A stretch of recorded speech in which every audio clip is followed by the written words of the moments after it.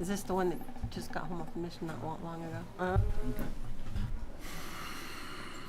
All right. Welcome to the October 29th, 2024 study session for the Board of Education. I am Nikki George. I'm filling in temporarily for Tracy Miller, who is on her way. Present tonight we have Daryl Robinson and Marilyn Richards, Lisa Dean, Brian Barnett, and Bryce Denford, with our attorney, Paul Van Komen, our superintendent, Anthony Godfrey, Michael Anderson, and John Larson, who is our business administrator, and Melissa Flores, who is visiting from our district office. So thank you for being with us. Our first item of board business is to go into closed session. So I'll go ahead and take a roll call vote to go into closed session. Mr. Robinson. I think we need to make a motion first. Sorry. We were going to do that. A motion. I'll make Can the I have a motion to go into motion? closed session for character and competence of individuals, property, potential litigation, negotiations, and security. I second. Thank you. Now that we have a motion, we'll do a roll call vote to go into closed session. So, Mr. Robinson. I'm yes. Miss Yes. Richards. Yes. Miss Dean. Yes. Mr. Barnett. Yes. Mr. Denford. Yes. I am also a yes, so we will move into closed session.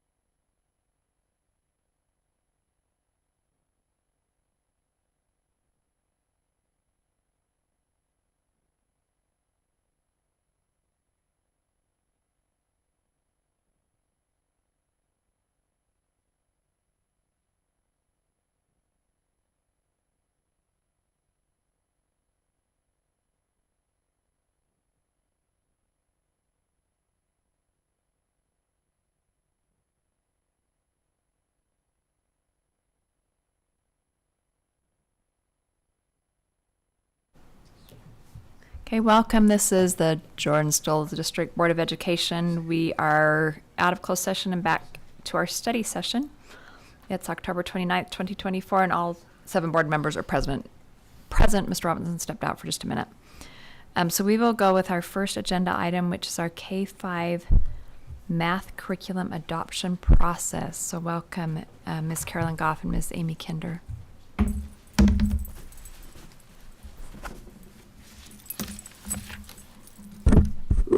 Thank you. So glad to be back. This is good. We are excited. Math is such a great thing. We love it. Amy's excited about it. So we're happy to be here. So just as a reminder, when we come in the study sessions, when we're getting ready to present a new curricular option, it's because we've done a lot of the legwork beforehand to come to this point. So there are several reasons for which we would be going through a new adoption of a curriculum. Sometimes it's because standards change and we have to realign to standards, which has actually happened in some cases that we've already brought curriculum before you. Sometimes it's because licenses are needing to be renewed, and sometimes it's just a good practice to review and kind of see what our curriculum is, especially in the case where we haven't adopted a new math curriculum for K-5 for a lot of years. And so in this particular case, all of those things are true, where it's been time that we needed to review and adopt a new math curriculum for K-5. We've followed our process of DE 501, the curriculum adoption, and we've just finished the RFP process. And we have a curriculum to present to you today that came out of that RFP process, and we'd like to share with you that particular curriculum for K-5, along with the processes for open house and comments and things that have to happen naturally anyway. You have 3 documents in your board docs, these slides that that Amy's going to share with you, as well as the justification letter that will contain the total cost of the program, and the draft for open house information is also in there. And we'll address those, but I just wanted you to know what you also have in front of you. So I'm going to turn the time to Amy to walk us through. Well, I'm absolutely delighted to be here to talk about math. I want to first start with giving a little background of why we're going here, why a new math program, what's going on. So back in 2013, after the new Utah Core was adopted, we adopted Math Expressions. At that time, it was the most innovative curriculum out there. It had new strategies, it had math talk, it had all these things that were new. We continued with that same program in 2018 just to continue strengthening it. In 2024, we continued with it one more year because as a curriculum department, we saw that language arts was going through an adoption, and we did not want to double adopt at the same time. We wanted to give a space for them to do their adoption and then space to have a math adoption. Now in 2025, Math Expressions is no longer in print and it's out of date. So we are proposing Open Up K-5 math curriculum as our new curriculum after 11 years. I want to highlight a couple of things. This will create a great vertical alignment for us. Our 6/8 adopted illustrative mathematics, but the curriculum we adopted is called Open Up Resources. It is an open resource. So it is the top number one rated curriculum in 6th through 8th. And so multiple companies, more than 5 publishers, take that curriculum and put it into their publishing company. And so we went with illustrative mathematics. For K-5, the same exact curriculum, we just went with the open source, the nonprofit. So this would allow us to modify and customize any of the materials to meet Jordan School District needs. They're readily available with no password right now on the website for everyone to view and to look at. Also, we wanted to say that just that vertical alignment will really help with students being able to access it because it has the same, each lesson starts with an invitation to mathematics, and then they dive deeper into the math, and then it is synthesized at the end. So that process follows from kindergarten to 8th grade. They have math routines like number talks, the same in kindergarten as they would be in an 8th grade classroom. It's also strategically designed for teachers. It really is meant to meet the needs of every student. So it has specific recommendations for ML learners in every lesson, for SPED, for students with special needs, as also it has extensions in every single lesson there. With that, it supports all learners because it fosters a love of mathematics. We're back into doing rich math problem solving and making sense of mathematics and using centers. The teachers will watch kids and see what they're doing. It's, oh, they're making sense of this with their math. And it aligns to the national recommendations for effective teaching practices in math. We know that there are certain things that teachers do that make a real big difference in mathematics. And so we want to have our curriculum be directly aligned with what is the most evidence-based out there. Well, now you say, how's it going for our 7th and 8th grade? So our 7th and 8th grade, we have shown growth on RISE, and we've also showed proficiency on RISE growth. But that being said, that's not the whole picture. You will talk to middle school, and more kids are falling in love with mathematics. They're seeing it as that invitation of learn. It's inviting more kids in, and also for our teachers. Our teachers used to be islands of themselves, and now they have a district-wide PLC that they can collaborate and work with other people. So it's just not the test results, which you would normally expect a dip. We didn't have a dip in the middle school, and you know how hard it's difficult in the middle school with these tests. So we're super excited about that. This is our action steps that we're going to take going forward. We have already some schools who are so excited about it. They math expressions had not met their needs anymore. So we have many schools who have already started piloting this. We have full schools, we have certain grade levels, we have certain teachers, and we have fully supported them just piloting this because it's readily available on the internet for them to look at and use. So we have them piloting it. We also had 6th grade piloted, and then we went with an illustrative adoption. So starting in January, we're going to have our kickoff to adoption of this, and then going into summer we'll have more professional development, and then in the fall we'll have a strategic school level support with our district coaches to implement this and have just a great kickoff for mathematics in K-5. I do have a question. Have you experienced any resistance from either teachers or administrators or school as a whole? Any resistance to adopting this? In K-5? No, actually this year when they found out, many teachers found out when we were going to get math expressions for another year, there was a lot of discontent about that. So that what's caused many of our schools to pilot this. So the discontent was that no longer meets our needs. It's not rigorous enough. It's not have focus and coherence that we need to be able to perform as well on RISE. So yeah, we have teachers who are doing this on their own.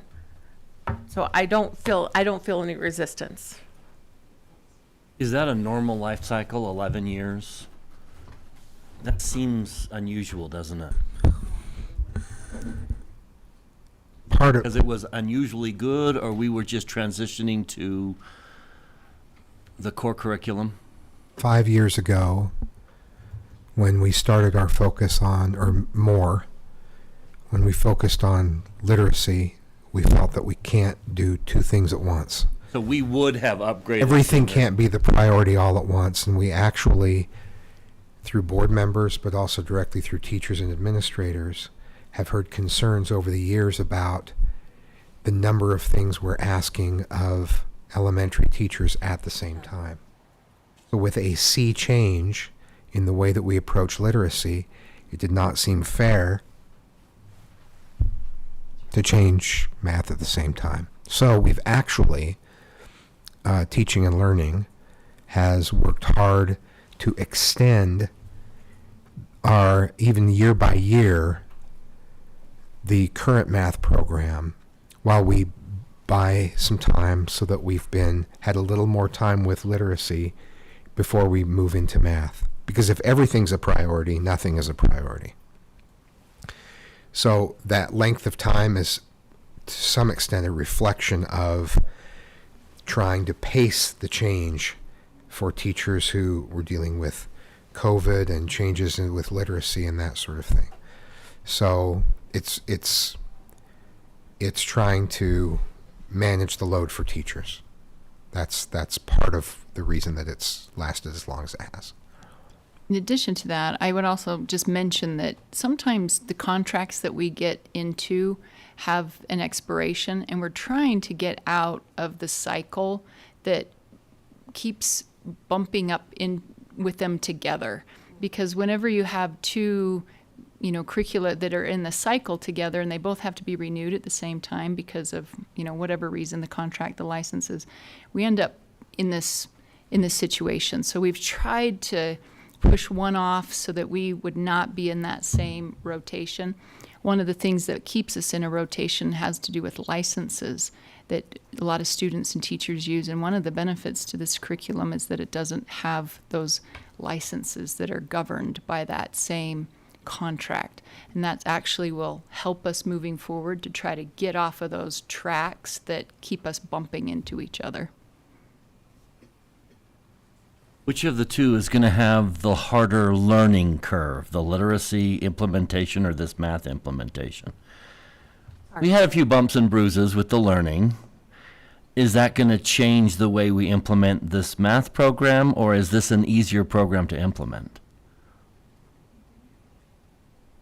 I can't say it's easy to implement doing it. I think that these things are complex, but it would definitely complement wit and wisdom.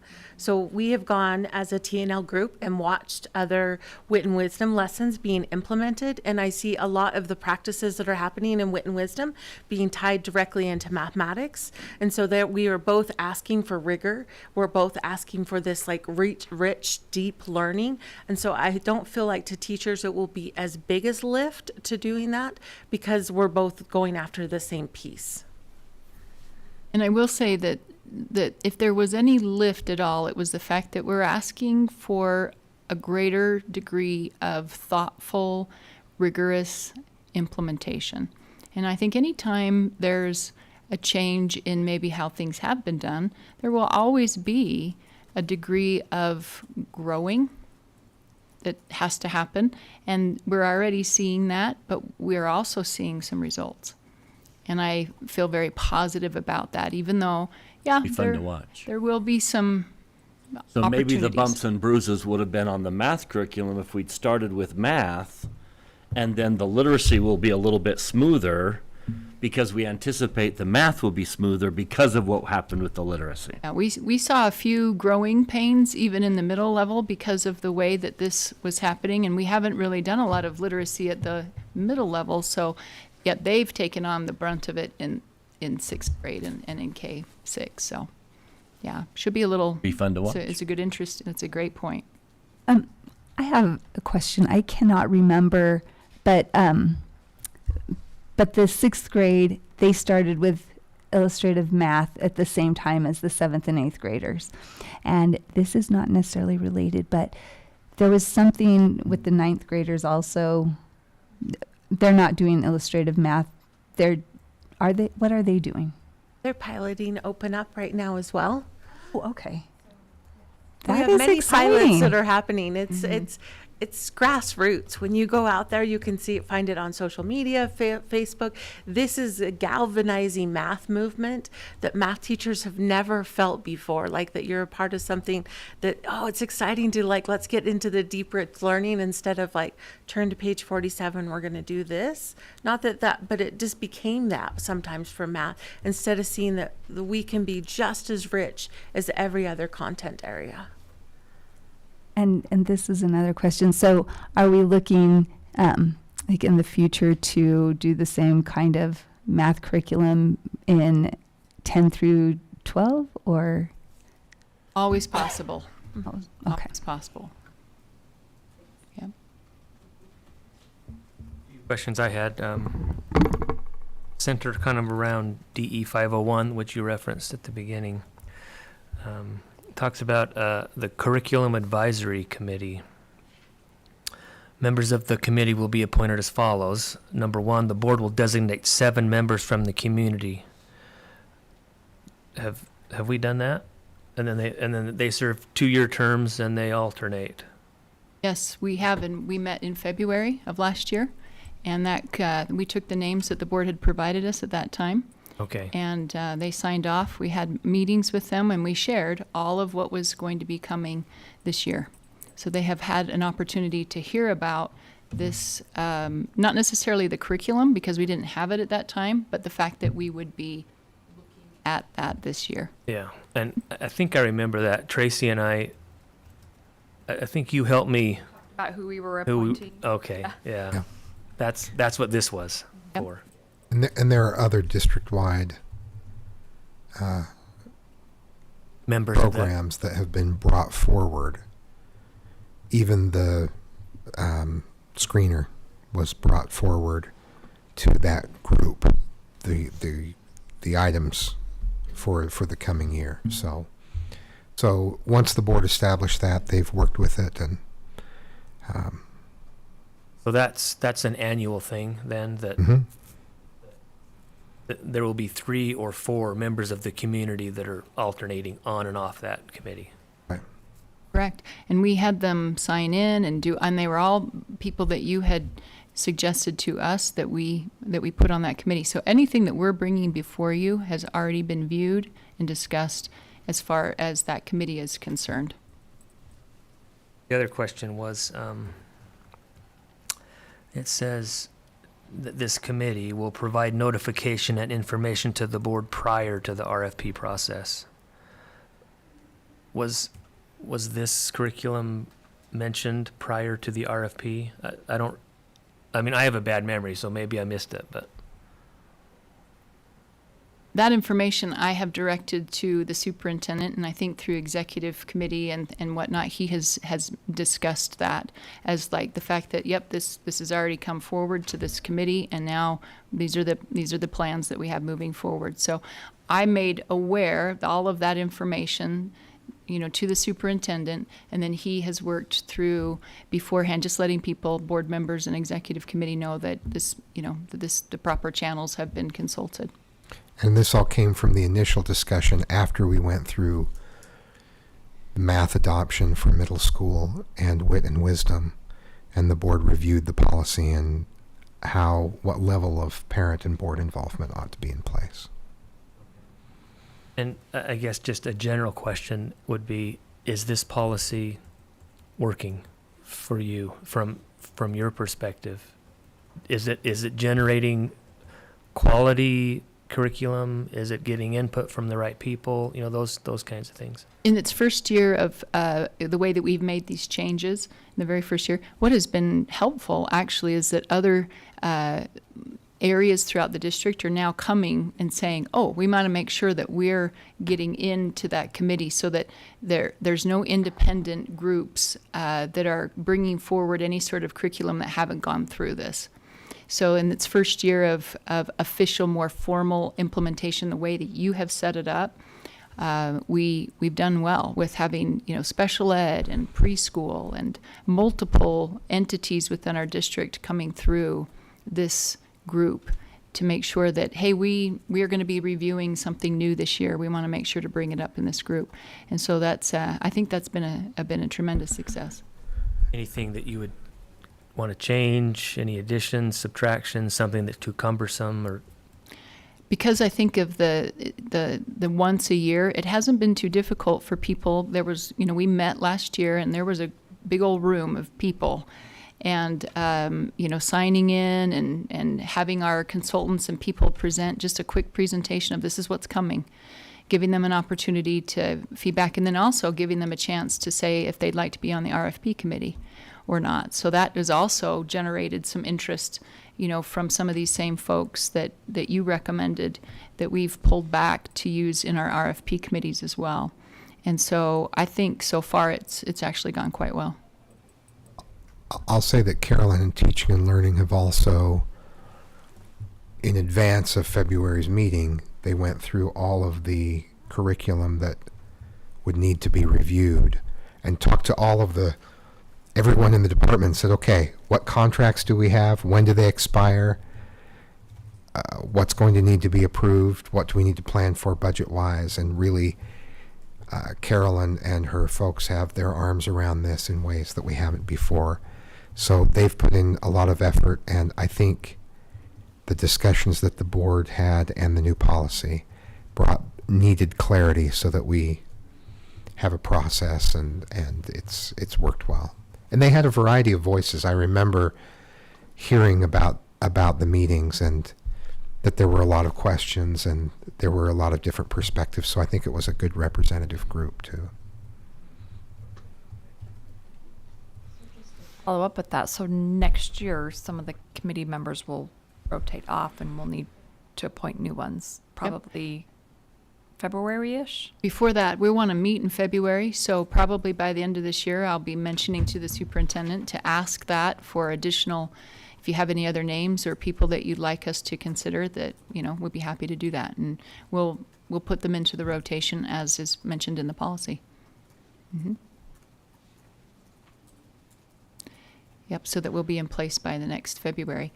And we took a whole sheet of people and said, now, because we're in this first year of this type of rotation, we're going to keep some people moving forward and some people aren't. So we asked for, ways that we could already stagger that rotation. So we'll know who's coming up and who's staying on so that we can get into that staggered expectation. So, yep, we've got that all aligned and ready to go. So we'll be asking for that.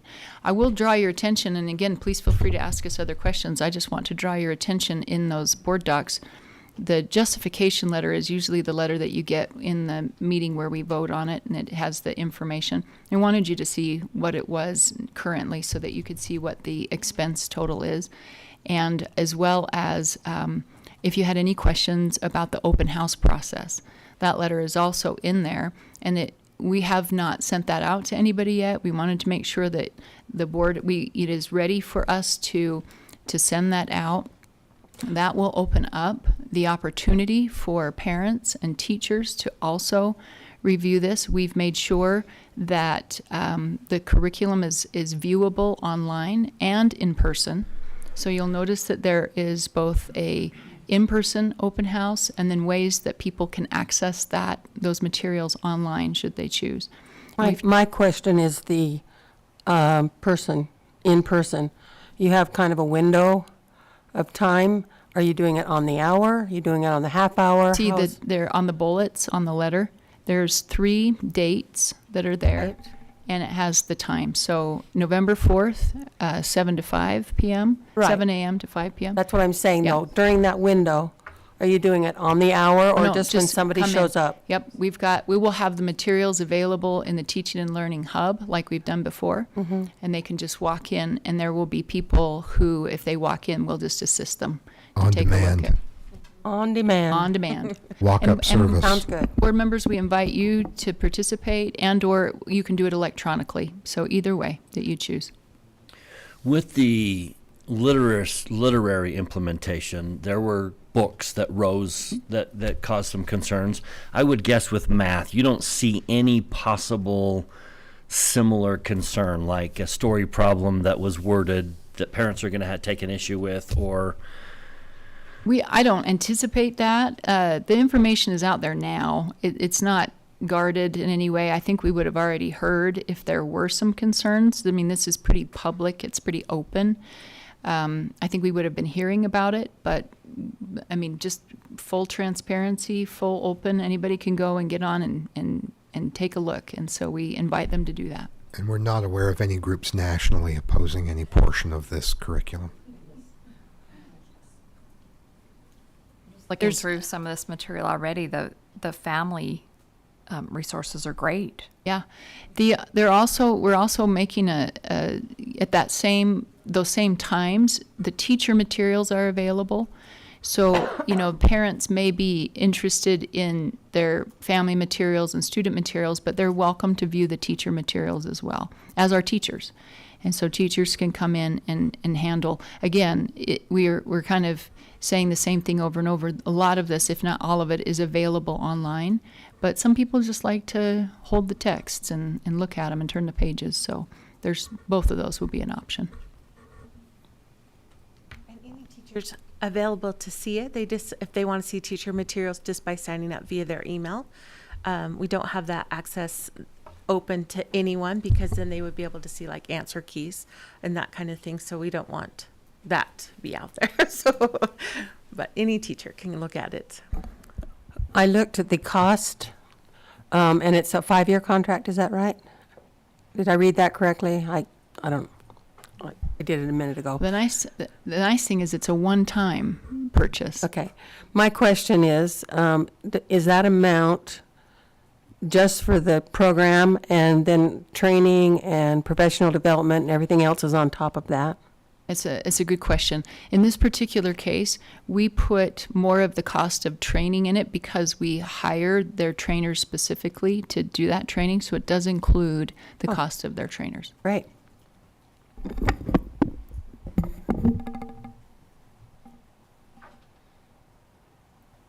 So can I just rewind to your last comment? So it says the projected cost over 5 years, but you're saying it's a one-time cost?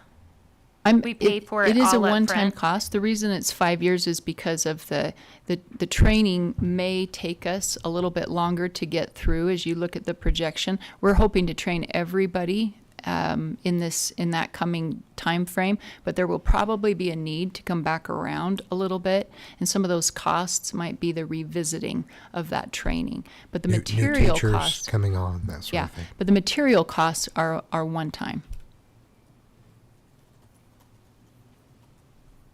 And is this required? Does every teacher have to use this, or can they say, I don't want it, I'm going to use something else? Once we adopt it, then we're moving forward with it. Yeah. Hope is that everyone will be so excited that they won't even worry about it. That's exactly the hope. Exactly. Good. Well, and right now, teachers are all using the same source. So it's not that we're with literacy, that was a shift. It's not the same level of shift. So we're unified right now just around a product that we'll be moving away from to a different product. And then that allows us to determine the timeline instead of contracts determining the timeline for us. And so that's a really good move in the right direction from that perspective, in my opinion. The reason we put 5 years there, quite frankly, is because that's generally the time period about which you review and look and see, are we still in line with our standards? Are we still going through? And so we're not bound to that particular time period with this product. It's just that was using that as a gauge to say we can't anticipate spending more money than that within this 5-year frame of how we will help teachers come to understand and then be able to fully adopt this through training and materials. I think it would be concerning if that amount of money didn't stretch the full 5 years to me. Yeah, it will. I mean, we paid quite a bit more than this for our literacy program, so we're actually pretty happy that this is going to be able to take us through 5 years of implementation for math. I just meant let's not give it. Oh, yeah. If we're going to invest that much, let's stay with it. Yeah. If we're paying for everything up front, let's use it. We don't want to stick, ideally, that's what we do. We minimize the change and we lean into and refine an effective program. So am I to understand that if we decide to go 10 years with this, it's still just this one cost? Right. Okay.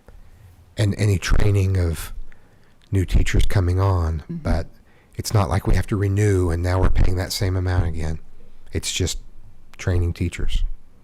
So yes, I'm glad that we're talking about that, because that's a big shift, and that was a major focus in this process to make sure that we aren't bound by a contract, so that we can do exactly what's been described. If this is working, we just stay with it and we avoid unnecessary change or unnecessary resubscription costs, which seems to be the model. Due to it being an open source, that allows us to adjust as we need to, because we're going to adjust to make it meet the needs of our DLI classes as well, so that we'll all be on the same page in mathematics. So it's just, I can put it out on the web and not have any worry about copyright or how we change or how we make things, because it's an open source document. Source, the actual, it's an open source document, but there's an online version of the documents, right? There's an online and a hard copy. In a hard version. copy, yeah. We're paying for the hard copy materials to come and some kits and some things that come with it that will assist our students in class. But like we've already said, teachers could get on and start playing around with it right now, just looking at it. They're just not going to get the materials that they can actually use and, write in and do those things. So is everybody okay if we move forward with the open houses as outlined in the letter? That's the decision we need to make right now, right? Okay with it, yeah. Like we're good to move forward then. And I would suggest that we track, the numbers that come and actually get person-to-person help, or online if you can somehow track that. I'm just interested in how many are taking advantage of that. We're talking about math people, so they'll track it. They'll Yeah, do they're all all kinds of pretty things smart with those people, I know, with the data. They'll definitely. They create some story problems out of Well, and I appreciate making so much time available too, and lots of flexibility for people to be able Yes, to. thank Yeah. you. Thank you. I appreciate those evening hours, so thank you for that. Yeah. Thank you so much. President Miller, I'm looking at the agenda, and the next four items, are they such that we could move them? We've got a lot of folks here about the housing and boundary issues and options. Could we move down to F, G, and H? We are voting on all four of these in our business meeting. We've So they need to be discussed- done, that's Yeah. true. They'll probably go fast. I hope they're fast. We've discussed, I hate to keep these people here. There's no changes to them, it's just one last look at it. yeah, Okay. we've All right. discussed all of them in a previous study session. We're just Go as fast as you want to make bringing it. them forward before we vote. Okay, we're just doing our thing. Okay. Okay, so next is review of potential revisions to administrative policy AS 94, student discrimination and harassment. Thank you. As previously discussed, this policy updates language as required by Title IX. It refines definitions to sexual harassment, hostile environment, prescribes supportive measure actions that should be taken in the event of a Title IX issue. And we've updated some language. You'll see a lot of red ink on that, but that's because it's very prescriptive in its formatting. So if you have any questions, I have a lot of questions that might take about a half an hour. I'm here for it. Got laser beams. If looks could kill. Sorry, guys. We have it now. You see what I'm dealing with? Anyone have any questions on this one? I don't. Okay, next is DP 358, employee discrimination. Yep, this is the update to the employee side of the policy when it comes to harassment and discrimination. Again, includes new definitions and procedures for initial investigations and how that should be determined. Most of these changes are just bringing us in compliant with the law, right? That's correct. And you'll notice, if you do notice, the page numbers will be revised once we actually get it on the website. Any questions on this one?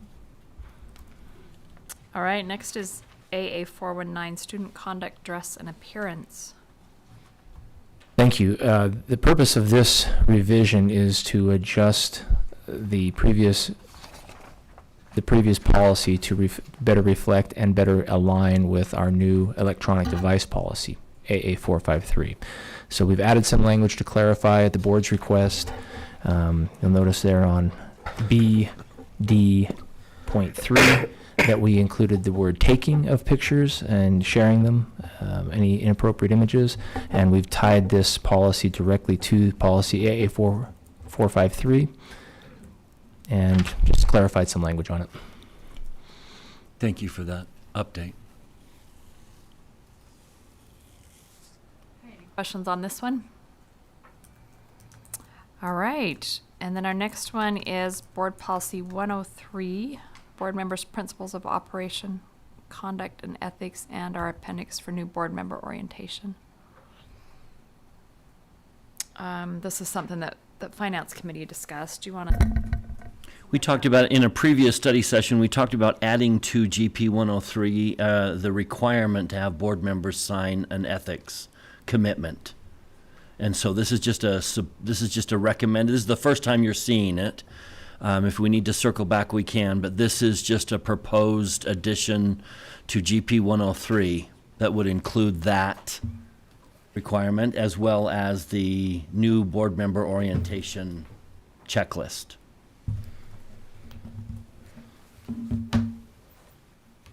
Nothing fancy here, just something that we had talked about previously.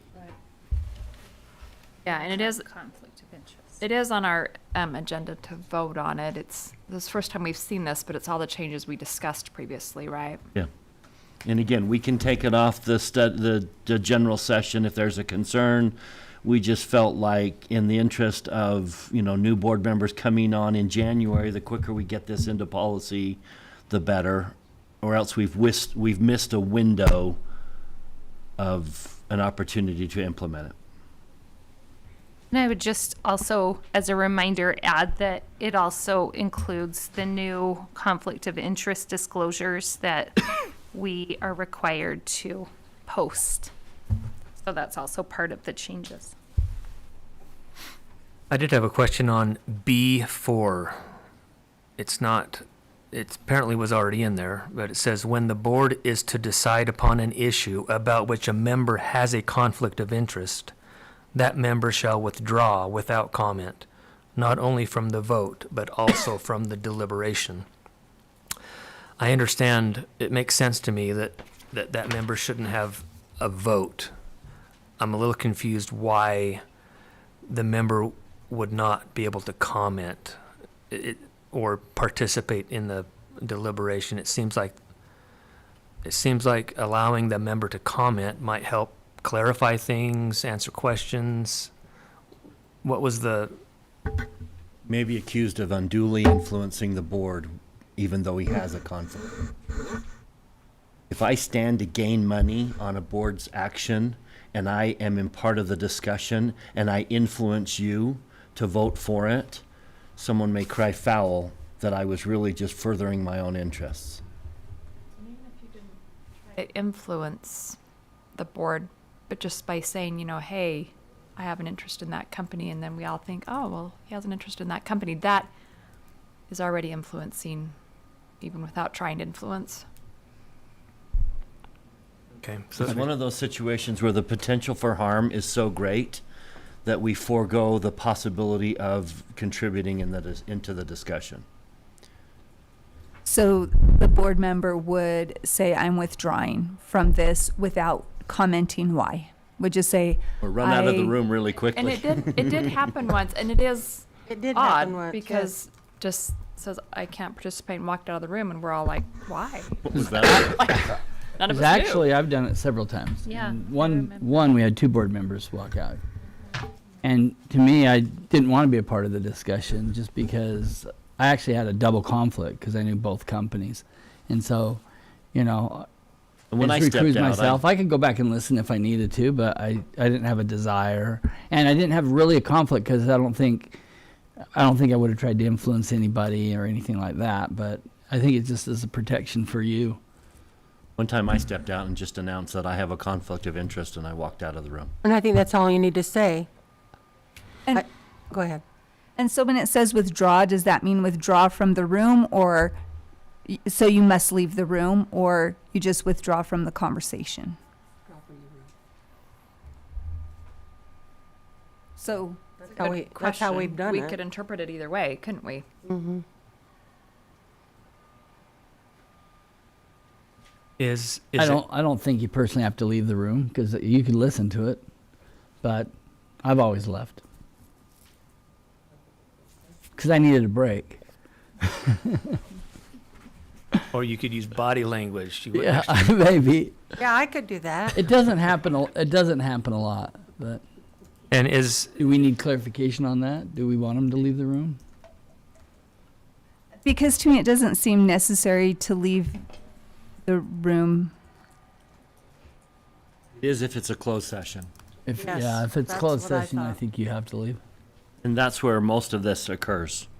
Every example I can think about occurred in a closed session. There's purchasing problems. That's what. It's like you got a red card. You have to leave the stadium. You can't even be around. I think if you want to be sure that you are not accused of influencing things, then you have to leave the room. Yeah. Just How my far can opinion. you go? No.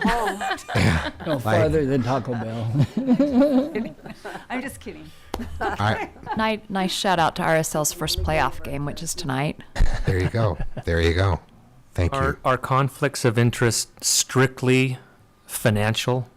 Just No. financial gain? Because it seemed like all the questions that we're going to be required to respond to, all of them had to do with financial things, right? Well, you can't necessarily list every single person that you know who is an employee in the district or who has a student in the district or who might ever work for the district. I mean, so the personal stuff, it would be hard to list all of that on a conflict of interest, in my opinion. Whereas the financial stuff, where you work, where you have an investment, where your spouse or significant other works, I feel like that is easy to list, whereas the personal stuff is much harder to list. But I think we realize that when that kind of conversation comes up, people know when they have a conflict of interest. I'm just wondering from a technical standpoint, if I had an uncle lives on the East Coast and he works for this math curriculum company, would that be a conflict of interest? Technically, would it be? I don't think it would be. And I could still vote on it, right? It depends. Are you in his will? If you're in his will. He stands to gain or you do. I think that's a really good example of maybe I'd stay in and listen to the discussion, not participate, but I wouldn't probably vote on that. That's me. I think there's a comfort level that you need to kind of assess. I mean, this is really a protection for us as much as anything. I think it does protect the district, it does protect the public, but it's really a protection for us. It looks like Mr. Larson has something to say. Mr. Larson. I think the financial disclosure statement that's linked here and referenced here is in regards to the new statute that was passed by the legislature. And I think that statute is setting minimum standards. They don't go beyond that, but I think they're saying these type of things we want disclosed. And we consider these to be areas where maybe conflicts of interest could occur. But it doesn't go to uncles, or it doesn't go to that extent. And I think at that point, I think You have Mr. to, yeah. Robinson's correct.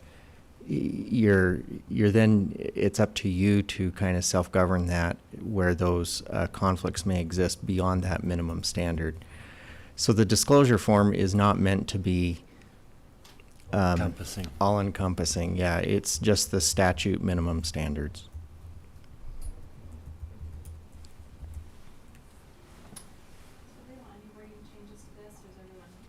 As is.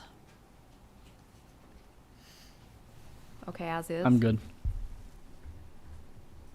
Are you comfortable approving this today, or do you want another month and approve it in November? I normally want another month, but I'm willing to do it today. Gosh. I do. I like time. I think so much of this language is right out of code. We don't Yep. have Yeah. discretion on what we say here. The only urgency is we're in election season, and we'd like it to be in place before any changeover. And I think that priority is a higher priority for me than giving the time that I usually like. So I'm good to vote yes. Mr. Larson, will this assure that we get all of our check marks on the audit? Can we go back and retro check mark our audit? Well, we can gain those check marks if everybody does the voluntary pieces of this, but there's some of these that are not. I don't have enforcement of code behind it, so Right. I need the board to be willing parties on this as well. Mhm.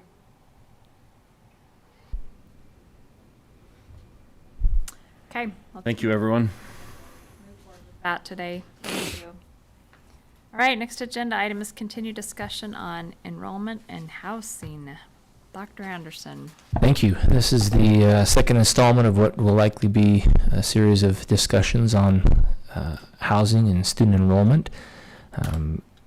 I want to acknowledge the work that Student Services and our Planning and Enrollment Department has done, in particular to Mr. Feston and Mr. Williams, or Mr. Olson, and Mr. Hamblin.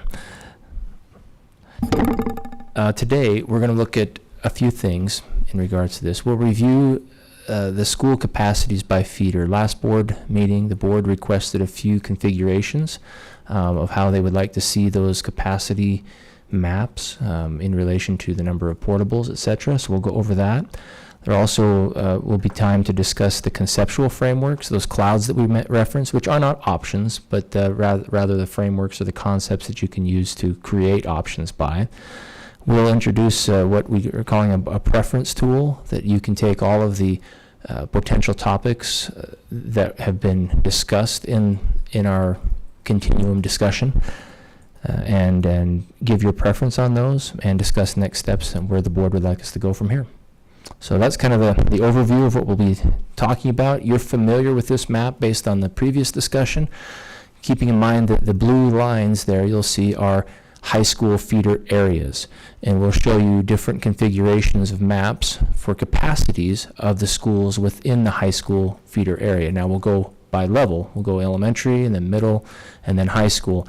And keep in mind that what you're going to be seeing here is the average of the school enrollments or the capacities of the schools within that feeder system. Okay, so we go down there. These are the capacity percentages that the board requested last meeting. We'll show you the maps that show the architectural capacity of the buildings. That means with no portables, just the building itself. We'll also show you the capacity plus no more than 6 portables. 6 portables is the standard that the board's long held with, that is kind of the comfort level of where we're okay with moving up to 6 portables. That means if the school has more than 6 portables, we've taken it down to 6, and if it has less than 6 portables, we've left it where it is. It's just up to 6 portables. Finally, we'll show you a map that has the percentage of capacity if every school in our district had 6 portables. That's not possible at this point. We don't have enough portables to do so, but we'll show you what it would look like in terms of capacity. So with that, I'll turn it to Mr. Feston, and he'll go over the maps. Okay, thank you. In the last meeting, when we introduced this concept, it was requested to come back with these additional measures. The headline here is the answer doesn't change. The pattern is the same. The trend in these feeder systems is consistent with what was shown at the last meeting. But the numbers, with these additional measures of capacity, the numbers do vary a little bit. So these first set of maps, again, we'll show you elementary, middle, and high school levels. This first set is the architectural capacity of the building. How many classrooms are built inside the building without regard to any portables outside. You see that the pattern that was shown earlier is similar.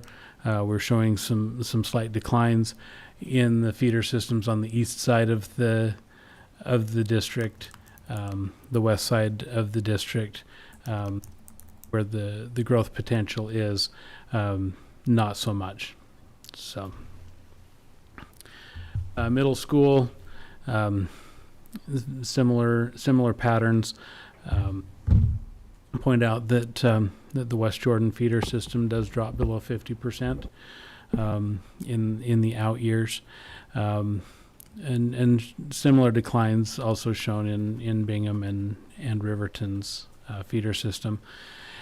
Surprisingly, Mountain Ridge is showing that same pattern.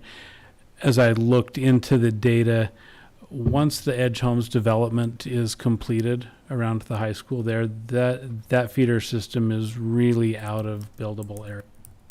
So we'll start to see that area of the district begin to transition to the pattern we're seeing in the developed areas, where without new growth to offset the aging of the population, we're going to start to see some declines in that area, certainly some stabilization. High schools, again, very similar. Mountain Ridge peaks here in about 5 years as that development wraps up around the high school, and then we start to see that aging of the school population move through the system. So any questions on no portables? So again, this is just the measure of how big our buildings are, how many classrooms there are, regardless of how they're used. I just want to, Oh, sorry, please, go ahead. Okay. just an observation that it looks like even if we got, well, I don't want to say if we got rid of all of our portables, because these are average numbers. These are averages. These are for the total of the feeder system. Yeah, but it looks like for the most part, we have seats for all of our students. There's nothing, there's 101% here. There was 105 somewhere. It looks like we have seats for everyone, even for the next 5 years based on projections. And even when it's the high school, though, the average is from one school. So this is like Copper Hills High School. Correct. You know what I mean? It's with the elementary and the middle schools where it's an average of more than one school. And it's without portables, and we could address portables.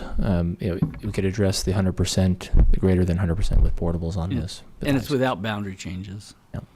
It's just current status. If this board had heard that reality 5 years ago, we would have been stunned. Yeah.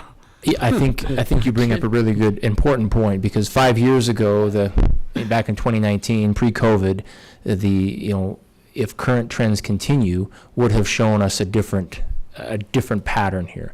We're 5 years later, things have happened, and if current trends continue, this is likely the trajectory, as you can see there, every 5 years.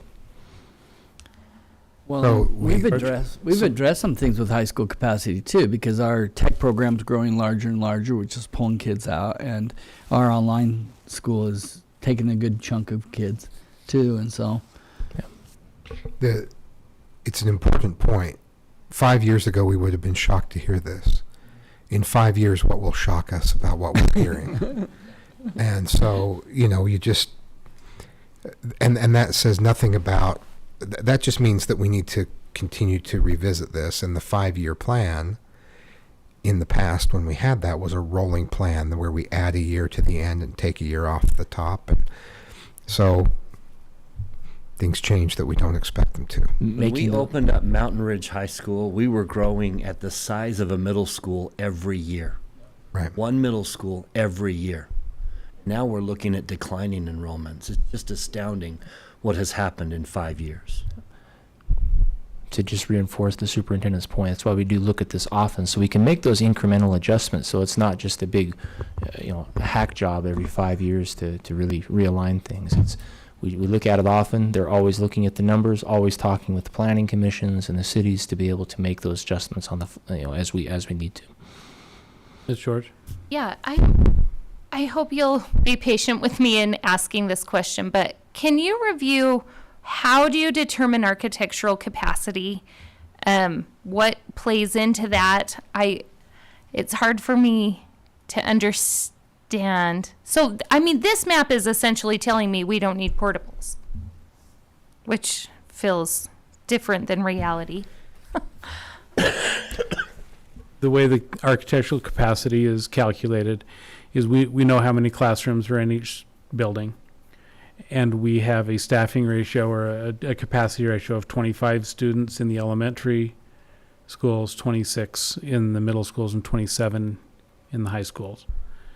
So we multiply the number of classrooms by those number of seats to get a capacity for the building. And what constitutes a classroom? If it's designated on the plan as a classroom. What if it's been remodeled since? Does that change the architecture? Like, for example, East Lake, where we converted the Kiva into a classroom, would you say that East Lake's architectural capacity was the original plan, or that Kiva is now a classroom? Where there's been a renovation, we would add a classroom. Okay. And there's a point at which we looked at what size the room would have to be. I can't, but as part of Moab, we looked at that. So it's a great question because that we have some weird sized rooms out there. It also, usage comes into play, the way that buildings are used.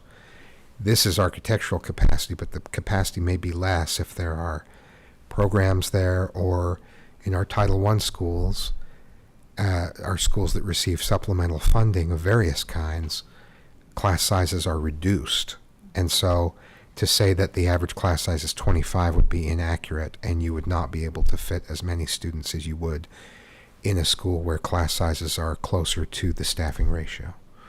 So there are a lot of variables, but it's calculated based on the number of classrooms. It used to be many years ago that we looked at the square footage, and that is not helpful because there is a lot of wasted square footage in some designs of schools. This is a simplified look at it. It does tell a story, but it doesn't tell the complete story, to your point. Tell me how preschool factors in. So if we have a Part of the structure. classroom that's being used for preschool, are we counting that? We're saying, yep, that room's available, even though we're not counting the preschool students, so it really isn't available because it's got preschool in it? Yeah, under this calculation, that would be considered a classroom, just for simplicity and consistency across the feeder systems. We do take district programs into account if classrooms are used as preschool or self-contained. We do take those out of the building-specific capacity calculation. The way schools use their classrooms as well. They could have converted a full classroom to a wellness room. Is that a classroom? Technically on the plan, yes, it is, but it's not being used as a classroom. So we will adjust the capacity at the building level for that, for That's those not types of this uses. map. That's not this map. The legislators have talked about reducing class size. If that dream was to happen, would that change then our capacity? It would. It would, Okay. depending on how much they change the. I mean, if it's one number, it probably is not going to make a huge difference, a few Right. classes here and there. Yeah. But if they just say decrease by 5, Right. We That would could- adjust our ratios could that we were adjust. giving, per classroom. but I'd imagine even a big decrease like 5, we have room. These maps are saying, That would be a significant reduction. yeah. Well, it's a dream. It's a dream we can all have. Well, we were able to ultimately manage full-day kindergarten, not That's for a every good kindergarten point. student, but that was a major adjustment, and we were able to find space to do that, I think to accommodate most parent requests. So we have a history of making that adjustment. That I would love to have that problem in front of me to solve. Well, and I don't think we have the other problem either that many districts are facing, because it looks like the capacity of all of our schools are well used. And so we aren't looking at, there's really low areas in any significant places. So this is a great overall map. So it tells a story. It's more complex than what is shown here, but it does tell the trend. Travis had his hand on every doorknob in the district as a part of Moab, and we learned a lot about building usage.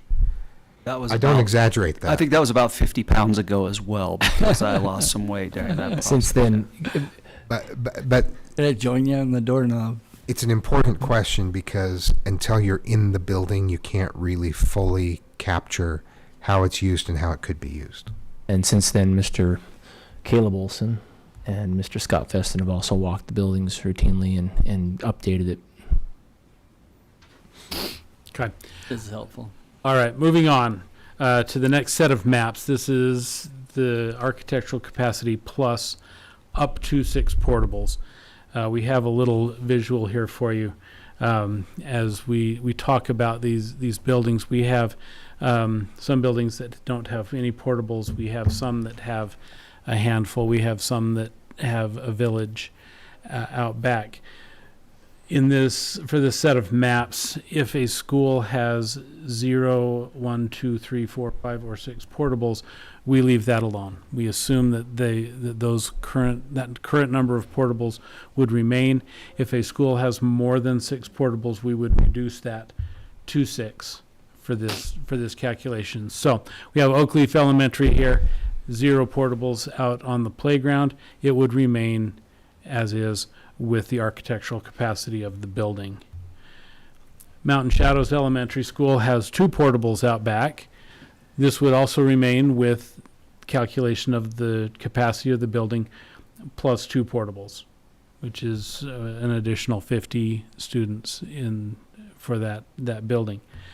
South Jordan Elementary School currently has 11 portables, so we would take 5 of those away out of this calculation and have the building capacity plus the 6 portables, or 150 additional students for this calculation. So for this set of maps, the numbers are going to vary a little bit from the previous one just because of the numbers of portables. The trend is still the same. The trend is still, for the most part. Even putting 0 at Oakleaf. Oakleaf currently has 0, and under this calculation, it would remain at 0. So we see the very similar pattern in the elementary school, middle schools as well, and the high school. Copper Hills is large. Copper Hills has a lot of students in it. It would remain large, but it doesn't exceed its capacity. And it currently has 6 portables. Questions on this one? So I have one. I get lots of people frustrated that they can't transfer from school to school because we're too full. And these are, I understand mid-year transfers because that's a different ratio. That's like we've hired teachers. But if they're requesting it within the open enrollment period, why are we denying them from being able to move from school to school, especially our high schools is where I'm hearing it the most? If you want to, that's a permit question, and we'll invite Mr. Olson to the table, but we accommodate most. First of all, we do accommodate most requests, but the board, as you recall, has a open enrollment permit tiers. It goes, tier 1, tier 2, and tier 3, and we provided a document on board docs a while back that outlines that. But basically, by law, and I'll let Mr. Olson speak to that, there are certain requirements that we have to adhere to for permits. The threshold on permits is 90% of the building's capacity. So if a school is projected to be under 90% full, we are required under state law to take permits until the point where we hit 90%. If a school is over 90% full, the board had set up some tiers a few years ago that govern how a school could take those seats from 90 to 100%. The thing to bear in mind with permits is state law requires that we use an October 1 projection, so it's the earliest set of numbers we have, so it's usually the set of numbers that has the least amount of data behind it. So a lot of our high schools in particular are over that 90% threshold. So they may only get a very small number of seats. That being said, I know some of the high schools have more seats available this year because they have large classes leaving.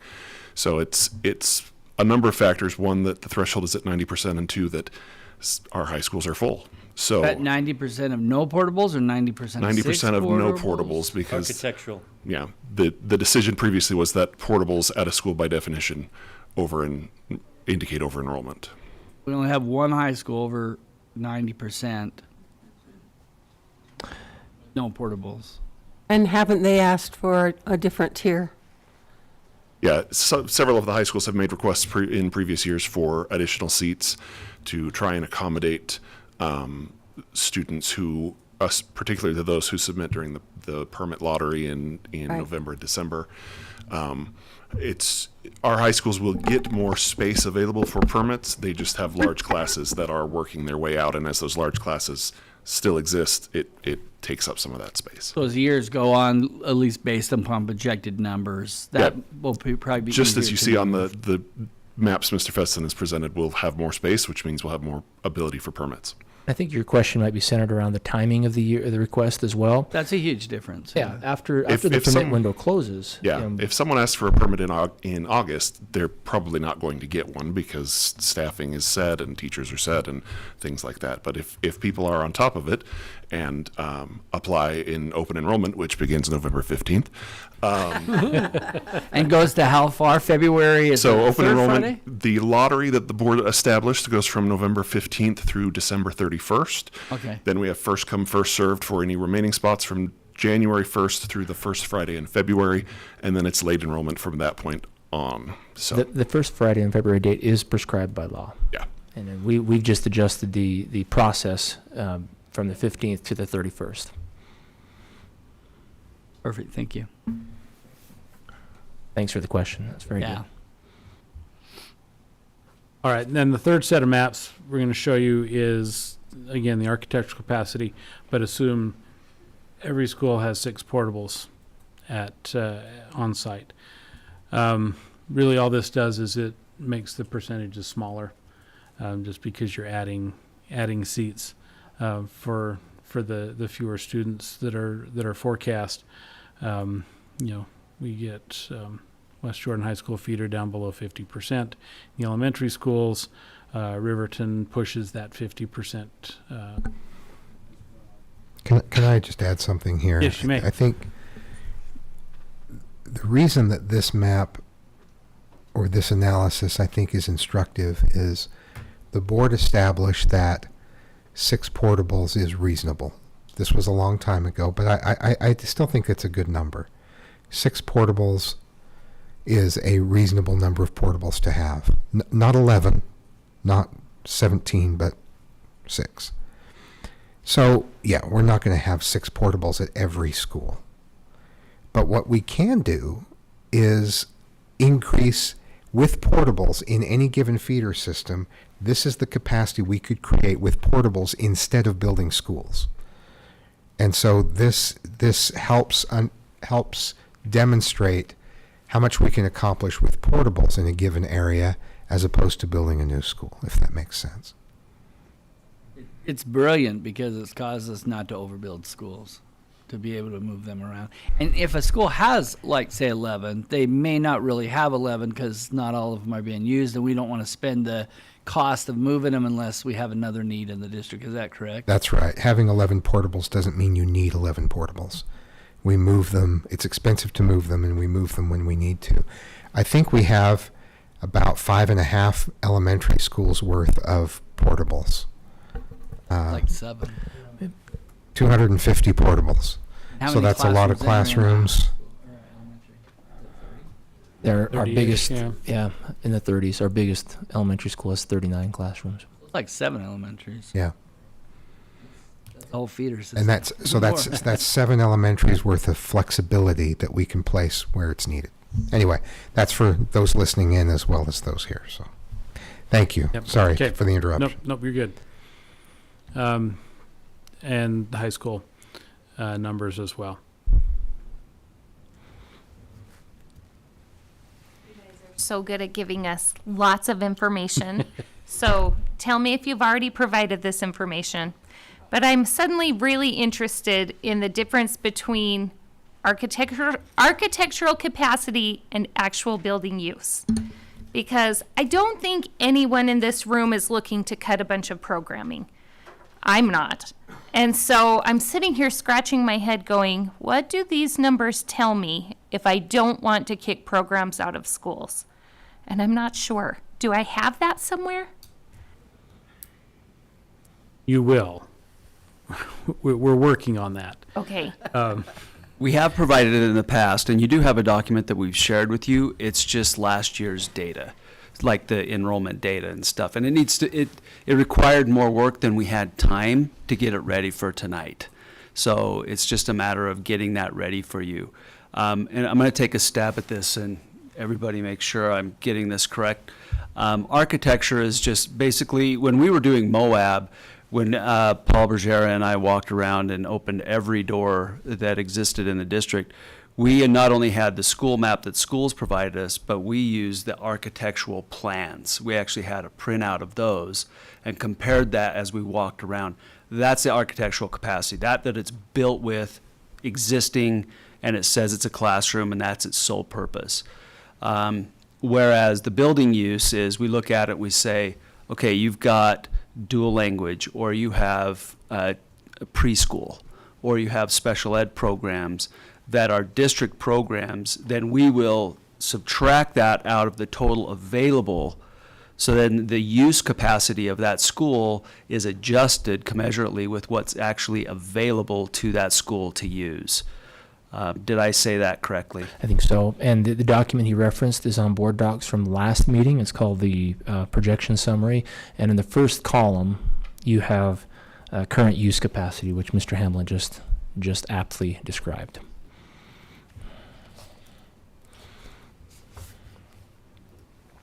The capacities document that's shared, that they're working on, it would say this school has this program using this many seats, this program using this many seats. So you can easily make a calculation.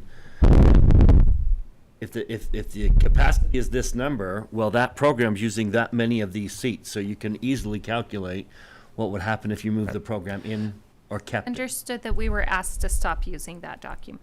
Just because they're updating it. Well, so the one that we shared last time it actually shows permits, but it does have building use capacity on it. We haven't got the other larger document flushed out yet with all the The document I referenced has been components. updated and is It is updated. accurate. No. That's the one That's the one we got to update for Because you. if you look at the enrollment, it's as of last year. Document, and then I was asked to stop looking at it. Working on it. We'll get it. Let us know when it's there. Okay, so Is it a shared guide document me or to is the it a one that I should PDF? be looking at. It's Presentation? previous board meeting under board docs under that presentation agenda item. Yep, it's called 2526 permit projection summary. So it's intended to show you the permit status of schools, but it does have the information that you are referencing there. And yes, we will get it out. I know it's still October, and we get these numbers at the beginning of October. So we've been working on it, and we'll update it as soon as we can. Gave you a whole month. You didn't get it done? Got a break in there. Nikki, as part of Lot your what you've question, done. you referenced cutting programming. How did that tie in with your? Well, just wasn't quite because sure how that I fit don't in. want to say that because a school has more students enrolled in it, that they should get less opportunities. So let's imagine that there's a preschool at that school. I would like them still to have access to a preschool, but that preschool is a classroom that we can now no longer put high school students into, if that makes sense. And that's only one example, right? I really would like to see all of our high schools have special education classrooms in them, even though that reduces the number of students that can fit in one classroom. Or other programs that might be small. Yeah, those were just examples, but DLI, there's so many that we could pull out that today I don't want to do that, but I do want to have a full, honest picture of the needs. You know, what does it feel like to, it's like when you listen to the weather forecast and there's like the actual temperature and then here's how it actually feels to you. I want to know how it feels.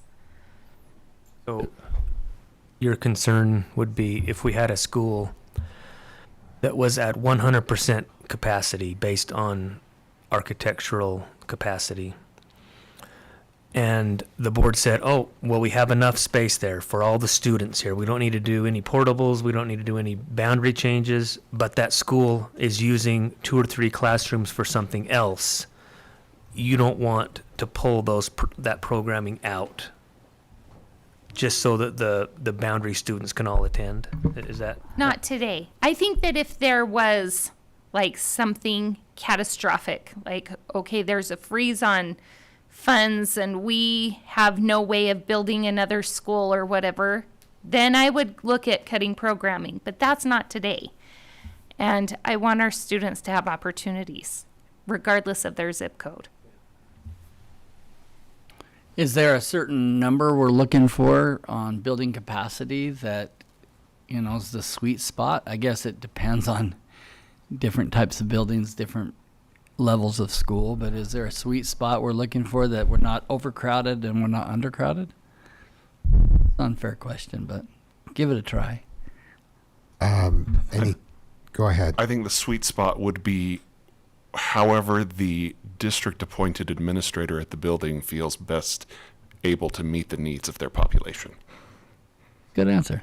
I would add to that eloquent answer that this is pie in the sky, but I would love to have enough of a buffer so that every school had room for someone to choose that school. I like that. That, for me, that's the sweet spot, is that every school can be a school of choice. And not only that we don't restrict access to programs at schools, but we don't restrict access to schools because they're overcrowded. Because there can be lots of reasons someone might want to attend a particular school. Can I ask a question about the programs? And if you're not sure or it's too complex, then let's address it next time. But if someone permits in to be part of a dual language immersion program, to me that feels different from some other programs. They're a permit student there. They're a permanent student. They're considered in these capacity numbers, aren't they? A dual language immersion student or an ALPS student. I don't think ALPS or DLI would skew these numbers because you permit into that program, you stay in that program throughout your elementary years as much as anyone does, and you're considered a boundary student essentially because you've been granted that permit. Would you agree with that?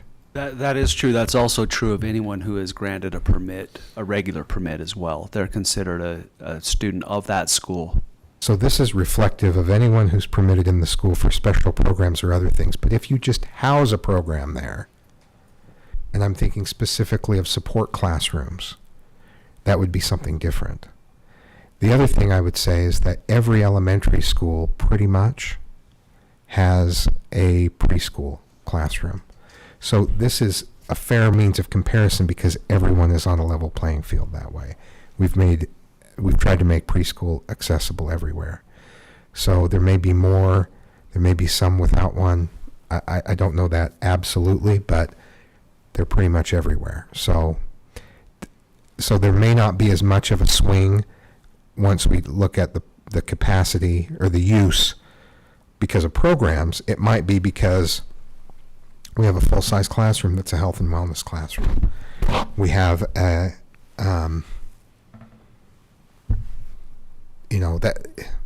there may be ways that they've chosen to use the building over time.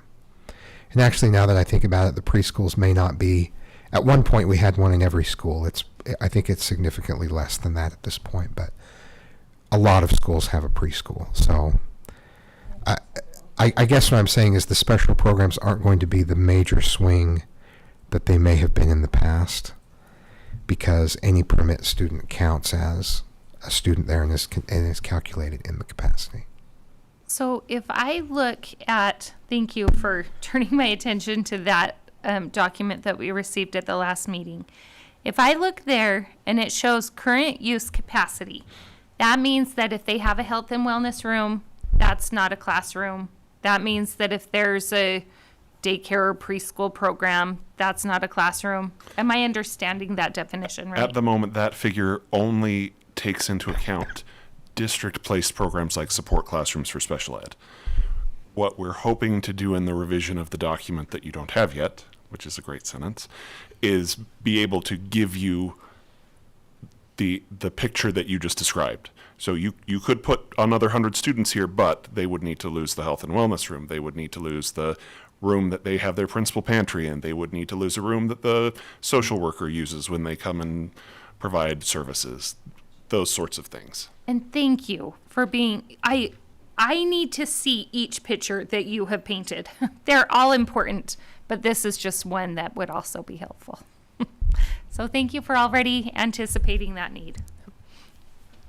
Thank you. Now we'll move on to you'll recall this from the last presentation that we had, cloud concepts, and it moved on. Did someone else have a question? But before we put our head in the clouds, can I suggest?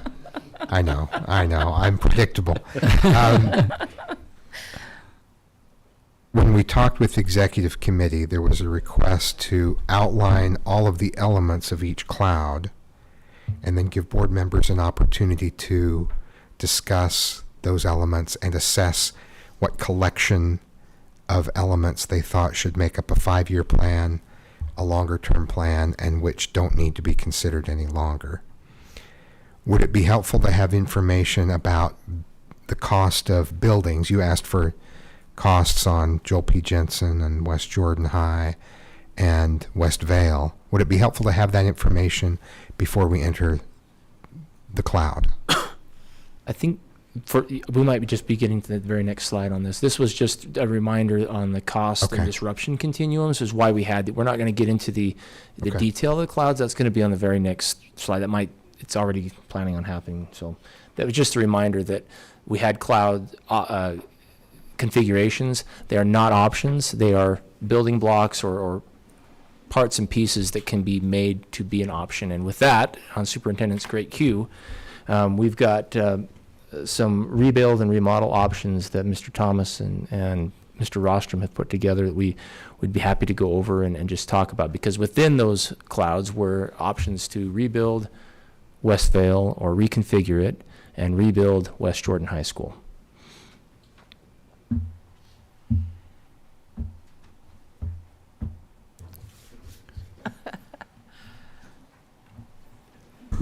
And Mr. Anderson, is this something you'd like to put up on the screen? We just talk about it. it?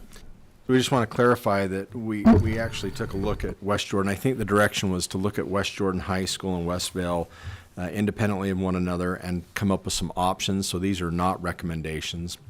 There's just a couple of options.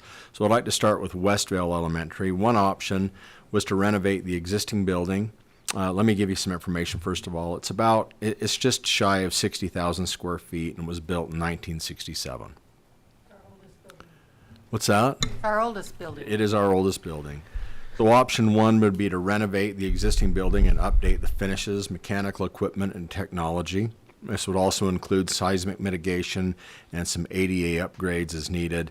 And the estimated cost to do that would be about $19,500,000, somewhere in that range. And how many years do you think that would give us? To renovate it? The building would last how many more years if we invested that? Would that give us another 10 years or 20 years? Typically, we figure about 20 years. Mm-hmm. So you'd still have the odd-shaped classrooms. I know we talk about that from time to time, and it would still be an older building, but we could renovate it. The timeline, it would take 2 or 3 summers to complete that work, or we could relocate the students for 1 year. The pros. Mr. Thomas? Uh-huh. And maybe you don't have this information. Did you say 19.5 million? Mm-hmm. Man, that has increased. I mean, that was the cost of a new elementary school. Correct. About Not long ago. About 4 years ago. 3 or 4 years ago. Pre-COVID. Blows my mind. I'm sorry. I didn't mean to interrupt you. Oh, no, you're fine. Yeah, I know. And a lot of that cost is due to the mitigation for the seismic study. Some of the pros would be parking lot and grounds would not need to be modified. Some of the cons, many aspects of the building would still be 57 years old, such as the underground water and sewer lines, electrical wires, plumbing, and mechanical infrastructures. Yeah. There would still be some odd-shaped classrooms and common areas, lower ceiling heights, and limited on how many exterior windows could be added. So basically, it could be renovated, and that would, like Mr. Rostrom said, would basically be some seismic updates and then just a facelift and some modifications there. Another option would be to rebuild the same size school behind the existing building and removing the old building once the new school is completed. The estimated cost for that, because it's a smaller elementary, and the cost per square foot, it's about $27,750,000. Unreal. for that size. And that's a small one. It is a smaller building. But what would 27 be what? comparable? 27,750, and these are today's estimates based on a square footage cost. Is there like a comparable floor plan that I could picture there? Rostrum, do we have a? We could Monte actually. Vista pre remodel. Yeah, yep. Something like that, or a smaller, we could use our current prototype. We could probably modify even our current prototype to fit that. Yeah, we could downsize, not have some of the collaboration areas in there. So the advantage to do that would be that it's a smaller school, but it would make better use of the schools around, right? And cost us a lot less money. Well, and the fact that I think it would give us more years, of course. Yeah, it'd be, The infrastructure alone is going to still cost us down the road. Yeah, so I think it would give us, 40 years? Well, the new building. The new building? Yeah, we hope, 60 years again, 60 to 70 years. Well, yeah, this one's been a good one. Yeah. Timeline would be about 18 months to complete the new building, and then an additional 6 months for demolition of the existing building and to construct parking lots and play fields. Pros, everything is new, including the underground sewer and water lines, standard shape and size classrooms and common areas, additional natural light, higher ceilings. The cons, the parking lots would have to be relocated. Grass fields would either be in front or on the side of the new building, similar to what we did at West Jordan Middle School. Construction noise while the new school is being built, and the majority of the grass fields would be closed to students for a time. And the architects usually recommend that if the cost to renovate exceeds 50% of the cost of a new building, and if the building is nearing its life expectancy, you may want to consider rebuilding. So that would be something just to One other thing that Mr. Thomas didn't talk about is we could build the same size buildings like Oakleaf, a little bit. They're around 75,000 square feet, but that cost would be around 35 million, a little over 35 million. And really, I did miss that. I'm sorry. We'd lose the playground area. don't know that the need is there. 5 million. Well, It there is. is because you could close other schools. Well, that would depend upon, of course, boundaries and that kind of thing, yeah. But that would be the consideration you'd want to make, is that could free up other locations, could fund the building of the school. Okay, any questions on Westvale? Or is it okay if we move on to West Jordan High quickly? We can do that. One option would be to renovate the existing building and update finishes, building code updates, seismic updates, mechanical equipment and technology. The scope of the work would be about the same as what was done at Bingham High School for an estimated cost of about $74 million. Wait, this is West Jordan High School, right? Yes. 70, what was that? 74 million. Bingham High was completed in 5 summers. However, the recommendation would be that West Jordan High be completed in 6 summers. As you recall, we took some very large bites there, and we're still taking ulcer medication for that. So that was a lot. We found that Bingham High School phases were too large and hard to complete during the summer months, so would recommend probably a 6-phase summer. Does this take into consideration the possibility of having a satellite school so we could work more year-round? This particular option does not, because if we did reconfigure the grades and could use one of the middle schools as a staging school, then that might be, that might mitigate the 6 summer period. We could speed that up a little bit if we were to relocate them temporarily. And that's part of option 2 is to actually do a move. It's okay. Mr. Thomas, the fact that West Jordan has already had some renovation, does that bring the time element down? Not really. I mean, the office area has been renovated. Right, and the counseling area. Correct, yeah. So we still felt like it would be 5 or 6 summers, didn't we? Yeah, I'd recommend six summers. Get through all of that. And West Jordan's about 20,000 square feet smaller than Bingham High, Right. so a little bit less footage, but the bites we took at Bingham were extremely difficult. We wouldn't be able to add like a tech atrium at West Jordan like we did at Bingham, right? We could do an addition. There's always, room for additions, But that's not necessarily, I don't know if part of that's the included in 74 this million. because we just did a cost per square foot of the current building, but we could certainly, that is certainly an option. 74 million probably is 80 or 85. We did a small addition, in the arts area at Bingham High School, so part of that cost, I just basically took those costs and put an 8% construction escalator on them, compounded. Is that the average rate? Seems like that's what Growth it's rate? been. Yeah, that's another projection that's hard to know. Exactly. We were running into 10% while we were doing Bingham. I would guess right now it's probably dropping down more into the 5% range, but I don't know what, 5 Future years is. are going to Sure. be. Yeah, Sure. we're seeing a slowdown, but not substantial. One of the pros to this, and under this scenario, students would not have to be relocated. It would take about 6 to 7 years to complete the project. Construction materials may differ between phases if the products get discontinued. Construction inflation, like Mr. Rostrom said, over 7 years will increase the project cost. You may have different contractors on each phase, and so we thought this might be a good project to use the CMGC model, John, that we've talked about before. So you'd have the same contractor over the life of the project. And then option 2, renovate the existing building. Again, the same thing, update the finishes, building codes, mechanical equipment, technology. The scope of work would be about the same as what was done at Bingham High, and the estimated cost would be $69,800. So it would be a little bit less if we were able to relocate the students for 2 years and renovate the entire building all at once. So there is a reduction. That was one of the things that the board asked, is it costs less to do it quicker, and it does, because you just don't have those years of inflation behind it. Not significant, but it does cost less. major disruption. Major disruption, yeah. You'd have to move the students out for a couple Would of years. we have to move all the students out, or could you move out like half the students and do half the job? That's a when good you- question. Yeah, that could be feasible. It just may be a little more difficult if you got students, with different programs within the building if they're relocated.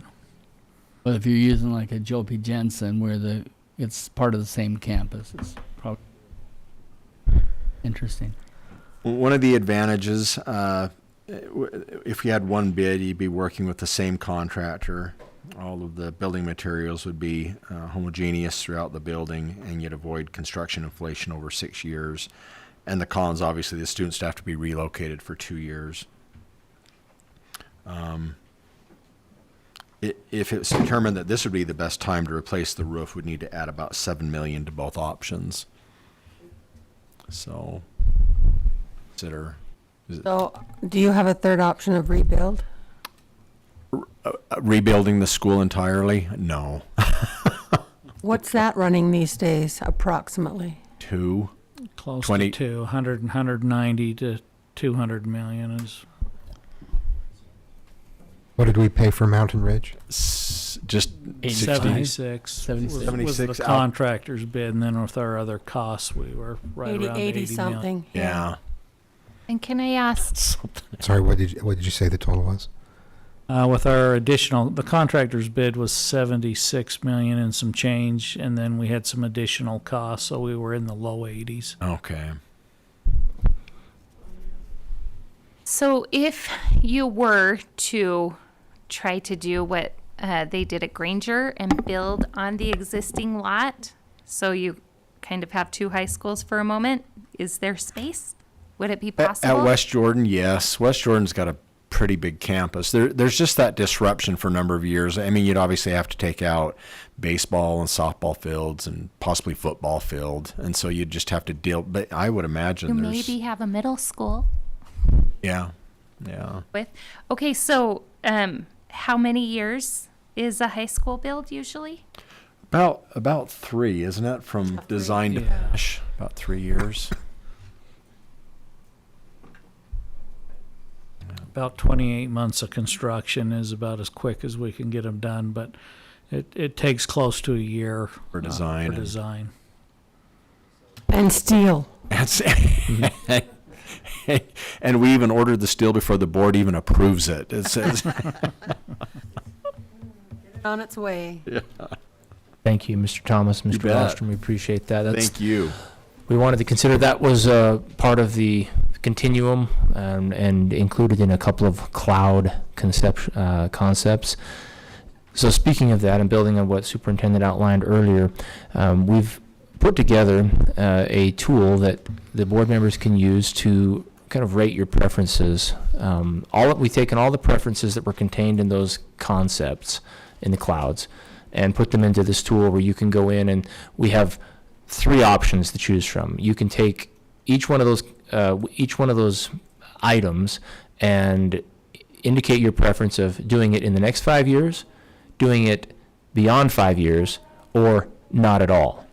And I'm going to turn the screen to Mr. Olson, and he can kind of show you what we're going to be doing with this. And you'll each be getting a link here soon that will show you where you can go in and click on your tab and use this tool. All right, thank you. So like Dr. Anderson said, this will be shared with you at your district email account shortly, but I need you to look with your eyes, not with your hands for a minute, so it has not been shared yet. Wise not to give us the link then. Across the bottom, there's a tab for each one of you. This is, the board has done amazing things with someone standing at the whiteboard and taking hollered comments, but this is maybe a way to do that a little more streamlined. Are you maligning our whiteboard Absolutely activity? not. No, of course not. There's a tab for each school board member. Can you zoom in just a tiny bit, Scott? And like Dr. Anderson said, there are the options from the clouds. Mr. Feston took all of the menu of options and just consolidated them into a list. And there are check boxes for in the next 5 years, beyond 5 years, and not under consideration. So board members can review these items, and when you feel like you know what your preference is for something, you just check the box.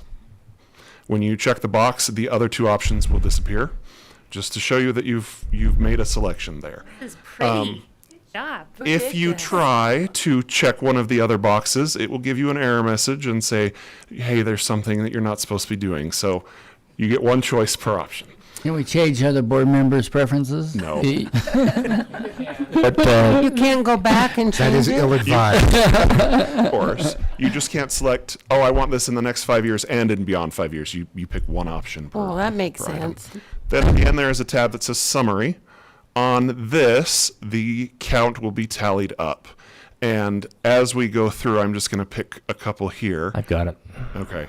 As Dr. Anderson votes or marks preferences for you, when something hits four indications or four selections, That's a majority. it would be a quorum, and it turns green to indicate that is the majority opinion.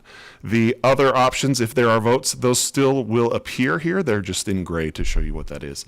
If there's not a consensus, the totals will just still exist there, and the board can have further discussion on that.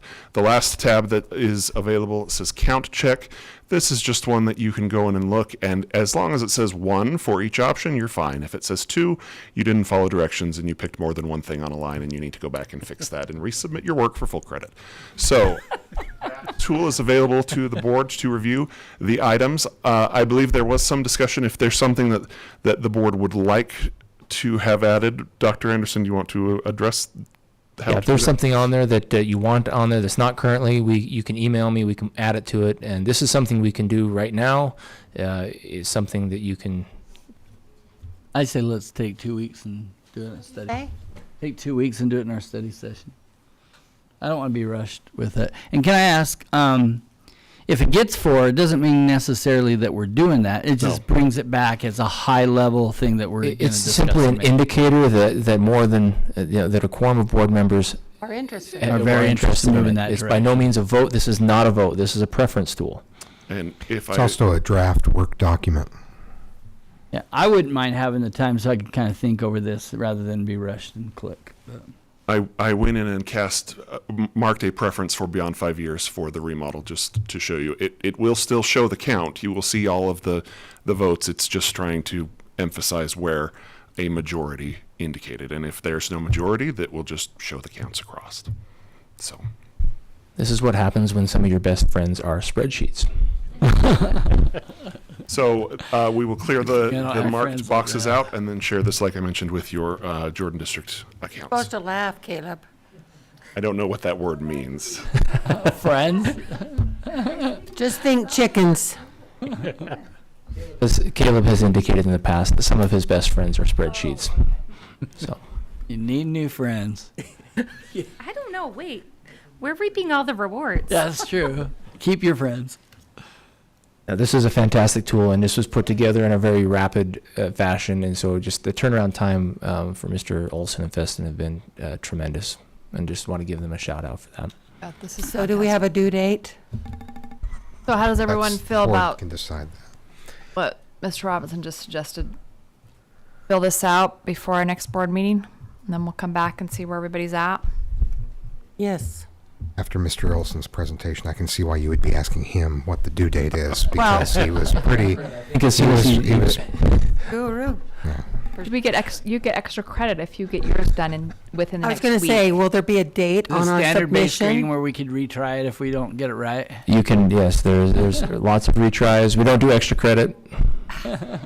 Only if you bring extra soup cans.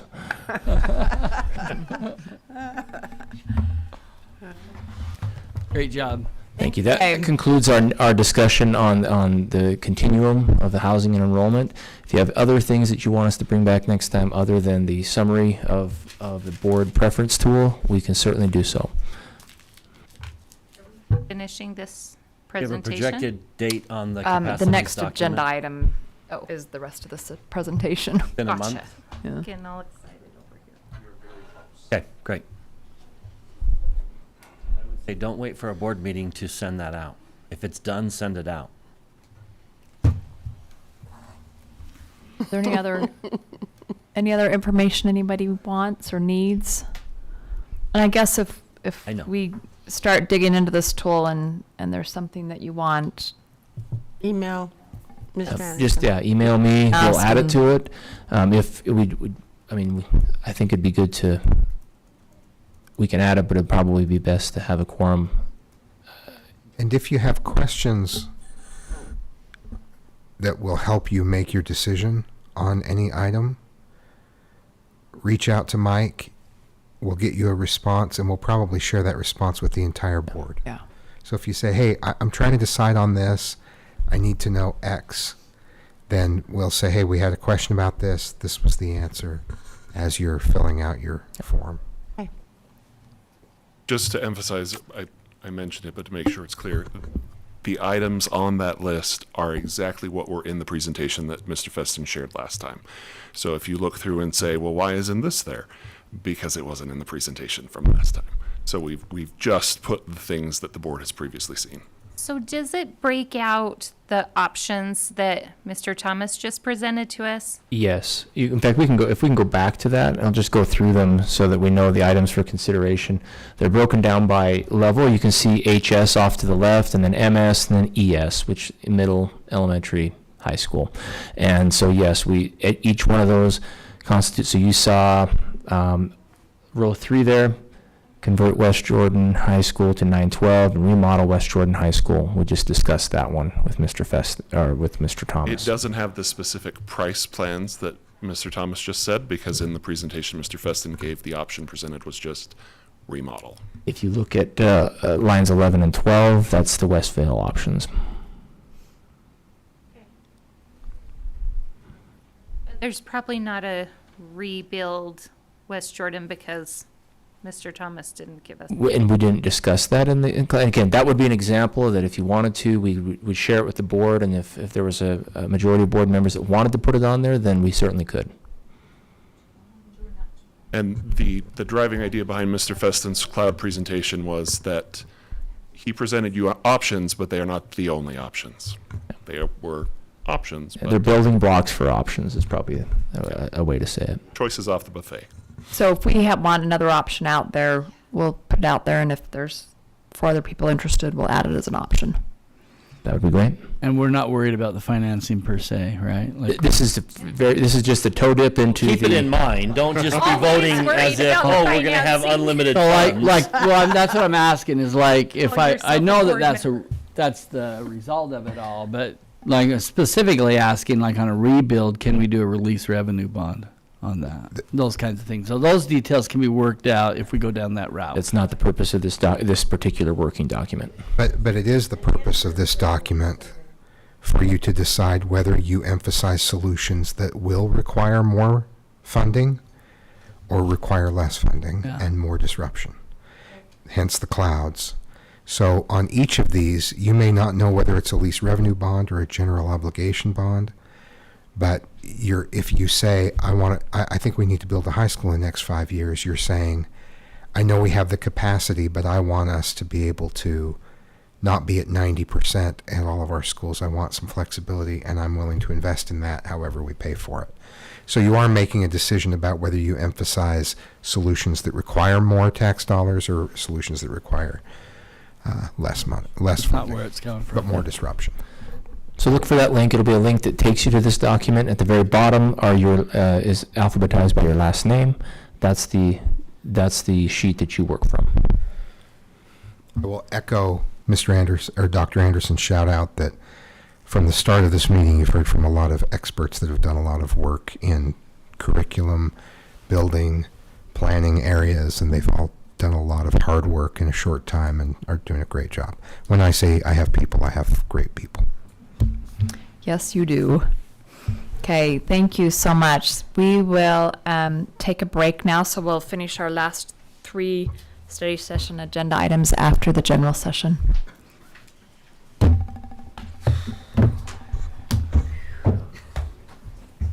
Yeah.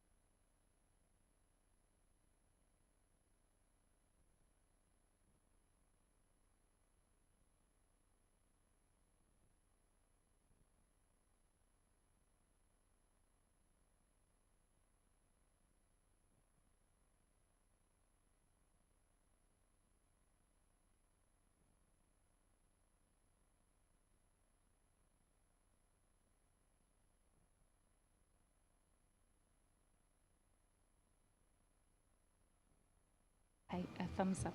We're good. Okay. Welcome to the meeting, the general session of the Board of Education for October 29th, 2024. We have all 7 board members present. We have Paul Van Komen, the board attorney, Bryce Denford, Lisa, Dean White. You guys make me nervous. Marilyn Richards, Tracy Miller, Daryl Robinson, and Brian Barnett. Seriously, you guys, I work with them all the time. I am Nikki George, and I'm filling in for Tracy Miller, who's recovering from some injuries after a bike accident. We also have our superintendent, Anthony Godfrey, our associate superintendent, Michael Anderson, and our business administrator, John Larson. So welcome. Thank you for joining us. We are going to go ahead and get started with me getting to the right page.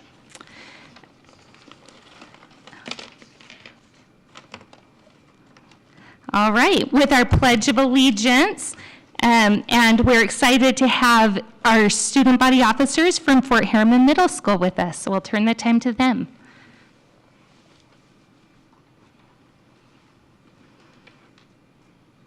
Will the audience please stand? Color guard attention. Color guard advance.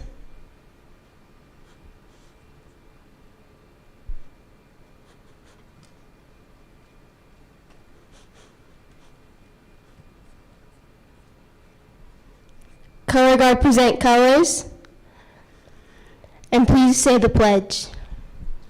I pledge allegiance to the flag of the United States of America, and to the republic for which it stands, one nation under God, indivisible, with liberty and justice for all.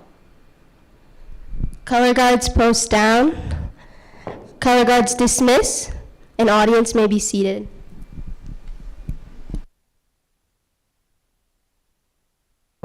All right, and I failed to thank Kelsey Diaz, Harrison Whittle, and Tice Olson, who are student body officers from Fort Harriman. Thank you for doing our pledge.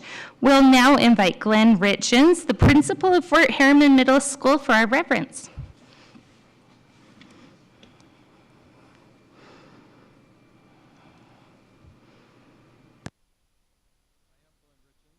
And I am Glenn Richens, and I am the lucky man who gets to serve as the principal at Fort Harriman Middle School with these wonderful students and about 1,200 other amazing students in that amazing community.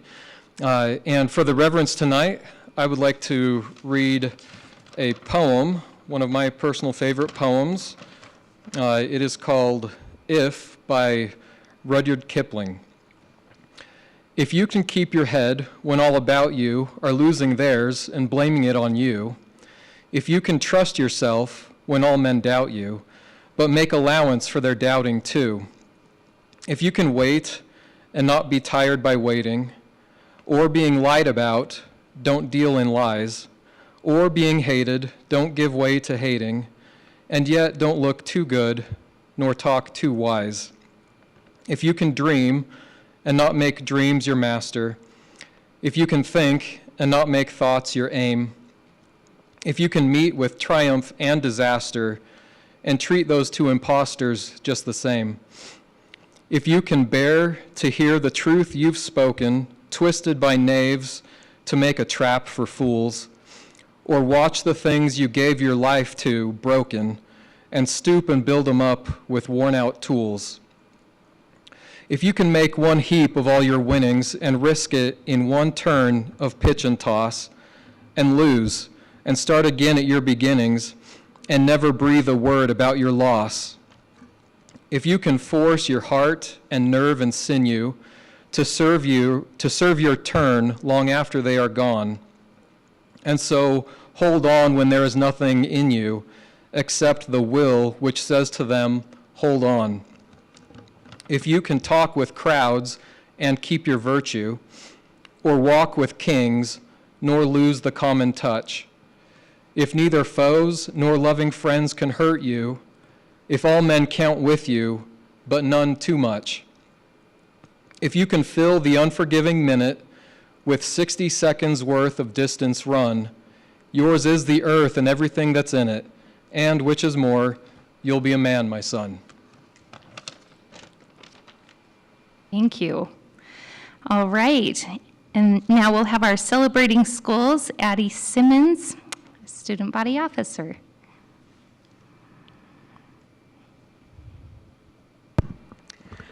Good evening. I'm Addie Simmons, and I'm one of the 9th grade student body officers at Fort Harriman. On my first day of 7th grade at Fort Harriman, I was excited to begin middle school, but I was also very nervous. It felt like there were hundreds of butterflies having a dance party in my stomach. I had no clue how incredible our school is. However, over the next few months, I quickly learned how lucky I am to be able to attend school at Fort Harriman. Fort Harriman Middle School will celebrate its 20th anniversary next year. In the past 2 decades, Fort Harriman has become an amazing school and has accomplished many things. We are a national school to watch, and we have even been recognized by the U.S. News.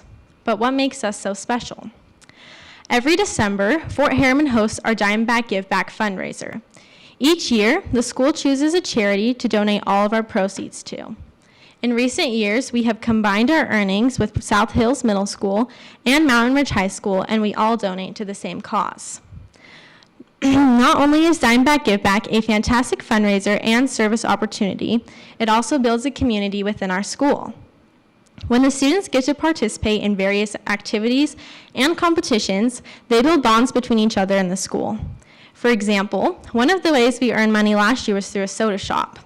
During lunch, our PTSA would sell many different dirty sodas. Since we're all from Utah, I'm sure you can easily imagine the enthusiasm with which middle schoolers bought the cheap drinks. We earned a lot of money through the soda shop, and our students made stronger ties with one another. Fort Harriman Middle School has incredible teachers and staff. I'm attached to many teachers at my school, and I'll be sad to leave them when the year ends. Our teachers truly want Fort Harriman students to feel valued, loved, and to succeed. They give us countless opportunities to make sure that we achieve mastery in our learning. There are many different times that we can come in outside of class time for makeups and extra helps with our teachers. Fort Harriman teachers are patient and willing to help us. They're amazing. In fact, there are many teachers at our school who have received the Jordan Education Foundation Educator Award for their hard work and dedication to their students. Our CTE department is one of the many great departments at our school. It has received an award because of its awesome programs in place for Fort Harriman students. Throughout the year, students can sign up in teams to compete in cooking competitions such as cupcake baking and decorating or pizza cook-offs. This year, the CTE department has implemented a new program. Every month, around 30 students that have displayed good work ethic in class are picked to hear a guest speaker and attend a field trip focused on a specific career. Students will get to learn from companies like Geneva Rock, Adobe, and the Hill Aerospace Museum. Personally, I believe that this is a really great opportunity. There are so many career options out there, and it can get extremely stressful to consider choosing just one. Being able to learn about different careers is a huge help in deciding what I want to do with my life. I know that many of my classmates feel the exact same way. Students at Fort Harriman Middle School have plenty of leadership clubs that they can choose to participate in. We have a terrific culture crew, PTSA, National Junior Honor Society, and Gamers Alliance, just to name a few. Obviously, I'm most attached to our student body officers team. Through the support of our admin, counselors, and fantastic advisor, Ms. Feist, the SBOs are great leaders, examples, and friends to the students at Fort Harriman. We get to plan and run student engagement assemblies, help with our Dime Back Give Back fundraiser, and serve the community around us through field trips. I love being an SBO, and I look forward to helping our school for the rest of the year. Fort Harriman students have won multiple awards and achievements through their dedication and hard work. Our band and orchestra perform at the Festival of Trees to earn money for the Primary Children's Hospital, and the orchestra has qualified for the State Orchestra Festival in 2 of the past 3 years. Our music department also performs for the community at various elementary schools and the Harriman Marketplace. We have a talented esports team at our school. Fort Harriman is the #1 middle school in all 3 esports titles in the state. Our esports program is impeccable. Last year, our school began to participate in the statewide We the People competition. In our first year competing, Fort Harriman took second place in the state. I know that that was a great experience for all of the students that participated. In conclusion, I love being a student at Fort Harriman. We have such a good school. Thank you for the opportunity to present to you about how great it is.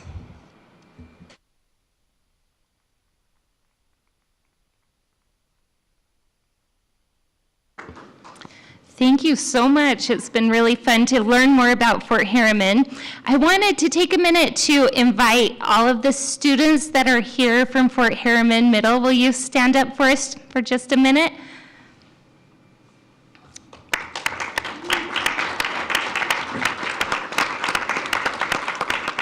Thank you for being here tonight. And then you can sit down for just a minute. Anyone who is here to support Fort Harriman Middle, will you stand up as well? Parents or employees, look at all that support.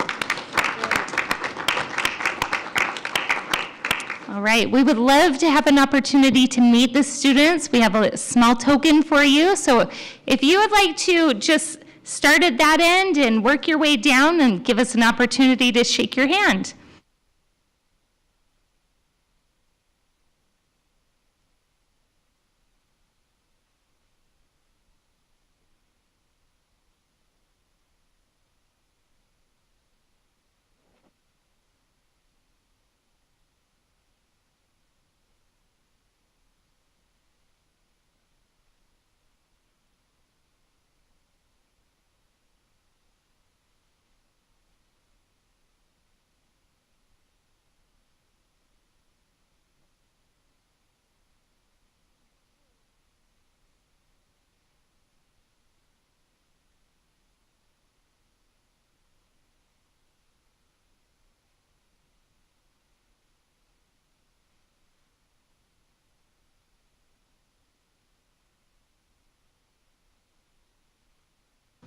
All right, we're so grateful that you've been here, and we would love to have you stay for the entire meeting, but we understand that life is busy, so if you need to excuse yourselves, feel free at any point. All right, we will now move on to our resolutions of appreciation with Marilyn Richards. Whereas dedicated service to Jordan School District was faithfully and effectively performed, whereas they consistently and conscientiously executed their responsibilities with integrity, honesty, and loyalty, be it therefore resolved that the Jordan School District Board of Education and District Administration declare appreciation for the outstanding service that was performed in the cause of public education, and hereby express our sorrow at the death of these valued friends. Janice Lynn Marcus, social worker. Frederick Ralph Worldton, teacher and administrator. Thank you. All right, we'll now give some time for board recognitions if anyone has something to share.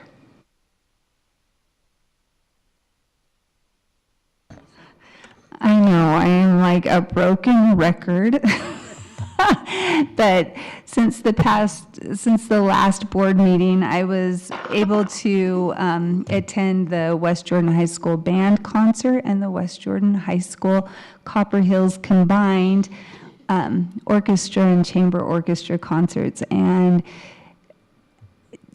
both were so great, and once again filled me with so much appreciation for our teachers who give our students these opportunities to express themselves musically and develop talents and engage with other students who want to do the same and create something really beautiful together with other students. So I am really appreciative of our teachers, and I know it's not just our music teachers that do that for our students. So there.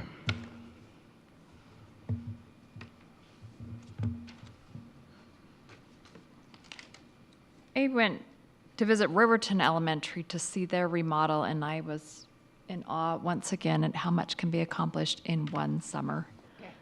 Just thank you to our facilities people for all their hard work on that. And of course, we were almost a month into school, and there were still construction people there working and kind of getting everything finished up, but the main stuff was in by the time the kids started. So that's really fun to see. Boy, it sure brightened up the whole school and made it look good there.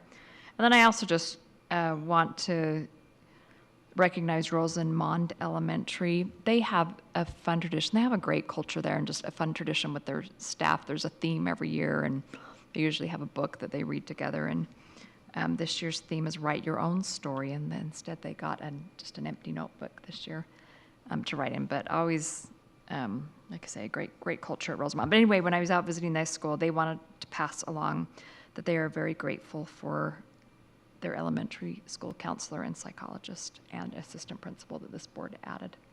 So wanted to pass on that thanks from them. And then also shout out to West Jordan High School, who went to the state tournament for unified soccer. And we were able, I think there was a few of us that were at that, able to see it at the Real Salt Lake Stadium. So thank you to all those involved with that. That was the state tournament, and then there was also a tournament out at the Monarch Stadium in Harriman for the middle school unified soccer teams within our district, and Brian Veazey's doing a great job with the unified programs, and the Jordan Education Foundation, who we'll hear from, has also been a great support financially to those programs.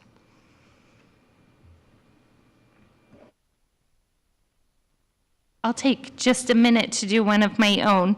It was fun to learn about the West Jordan Community Band just had their fall concert, and we have many teachers who participate in that. This was an especially unique one because one of our Sunset Ridge Middle School teachers composed and conducted one of the pieces. So Mr. Kevin Self, who is one of our DLI French teachers, was able to do that, and his piece was even written in French, the title. So I, in respect to Dr. Godfrey, won't read the title, but I'll text it to him and he can do it later. But just a couple of other teachers that were there: Eric Wieben, Erin Fitzmaurice, Melanie Levitt, and of course Kevin Self, all participating. I think it's Charlotte Gatrell, who teaches at Riverside. Thank I'm you. sure other teachers and I know band there were students. tons There of are others. band students in our district that participate. Anyway. I'm so glad you interjected that. I just think it's amazing the kind of educators that our students are getting, so well-rounded, and it was really cool to see the level of talent. If anybody's interested, I have videos. And then I'll echo what Ms. Miller said. It was a real treat to attend this state unified soccer tournament. I wish that all of our sporting events had that kind of spirit. It was really cool to be there. All right, with that, I'm not skipping anyone else. Okay, let's move into our superintendent recognition. You can mark time. You know that it's fall and Halloween when we have the Jordan Education Foundation here for our superintendent recognition. We're fortunate to have the director of the foundation, Mike Haynes, and the board president for the foundation, Jenna Miller, here.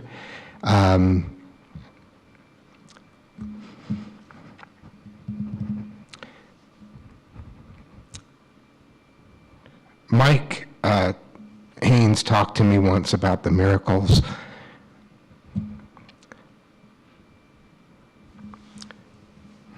that happen when you are associated with the foundation.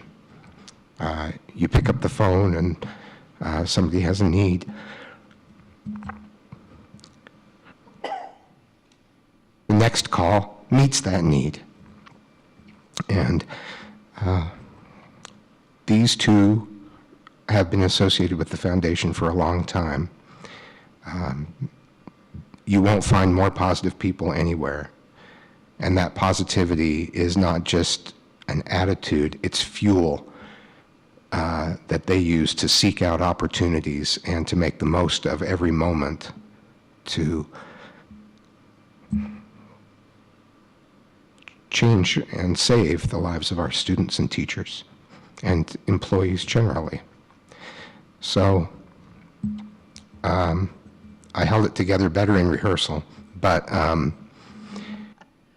these two are inspiring and bring out the best in others, and they're personally inspiring to me.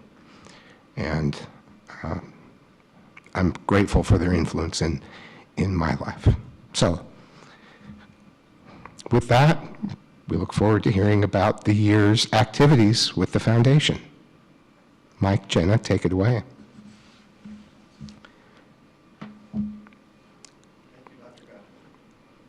Thank you, Dr. Godfrey. President Miller, board, it's good to be here. Thank you. What a good group of people. It's a highlight to be associated with you, and working with Dr. Godfrey is the best. So good. Before I get into I've got more if Jenna, if you ran out. I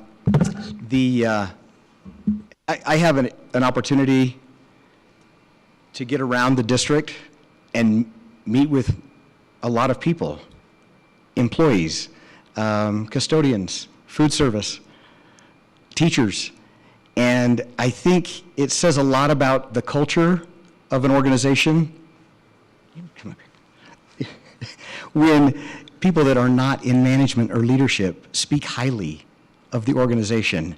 And we have opportunities to do that where we interact with people, and it's so great to hear so many good things said about the district and about your leadership, even outside the district, where people have mentioned you're so lucky to live in Jordan, to have raised your kids in Jordan School District, and to be associated with that group. And so thank you for your leadership and all that you do. I know that doesn't come easy or automatically. It's a lot of work and a lot of effort. So thank you for all the hard work, efforts, hours, concern, hard decisions. Thank you. So as you look at this impact report, this is a lot of fun to put together. If you notice on the front, can anybody count the smiles? You cannot look at those pictures and where everybody is just smiling, and the opportunity we have as a foundation to be involved in so many great and rewarding experiences with the district is so fulfilling.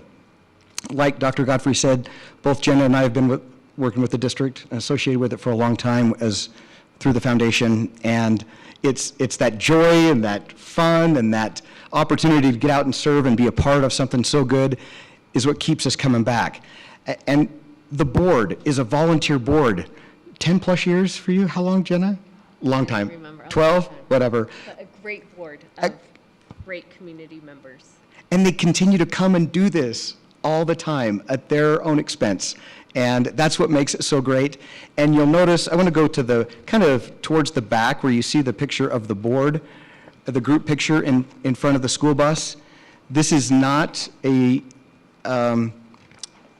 what do you call it? A sterile picture of a board. This is us having fun because we have fun doing the work that we're involved in. It is so fun. And so our personalities came out a little bit in that picture, and it was fun to include. But just to look back on the year as a highlight, a message from our past president, Clark Bell, and then these numbers are staggering. When you think about the impact that every dollar can have on a student or a teacher or a community, it's tremendous to be able to facilitate that.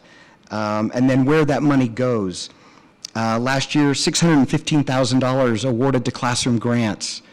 Those are dollars that are enhancing learning experiences for our students that weren't there previously. And how do you quantify and measure the value of those grants that these teachers are adding, or these resources that the teachers are adding to their classrooms? The next page, this revenue by income type, you'll see last year had a big spike.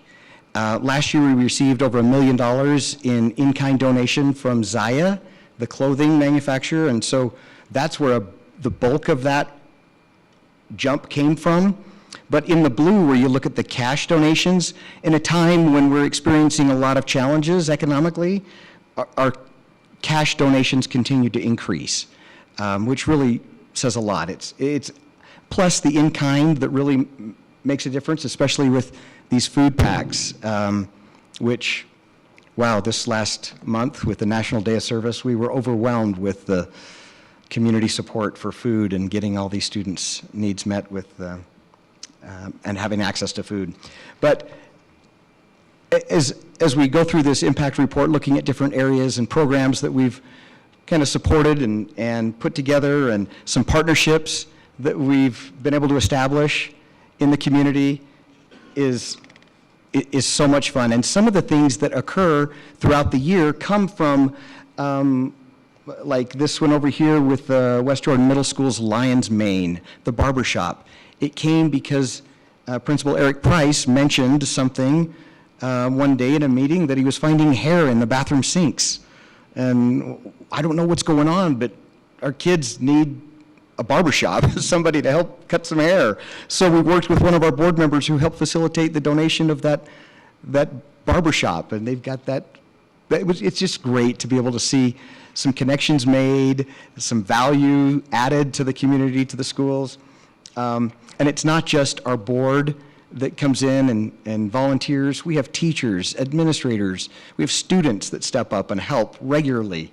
One of my favorite pictures is over here where at Daybreak Elementary, where all the students are loading some food that they had raised from a food drive they did into the back of my truck, and they were just having a good time loading food into the truck. And Christmas for Kids. And then we added this kind of a collage of how we engage the community through pictures. And each one of these pictures really tells a story on its own. It is a lot of fun to be able to partner with businesses that see value in supporting public education, and they appreciate the fact that we're good stewards of those donations, and that we're able to report back and show these donors where their money has gone, how it's made a difference in the lives of students and teachers and the community as a whole. But it all couldn't be done without your support and help. So I know it's on the back, but as our biggest supporter, our biggest fan club, thank you. Really, this is, it's a pleasure to be a part of the district and to support the great work that goes on here, and working with great people like Jenna and our board that really can help make a difference. And we continue in each one of our board meetings to look for new ways. What else can we do? What else can we do? What are we hearing? What is the community saying? What are classrooms saying? What are teachers and administrators saying? And what else can we do? It's not enough, and we want to continue to change the world. So right here in Jordan. So thank you for all that you do to support the students, the teachers, the community, and the foundation as we partner in that effort. Thank you.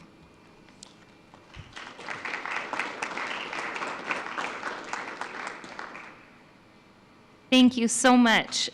It is so fun to hear from you every year, and I think you guys have the greatest job in the world, so, and you do it better than anyone, so we appreciate you.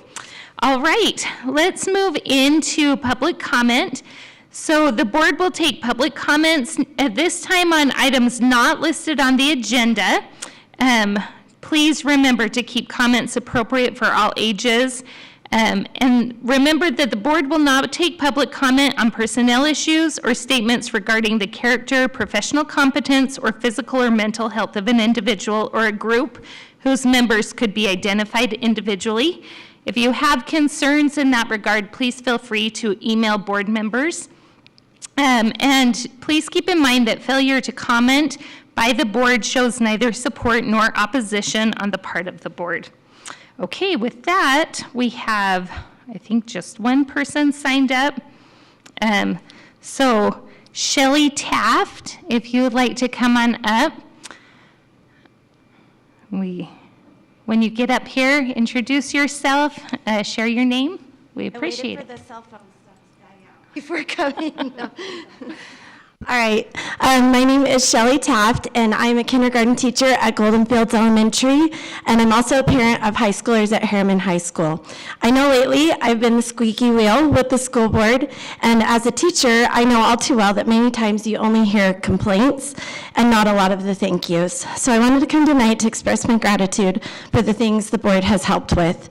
First, as a kindergarten teacher, I want to say a heartfelt thank you for allowing us to have the 3 extra prep days this summer so that we could get our classrooms ready to go and also have enough one-on-one time to pull our students in. Since they're kindergarten students, they'd never been to school before, we had no information on them, and we were scared to death starting school on the first day without the testing days that the state used to give us. It was incredibly helpful for us to meet with those students one-on-one. We got to know them socially and academically, and we were able to hit the ground running with intervention and things that they needed. We were also able to spend time with each parent and help alleviate their concerns and questions. A lot of them are first-time school parents. It made everything go so smoothly, and teachers in other districts heard about what Jordan School District was doing for their kindergarten teachers, and they were just a little bit jealous and wishing they could have the same consideration from their administration. They were really stressed and scrambling. I know that every kindergarten teacher at my school and many others in our district were willing to do those extra days for free, and so we were really grateful that we got paid for our extra time. Secondly, as a mom of kids who run cross-country at Harriman High School, I just want to say thank you for the time and attention you spent as a board helping us figure out our travel issues. I want to personally mention Bryce Dunford, who went out of his way to meet with me and communicate and really understand the issues, and then also Superintendent Godfrey, who's now my frequent texting, calling list, because there have been so many little things to work out along the way.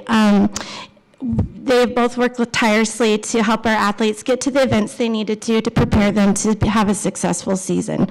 We were able to go on our regular trip to California, which is a meet called Woodbridge, and our team won the meet again. It was the 3rd time in a row, and no team has ever done that in 43 years of the entire meet. So we were so proud of them.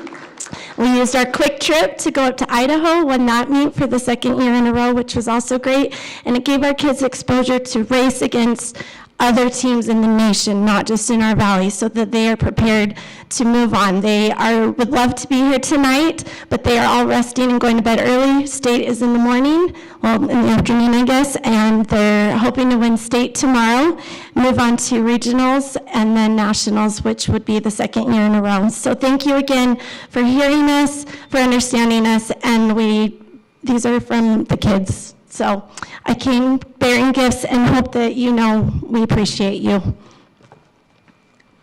So,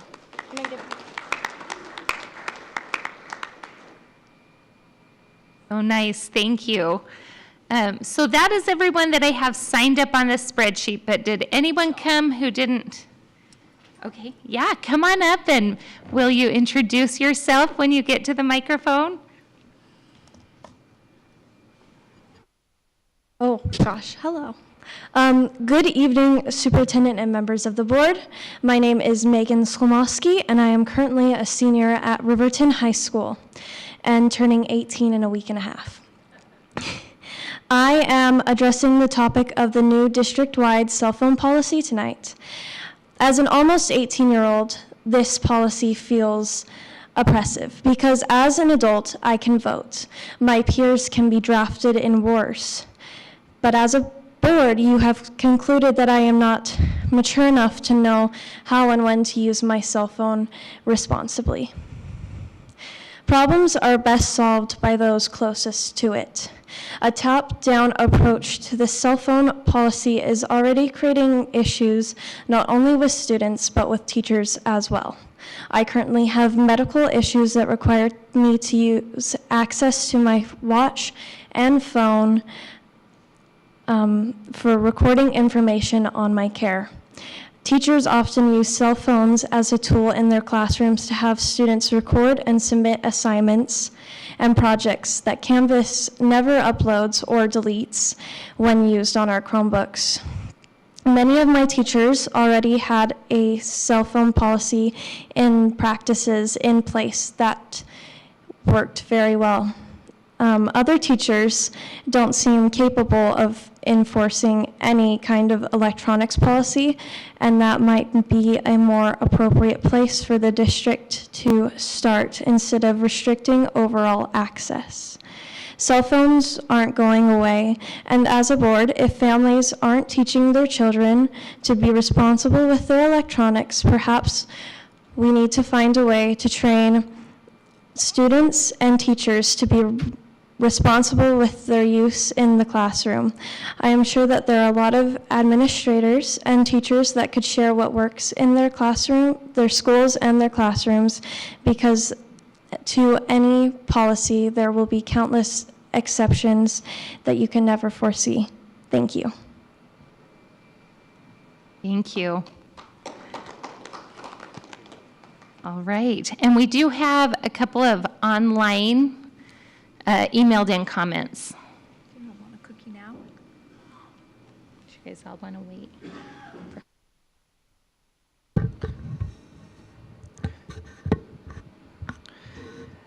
Genesee Hill. Hello, kids and teens have their phones in their hand too many hours per day. It's hurting them physically, mentally, and emotionally.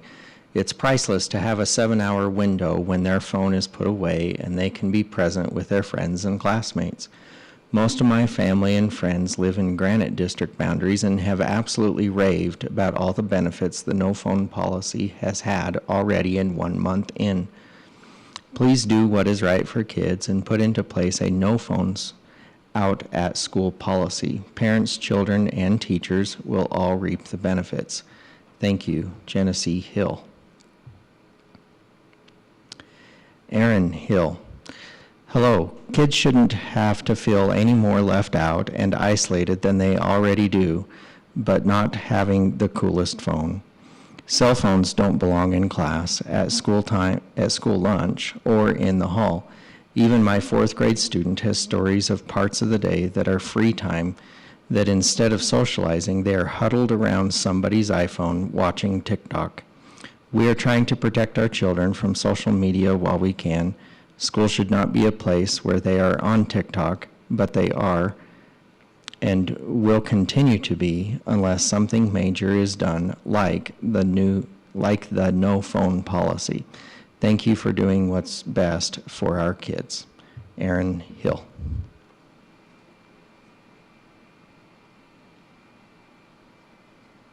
Great, thank you. Okay, that concludes our public comment section for items that are not listed on the agenda. I will now accept a motion to approve the consent agenda items. I move that we approve the consent agenda items A through D. I'll second. All right, we have a motion by Ms. Dean, a second by Ms. Richards to approve consent agenda items A through D. All in favor, say aye. Aye. Any opposed? All right, that motion passes. Let's move to a motion to accept the consent agenda items. I move that we accept the consent agenda items A through E. I'll second that. All right, we have a motion by Ms. Dean, a second by Ms. Richards to accept consent agenda items A through E. Any discussion to that? All right, all in favor, say aye. Aye. Any opposed? Nay. All right. Move into bids. I'll accept a motion to accept a bid for teaching and learning Finch robot classroom flock. I'll make a motion that we accept the bid for teaching and learning the Finch robot classroom flock for $91,292. Second. All right, we have a motion from Mr. Robinson, a second by Mr. Barnett, to accept the bid for teaching and learning Finch robot classroom flock. Any discussion to that motion? Sorry, Jared, we need to hear about this. Share with it what you're doing. It's always cool to know what you're doing, what's up your sleeve. I'm just enjoying that it was called a classroom flock. They're these little tiny Finch robots. What we use them for, we have the Teaching and Learning Computer Science grant. We currently receive $250,000 annually. They actually had a surplus from USBE this year, so they asked districts to apply for additional funds. These are some little robots that we've been wanting to add to our lending library that we use for all schools across the district. As we look at our Portrait of a Graduate, they help kids program these robots in a lot of different ways so that they can use not only the robots to do different tasks, but they also allow them to get computer programming skills from grades K through 8. So they're pretty exciting tools, and we're going to use them throughout the district. We're going to provide a flock set for each school, and then add them to our lending library that can be used by any school in the district. So we hope to provide a lot more access to computer science tools through these little robots. So each school will get a couple, and then you'll have some more. And then we'll have they'll be added to our lending library that any school can request and use throughout the school year. So cool. We're excited to add a few more tools to our computer science lending library. So we're excited about this. And how's it being funded? This is through a grant from the Utah State Board of Education. So we like grants. Yeah. Any other questions about it? Thanks for your continued support. Thank you. Thank you. What an exciting opportunity for students. Okay, any other discussion? All right. So all in favor of approving the bid for Teaching and Learning Finch Robot Classroom Flocks, please say aye. Aye. And any opposed? All right. Can I ask just a clarifying question on that?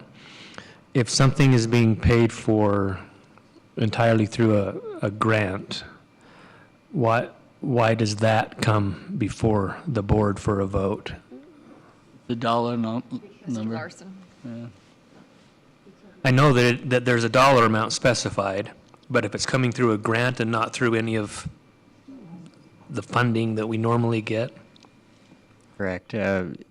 Even if it's through a restricted resource, the board would still have oversight of that, and the district policies as well as the state statutes and state rules would still apply for it. So sometimes we'll run into someone that wants to be have an exception because they're funded from a grant and not have to follow some policies, but they all fall under public money, public funds, and so they all follow the same process and same rules.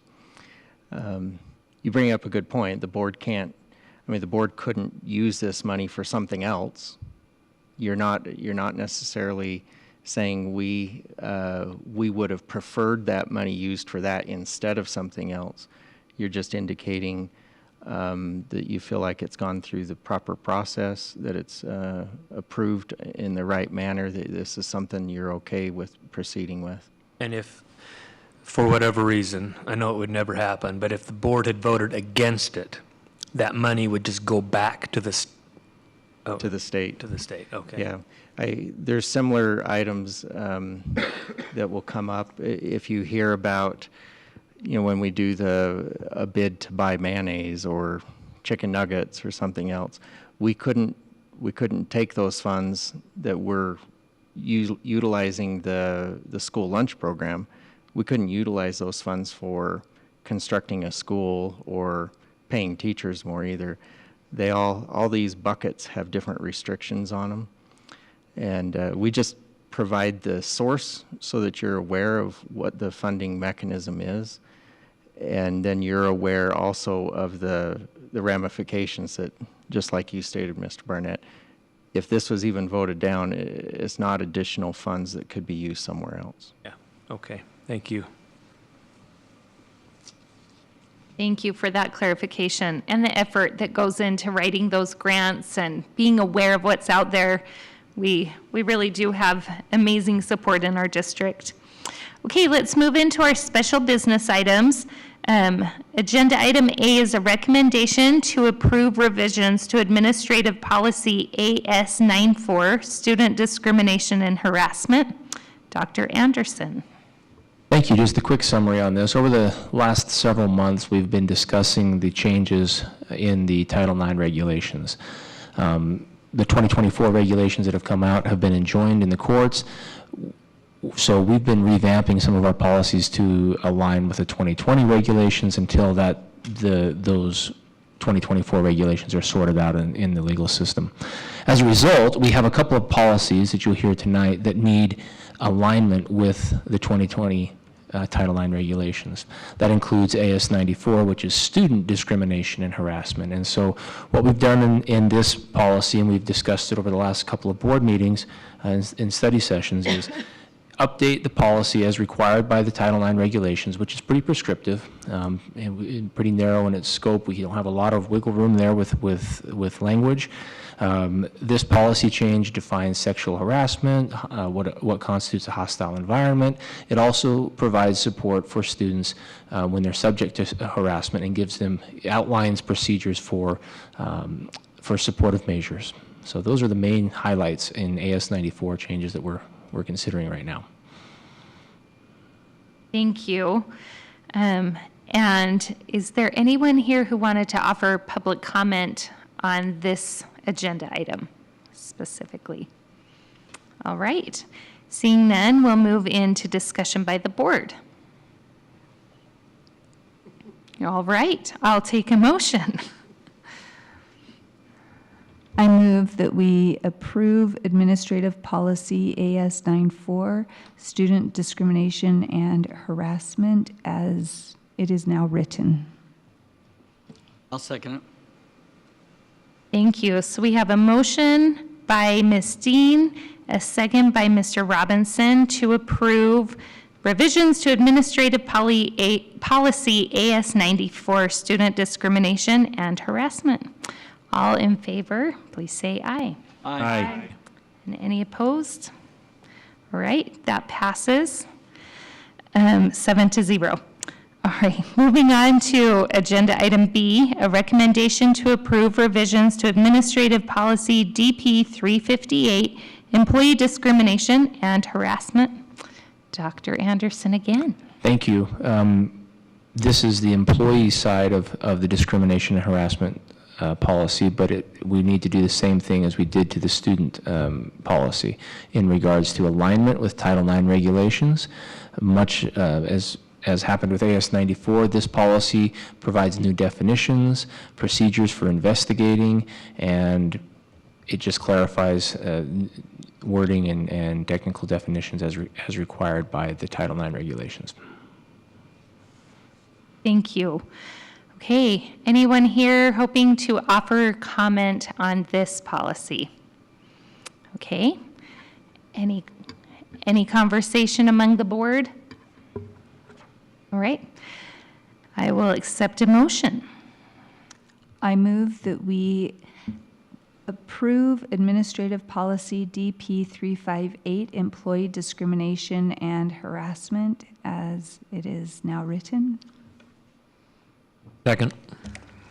All right, we have a motion from Ms. Dean, a second by Mr. Barnett to approve revisions to Administrative Policy DP 358, Employee Discrimination and Harassment. All in favor, say aye. Aye. And any opposed? Great. Moving right down the list. Agenda item C, a recommendation to approve revisions to Administrative Policy AA 419, Student Conduct, Dress and Appearance. Dr. Anderson. Thank you. Over the last couple of board meetings, the board has studied this issue.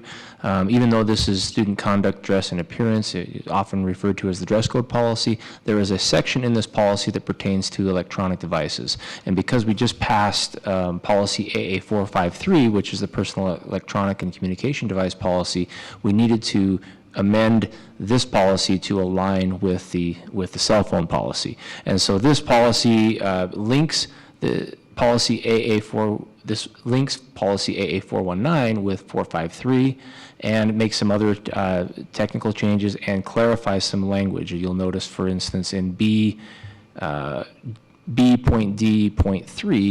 it includes we included the words taking pictures or to go along with sharing, taking, using, or communicating inappropriate images at school, just to clarify the policy there. So minor tweaks and alignment with current policy.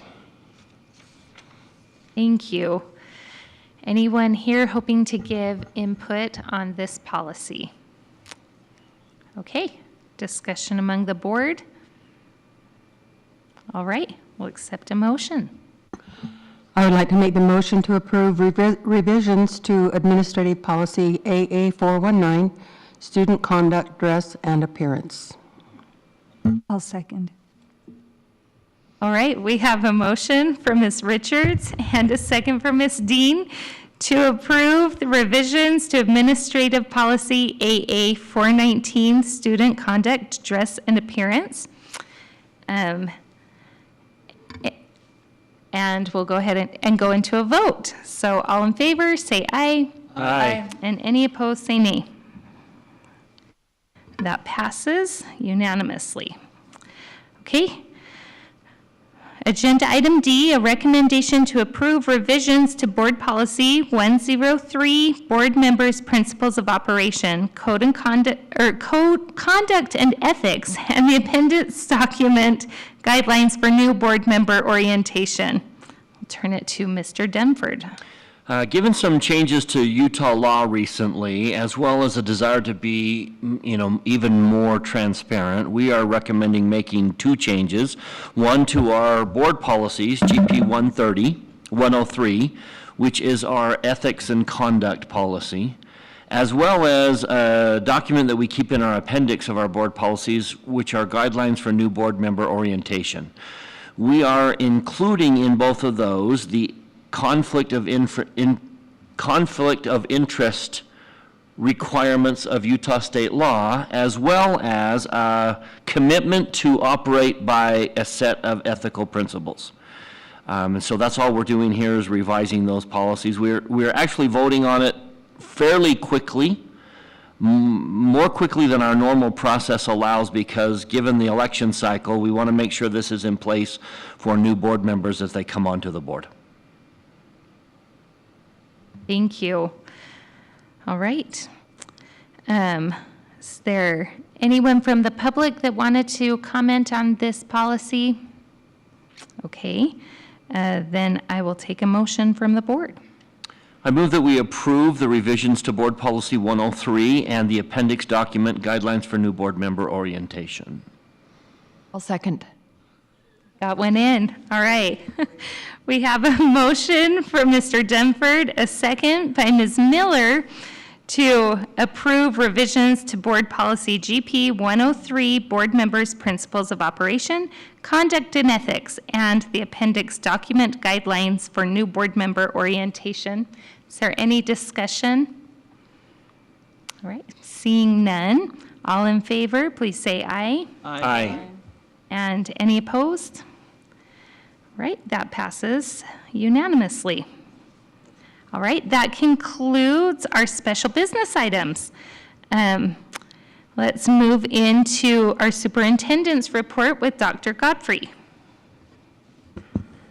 I used to follow a Twitter account that no longer exists that would tell you each day how many days, or every once in a while, what percentage of the year remained, of the calendar year. I'm going to tell you now that only 3/4 of the school year remains. We are 25% through the school year. Almost summer. That is my report. And what is that in days? It's basically spring break right now. It'll be fast. All right, it's a nice way to start out a new quarter with a good-sized fall break under our belts. My kids weren't quite sure what classes to go to this morning. One of them brought the wrong A day, B day. I don't know which one she brought, but it was the wrong one, and she's at home now transcribing all of her notes into the appropriate notebooks. All right, let's move into our committee reports and comments by board members. Finance Committee will go first. Actually, let me take a personal moment as a board member, and I know there's not a lot of people in this room, so I'm hoping there's people listening or will go back and listen to this recording. I want to bring two issues to the public's attention. Two financial issues that relate to schools and school financing. Number one, there is an initiative on the ballot this year to eliminate the earmark, the constitutional earmark for education. What the citizens of Utah are being asked to do is, if they want to eliminate a constitutional amendment that says all income taxes in the state of Utah go towards education.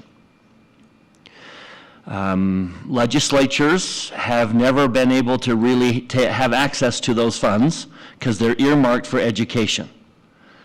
And so there is an incentive to remove that earmark so that those funds could be used for other things other than education.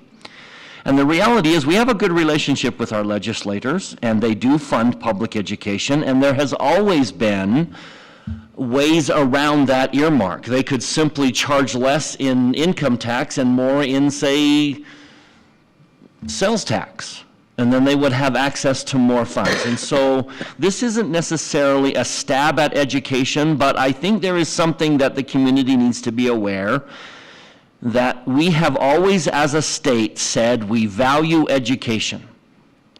Therefore, the constitutional amendment is a way of waving our arms and saying we champion education and we want funds allocated for education. So I would encourage citizens to examine their motives. I mean, we want the state to be funded, we want education to be funded, we want legislators to be able to fund important projects.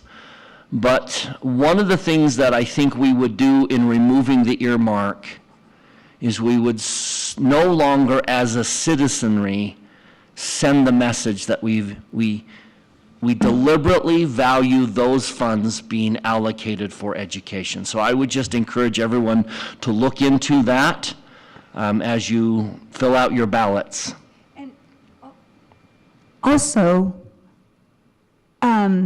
Amendment A has been removed from the ballot. It wasn't, the vote won't count, so it's good to examine it, but it won't, I mean. No votes will be it's counted on it. The courts have thrown it out. Yeah, so it was thrown out. Do you know if they're tallying it, though, to give a final? No. They're not even. They're votes will not be tallying counted. it at all. They're And not that's counting with any votes on Both A and D. Both. A and D. But I think it's an issue that you need to that we all need to be educated on. There is an earmark for education, and there has been a desire to remove that earmark. Yeah, and it's just a formality that it's not on this time. It's not dead. It'll be back. And can we just briefly talk about B? Is B the one that you've been talking about? Can we briefly talk about that? I would advise you to do that in your individual capacity and not here at board meeting as a board.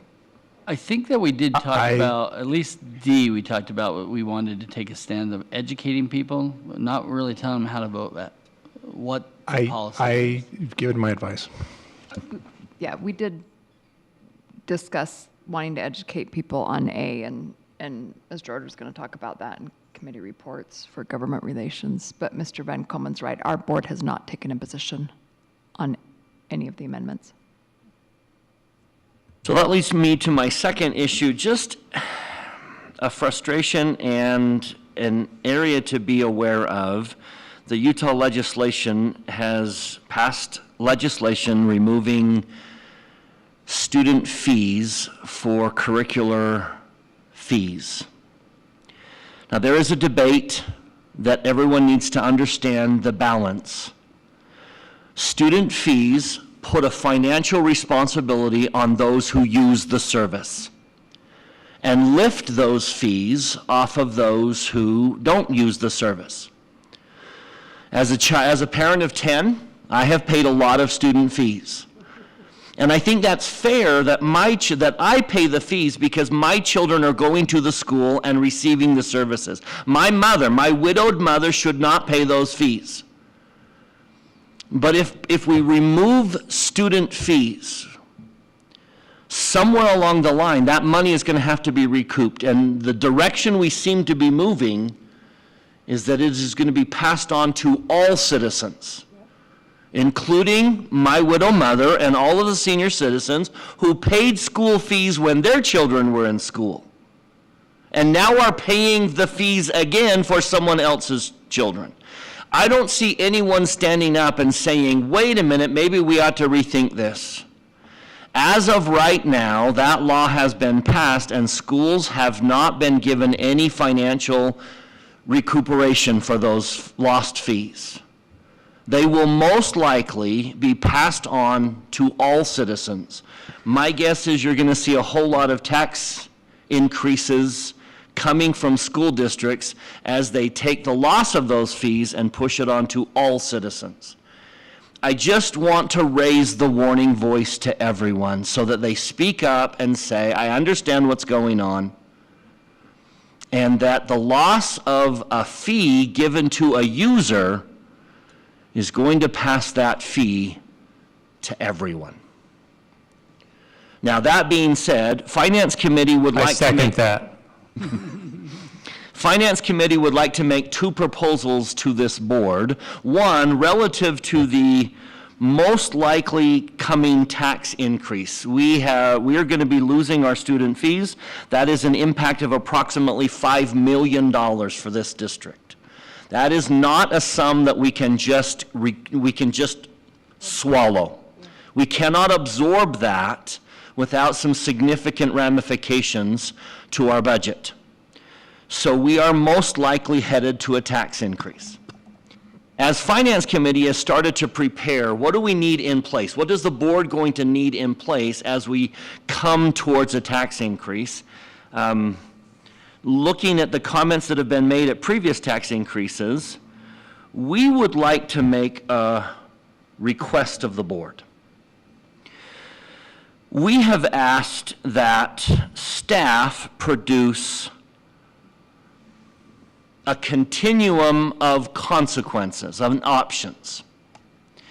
That we have asked that on one extreme, we start with the most disruptive to students. If we had to swallow the $5 million cost, what could we do? What programs could we eliminate to come up with the $5 million?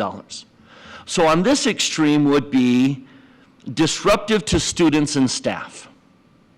What would be the options? All the way to the other extreme that says what would be the most disruptive to taxpayers? Most likely just a tax increase. Eliminate no programs on this extreme, or eliminate no programs but increase taxes. So those would be the extremes. We would like to code those from outside in, red to green. So the red options will be the more extreme, extremely disruptive to students and staff, or extremely disruptive to taxpayers. As they propose options that move inward, we turn to yellow and then green. So the green options would be something of a balance between disrupting taxpayers and a disruption to students and staff. We're asking for our business administrator and superintendent to come to Finance Committee and then to the board with that document so that we can all prepare for what may be a tax increase by knowing what the options are. We could avoid a tax increase, and here are the programs that we would most likely have to give up. Or we could have a tax increase for the $5 million and not have to make any adjustments to programs. Or we could do incremental possibilities that account for one or both of those. Now, given the fact that that's going to take more than an hour's worth of time, we think that would be extremely beneficial for this board to have. In fact, we have asked that that become a precedence. Every time we're going to spend non-budgeted funds, every time anyone is going to come to the board asking for non-budgeted funds, we want to see that continuum. We want to see, do we dip into our reserves all the way to, do we give up certain programs? What would be the options for financing this request on the extreme? So this is kind of a twofold proposal. This is just the proposal number one, is that we instruct staff to begin to produce that financial continuum for the loss of student fees. How do we handle the loss of student fees from a green center all the way out to the red extremes? And then instruct them that anytime new non-budgeted funds are going to be requested, that be given to the board as well.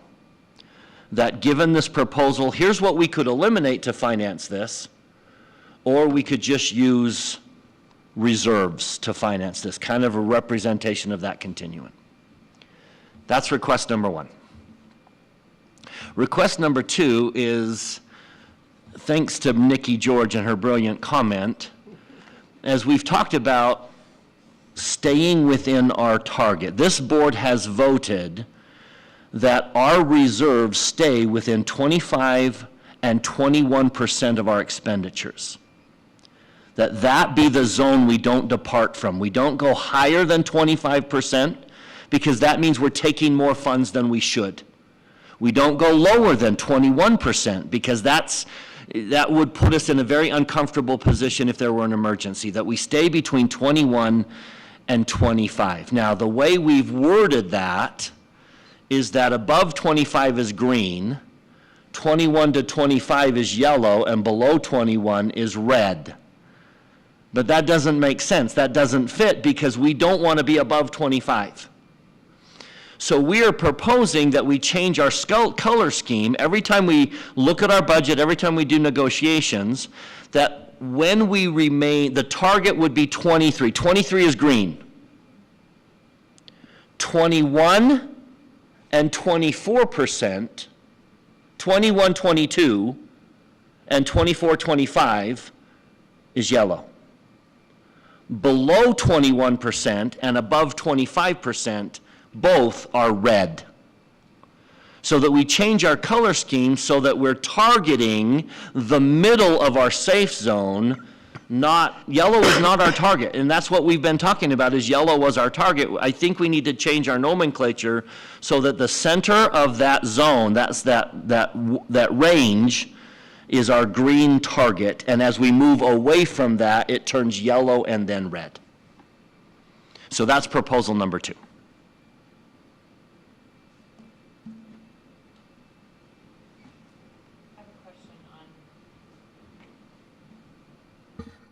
On the first proposal, you talked about when non-budgeted funds are requested that staff brings us a continuum. Give me an example. When are non-budgeted funds requested? Like, for example, when they came, what was the recent one? The math, the high school math. They came and asked for non-budgeted funds. Anytime on the bid that it says there's no budget for this. The thinking is, if we've budgeted for that expense, we're not too concerned. But if you're coming with an expense that we haven't budgeted for, we need you to have done your homework to say, well, what would we have to eliminate to pay for this? Or what new funds would we use to pay for that? That's the thinking. Is, for example, Finance Committee is working on a proposal that would hire someone we've never hired before. Well, that would be new funds. To hire a new position would be new funds. So we need to know, well, are there positions we could eliminate in order to hire this one? Or do we just swallow it and hire the salary? So that's what we mean by non-budgeted funds, is the bid is coming from a category that is not already budgeted. So is this a future agenda item that we will vote on? It's direction to staff. So how you want to go about having the discussion and then directing staff.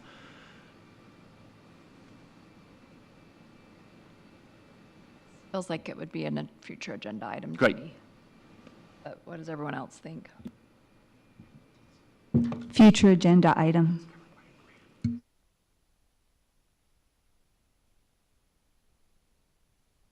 Do we want to direct staff, though, to prepare for that study session? And let me clarify, non-budgeted, non-grant funds. So if the request is to take the funds out of our reserve or to just find a way to pay for this, that would be, the requirement would be, can you present us that continuum? So non-budgeted, non-grant funds.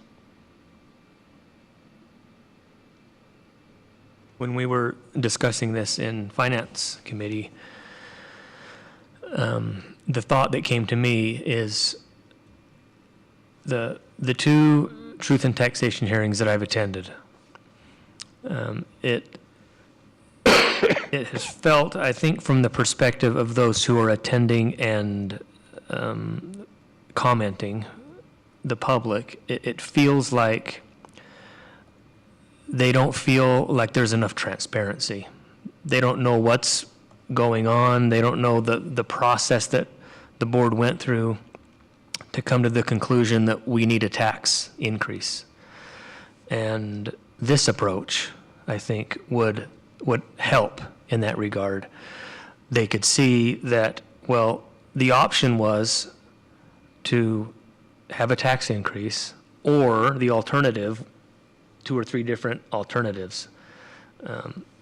Personally, it would be an easier pill to swallow if I could see the other options that were considered, and maybe they were more painful, or maybe it was painful for the staff or for the students, or they have to give up something. Yeah, so that's one positive, at least in my mind. Yeah.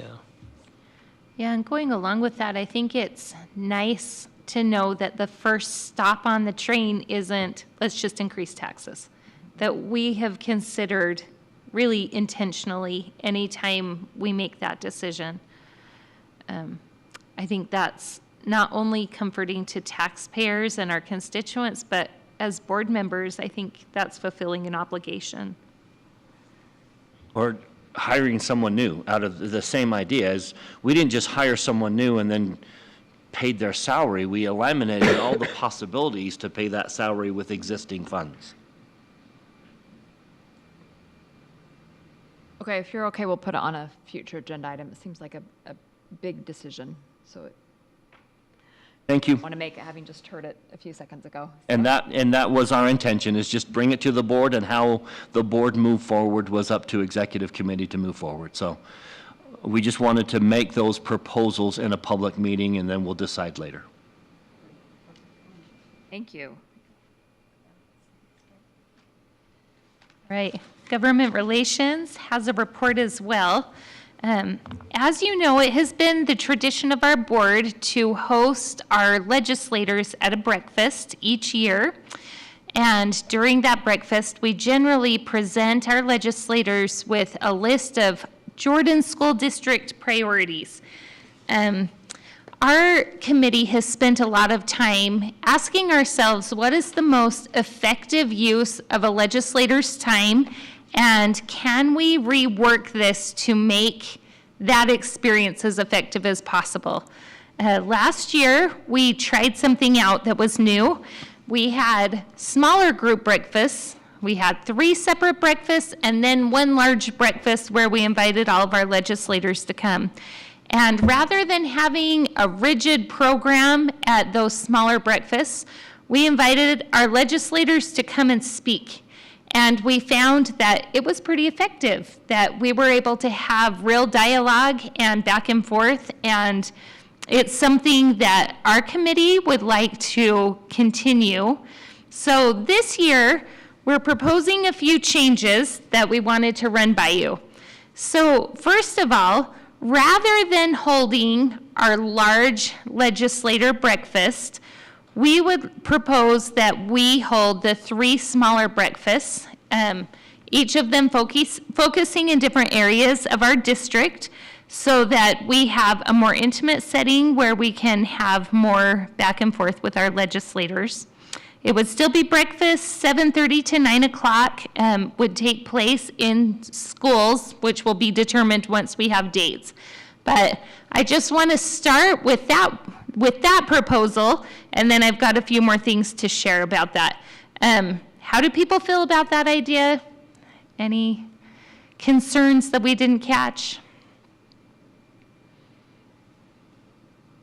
Okay, I'm taking silence as a yes, so speak now. All right, perfect. So assuming that we are to move forward with a proposal on that vein, we've also asked ourselves, how effective have our priorities been in the past? Do we feel like those legislators walk away and file a bill to help us out, or and we really can't say that we felt like we've seen a huge amount of success from those priorities. And so this year, we thought we could do something a little different. First of all, as I've mentioned before, having a more simplified agenda at the meeting itself, and rather than presenting them with a list of, I don't want to say demands, but hopes for the future, instead talking about what we're experiencing as a district now and providing them with data that can help them in decision making during their session. So some of the things that we've discussed are, first of all, this goes right along with what Mr. Dunford talked about, how our district is approaching absorbing the costs of unfunded or partially funded legislation. So a couple of examples of that we're dealing with right now as a board are the safety and guardian legislation that went through. We're finding that that's going to cost a lot more money than was allocated for that purpose. And so our district is finding ways to follow those, I don't want to call mandates, but those guidelines that we've been given, and having to reshuffle money.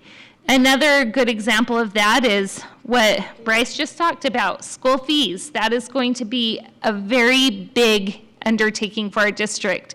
And so we thought it might be helpful for our legislators to sort of consider how that happens and what does that mean, because we can't just generate money without consequence. So that would be one. Another would be bringing a forecast update. We've got a lot of great information that we think would be pertinent to legislation moving forward. And then something else that we're hearing as our committee has met with different representatives is a concern with the uptick in ML learners in our district and across the state. So our state officials are noticing, wow, there's kind of a heavy increase for some of these schools. And so we want to make sure that we're supplying them with the data that is pertinent to our district and helping them to understand how we are dealing with those issues as they come. So those are a few things that we thought we could provide some information, a short amount of background on. And so when a legislator comes to breakfast, they leave with the data rather than our list of demands. And then our hopes for the future of education, not demands. We would never. Thank you. Okay, so that would be kind of the format that we have considered. Discussion on those thoughts? Sometimes anecdotes, personal experience seems very effective with our legislators, even more so than data sometimes. So I think it might be nice if we could have eyewitness accounts of some of these things. Yeah, that's a great idea. Thank you. We will make a note to include anecdotes. Okay. Anything else? Are you guys comfortable not coming with a list of priorities? My only concern is the Utah School Board Association has their priorities, and we kind of wanted to part ourselves a little bit from them because we thought our priorities. So will their priorities now become our priorities? And that would be my only concern. It's a fair point. And my only comment would be, will it appear that we're not interested in what they're going to legislate? You know, do we not have the knowledge or the motivation to learn more about what they're taking to the Hill? That's my only concern. Wonder if we ask them to provide their priorities to us. You know what I mean? Maybe we can flip that a little bit and say, could you give us a list ahead of time of what your education priorities are, and let us work and find you answers and how that would impact us? I don't know. I think both these last two concerns are actually being addressed by Government Relations Committee already. We actually invite individual legislators to meet with the Government Relations Committee. We've met with 3 or 4, and they have come in and told us exactly that. This is what we're running. This is the bill that we're going to be running this next legislative session. And I think in almost every case, at some point in the process, they've reached out to Mike Anderson, asking for his input. Will this work? What problems do you see? So yeah, I think those types of things are being addressed. And I think you're right, Mr. Barnett. The only thing is, we don't always get the legislators that we need to be talking to. They don't always come. And that's my concern too. There are some that I'd really like to bend their ear a little bit. And I think it's awesome you're all hearing it. I'm not hearing it. And I do trust Dr. Anderson a ton, but there's perspectives that I have that he doesn't have, and vice versa. And so I don't want him to be the only voice to our legislators.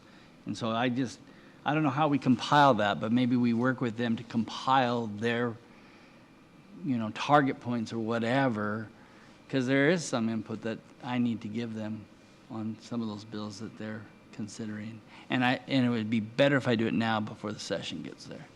And I really think that is the benefit of a less rigid format, because it allows that dialogue. It allows you to build that relationship with your elected officials, and it kind of gives that space.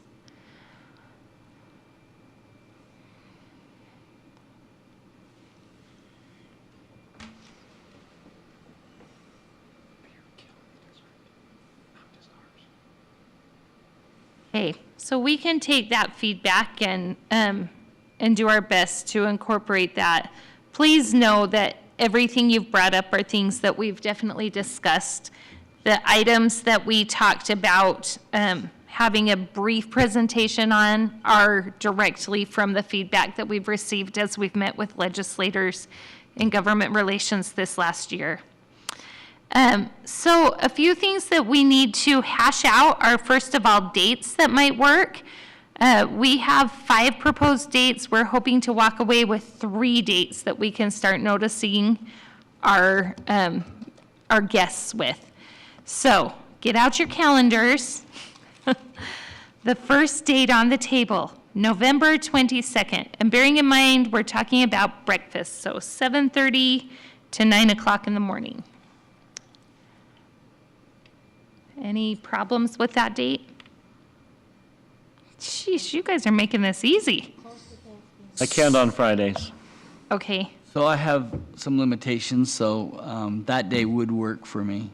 It would? I think so. Okay. What about December 5th?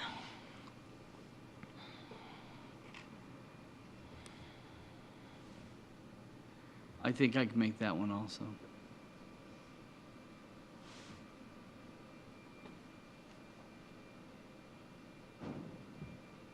No conflicts on the 5th? All right, December 6th. I can't on Friday. We tried to get one day that was not, oh no, we got a couple that aren't Fridays, because we knew that was a concern. December 9th. The Monday.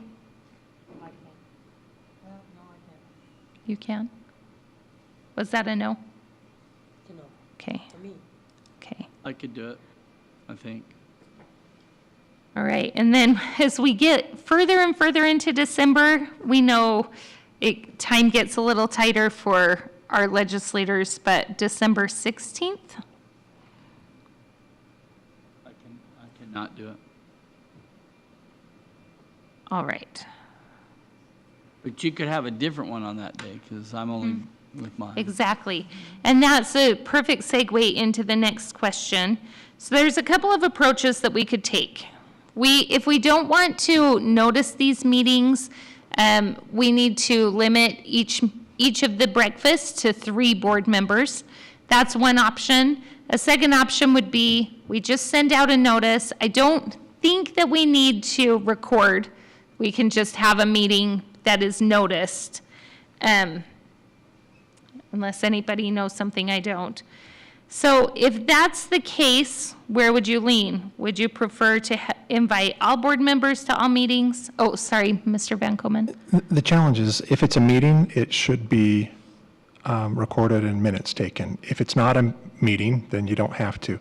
And I mean, you could potentially fashion it so that it's not a meeting, but it's more difficult if you're convening more than a quorum and you're discussing matters that are coming before the board. So a good consideration there. It's possible to do it, but it depends if we on don't what have the an agenda and program is. making, then so anyway, would you be more comfortable then inviting only 3 board members to each? That would be my preference. That would be my preference. My preference would be to invite all board members that would like to attend. Mine too, there's power in numbers. And any board member that is interested in hearing from the legislature, from our elected representatives. One of the problems that we might encounter if we do have to notice, record, and take minutes is that we've talked about having an intimate environment. When a legislator or when any of us know that we're going to be recorded, we're not as open. It's not a free-flowing conversation. We're more guarded. We don't share the feelings of our heart when we know something's going to be recorded. So that would be one possible negative. That only counts if it's a meeting. Yeah, and I'm curious, so at the past But if we legislative have 4 or more breakfasts, people, when more than one it's a quorum. board member has come, have we taken minutes and made recordings so all of the legislative breakfasts have been recorded? The smaller ones that we did last year, we only did 3 board members at each, but the large legislative breakfast, we did record.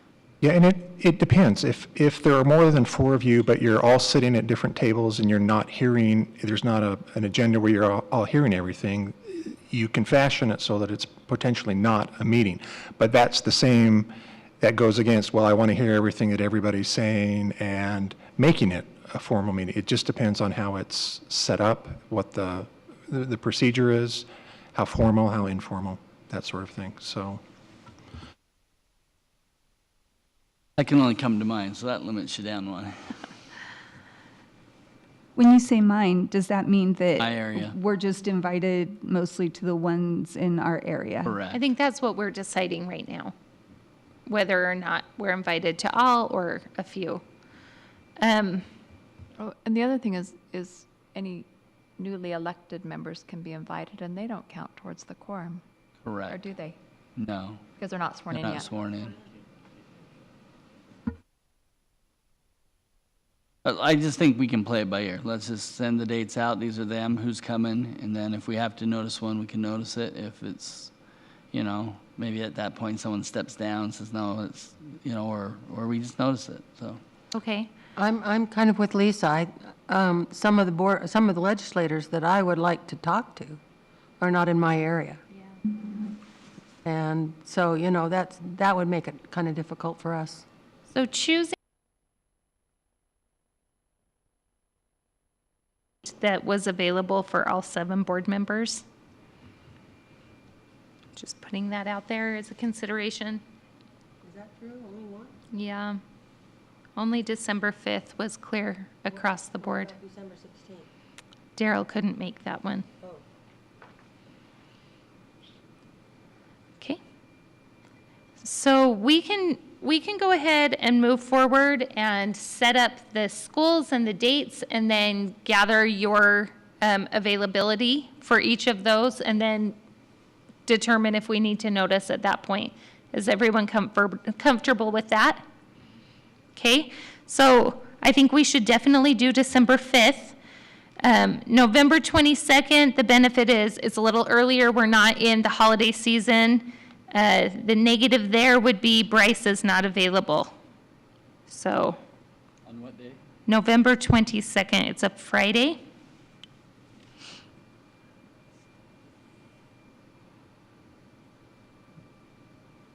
Does anyone have a day that is best for them that they're like, please do it on this day?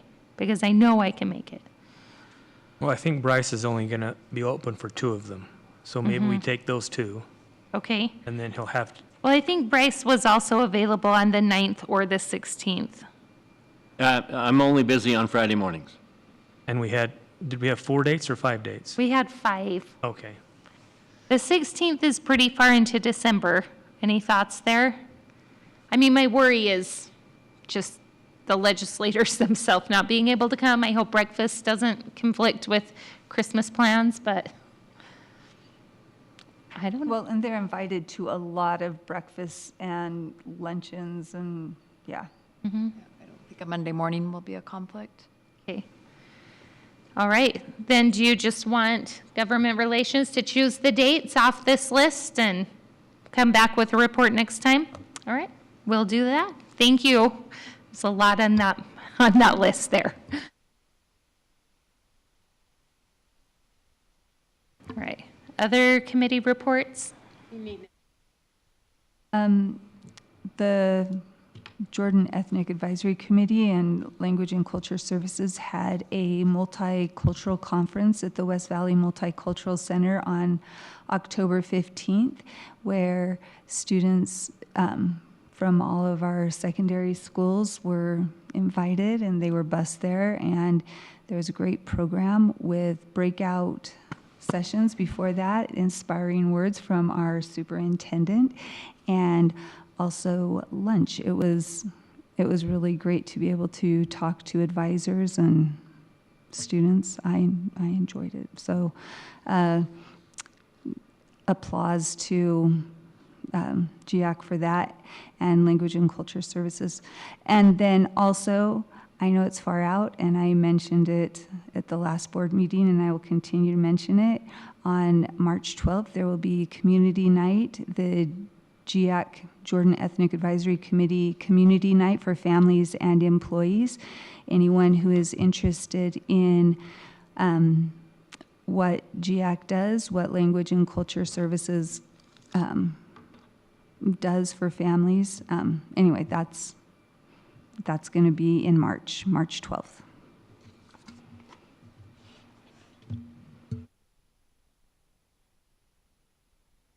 On Utah School Boards Association, their monthly webinar is Wednesday, November 6th, 11 to 11:30 a.m. Are you guys all getting the emails for that? Okay. Great.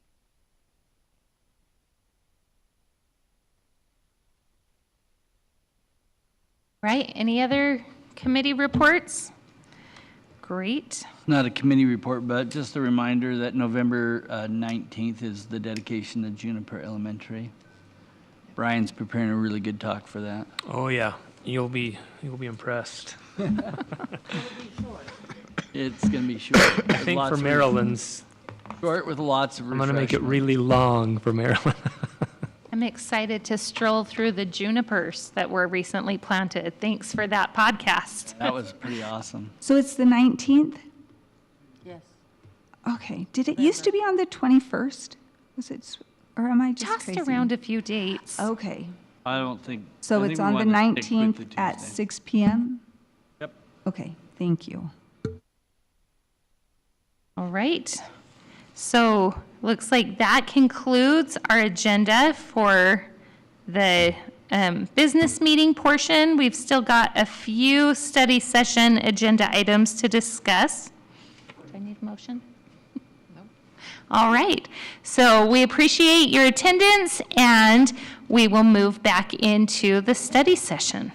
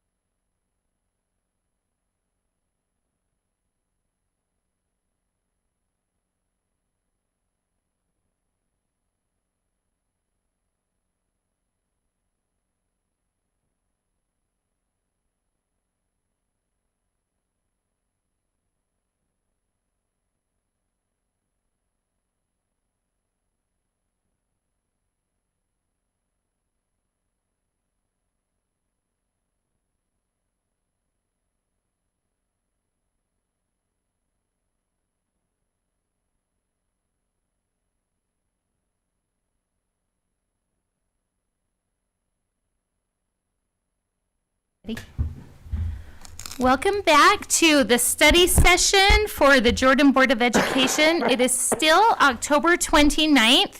We are excusing Tracy Miller, who had to leave early today, but the rest of the board members are present. Do I need to introduce everybody again? Okay, perfect. All right. Tracy's online. Oh, and Tracy is online apparently. So we have all of the board members present. Okay, we will continue our discussion with item F. I don't know if people are talking to me. A continued discussion on enrollment. Oh, wait, sorry. Item G, discussion on options for potential boundary changes at Aspen Elementary School. Dr. Anderson. Thank you. As you know, last board meeting, the board authorized us to notify 5 schools that their boundaries could be changed in order to alleviate enrollment issues at Aspen Elementary. The schools included on this list here: Aspen Elementary, Bastion, Harriman, Oakleaf, and Butterfield Canyon Elementaries.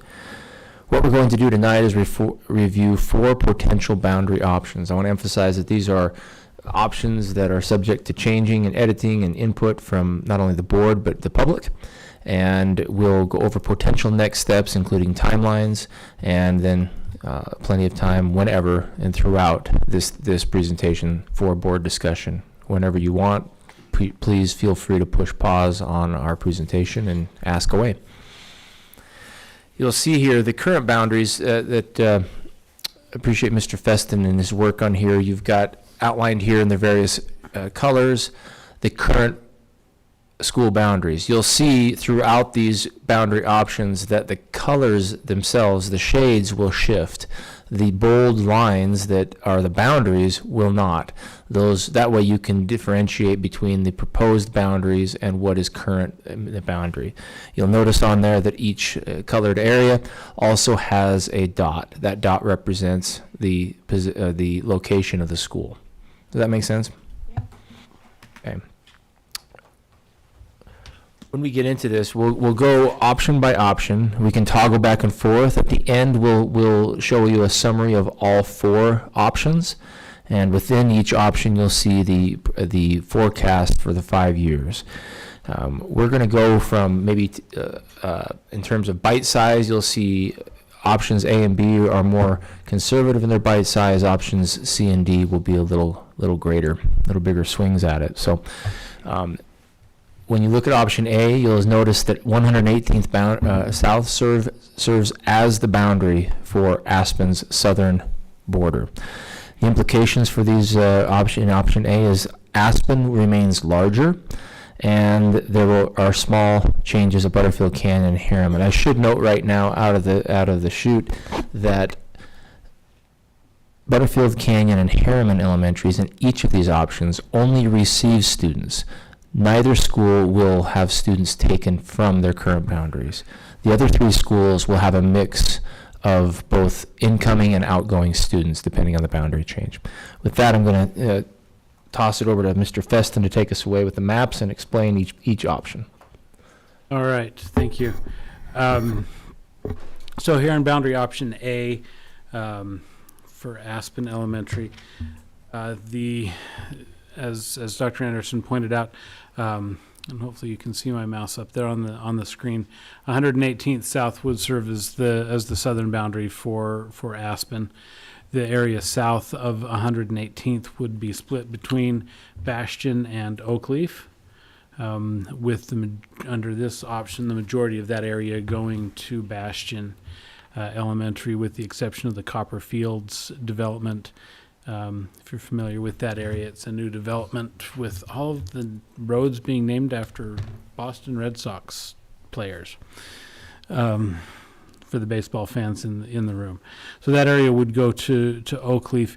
The thinking there is, as the roads are developed in the Olympia Hills development, that would potentially bring that neighborhood into a walking boundary for Oakleaf. Not immediately, but eventually as those roads are developed. The area here in kind of this western panhandle of Bastion would be split at 6400 West between Oakleaf and Harriman Elementary. So those students that currently go to Bastion in that area would go to those two schools. And 6400 West would serve as the boundary north and south between Oakleaf, Harriman, and Butterfield Canyon. This would alleviate some busing issues where students are currently bused to Oakleaf but would be walk distance to Harriman or Butterfield Canyon. You'll notice that Aspen, so just to orient you on the table, we have the school name and then a number in parentheses. That's the capacity of the building. Just so you can compare that with the forecast. You'll notice that Aspen continues to grow. There's a lot of growth potential north of 118th South. Aspen will continue to grow under all of these, all four options you're going to see tonight.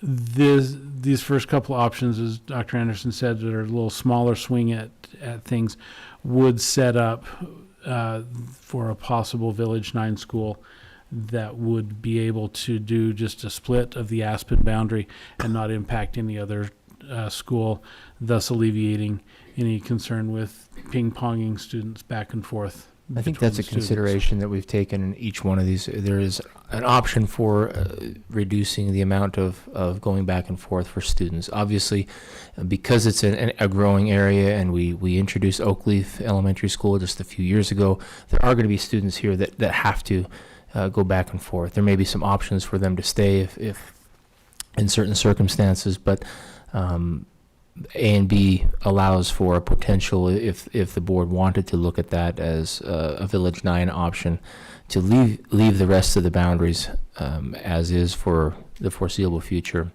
at least in the next 5 years, and split the current Aspen boundary in half. That would be Only one on consideration. A and B? A and B would allow for that. You'll see in C and D that Aspen gets reduced in their enrollment quite a bit. I think you probably were going to get there, but We'll get there. yeah. Yep. Just point out one other thing on all of these options. You'll notice an asterisk with Harriman Elementary. Harriman Elementary has a DLI program that brings in 175 students from outside their boundary. Those students are added into their enrollment row here.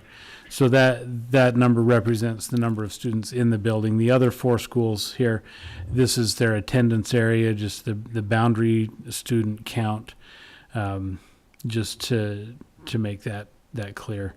And I think that's an important differentiation. Typically, when we're talking boundary options, we only include the students that are in the boundaries. In other words, those permit students are not included in the boundary. We just look at those that live within the proposed boundaries. That's a departure with Harriman Elementary because it is a unique program in the DLI. We wanted to show you that we have 175 current permits there in Harriman from out of boundary that we included in that, just to give a more accurate picture of what the enrollment would look like there. Does that make sense? So maybe I ask this now versus later. All four options have the apartments, the refugee apartments, going to Bastion. All four options, right? Was that just too difficult to split that up? I'm just nervous about that. I just worry that we're going to take the challenges that Aspen has mastered and just throw them to a new school. They struggled at Bastion before. But all four options keep them at Bastion. So do you want to speak to that, Mike, about the looking at splitting up the apartments and spreading them? Yeah, if the board wanted us to look at an option that looked at dividing, there are two complexes within that greater apartment Right behind area, Harriman High School there? Correct, yeah, just to the east of Harriman. Will you wiggle your mouse where the apartments are? They are right here. Thanks, Mr. Feston. Scott, could you talk to me a little bit about Bastion's westward boundary in this particular option? Out to U111. Yeah, I mean, I realize it goes out to U111 and beyond. And beyond. And we don't know what's going to happen out there by any means yet. Yeah. But, so what do you expect in that other area on the east of Bacchus? That area has been annexed into South Jordan Right. City. Kennecott has come up with some proposed development in there that would basically continue the Daybreak style development, but there's no timeline, there's no approvals, there's no official proposals.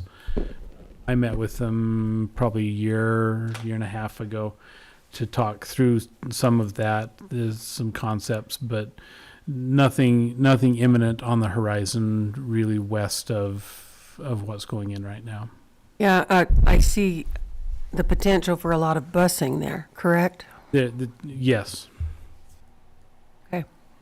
Can I circle back to Mr. Dunford's comment and question on there? So some of the thinking that went into that, number one, close proximity to Bastion, they're walking there versus having to... And I know that's huge, because right now, if they miss the bus, they stay home because their parents are usually gone, and Susie says that's a real problem, that attendance is low because anyone who misses the bus is just gone for the whole day. Yeah.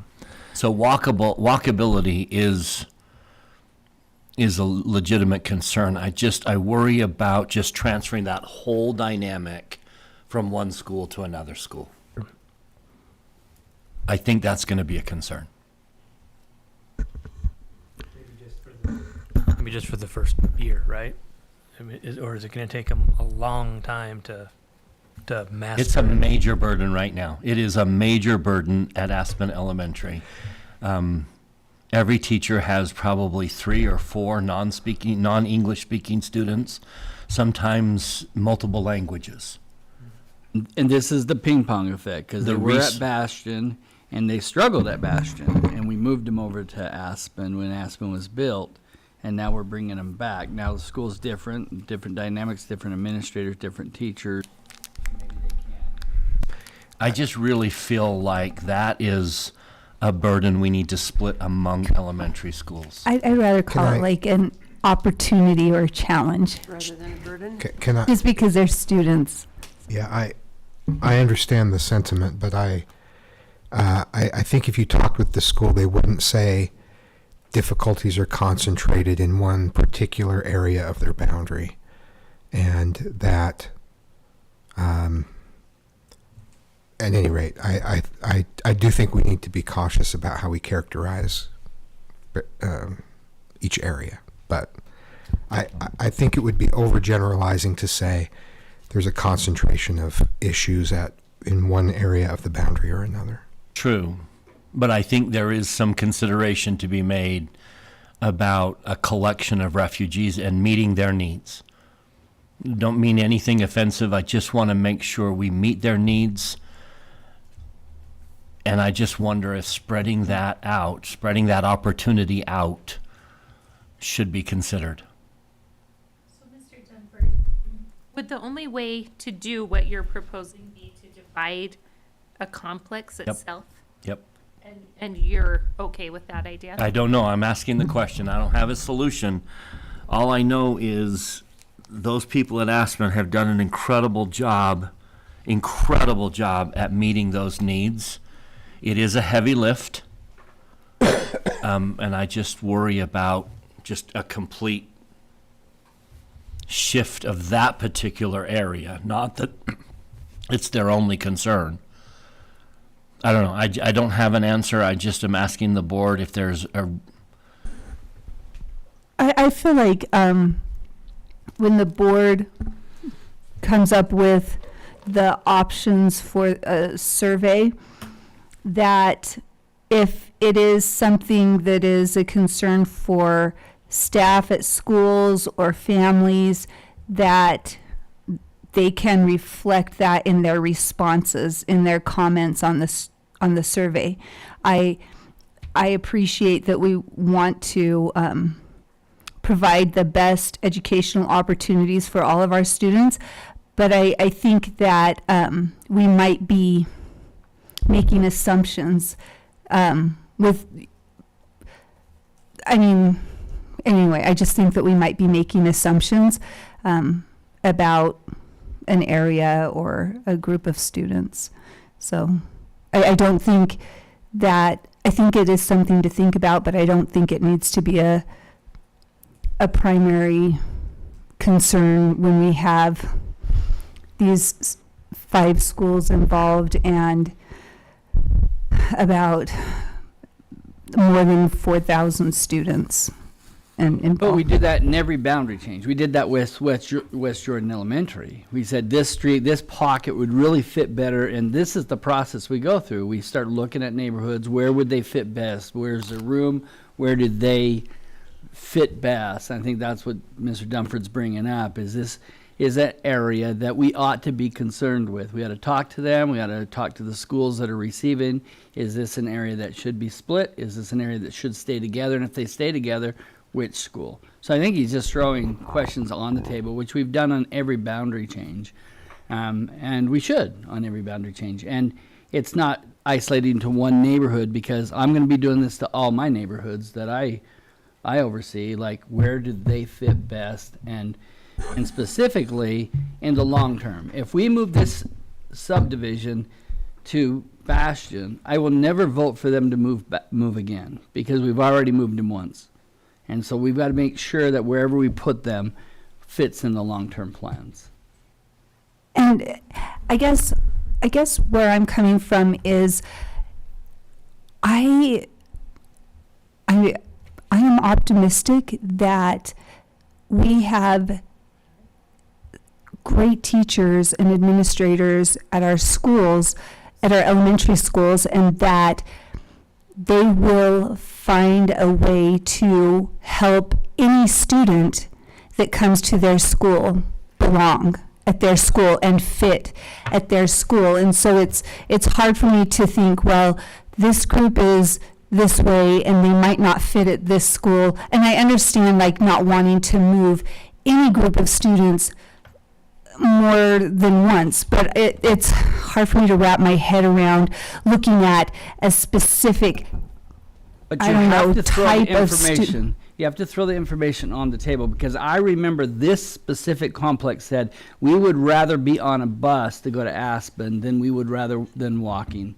And also I remember having a meeting with Harriman City that they would rather have them on a bus instead of walking. And so we just, and I appreciate that. I appreciate the transportation issue brought into it more than how well they would fit in a school or if students would be a burden. I can really appreciate the transportation discussion and question about a group of students. So you should ask every question, I think. So I have a question about safety.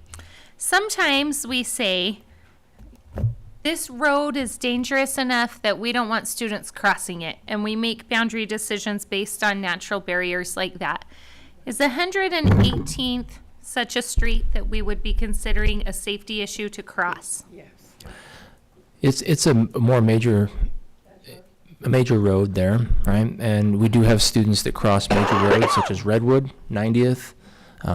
The board has made exceptions for the bus shuttle kids across corridors and highways, but we do have students that cross much busier roads, although this would be considered a major thoroughfare. So that's another cog to throw into the wheel of consideration. It's also, happens to be the boundary between Harriman City and South Jordan City. Okay. All right. I think it's a good idea for us to continue listening to all of the options, and maybe then we can have our high-level conversation after that. Can I ask another question before we move on, though? Not about this, but I remember when we voted not to build the school last year that we would bring that back up. Have we put that off the table? Is that building another school? Because I don't know that we've, at least I don't remember us coming back after these numbers were released and bringing it back to the table and saying, should we build or should we not? But I might have missed the memo. I think going through all of the options Okay. will be a good precursor to that conversation. Okay, perfect. And I just want to put, when I commented earlier, what I'm trying to do is to put into context, and I think various things have been brought up, everyone here, we've been through boundary changes. Everybody here is just trying to find the combination that keeps kids safe and provides the best educational opportunities for every child.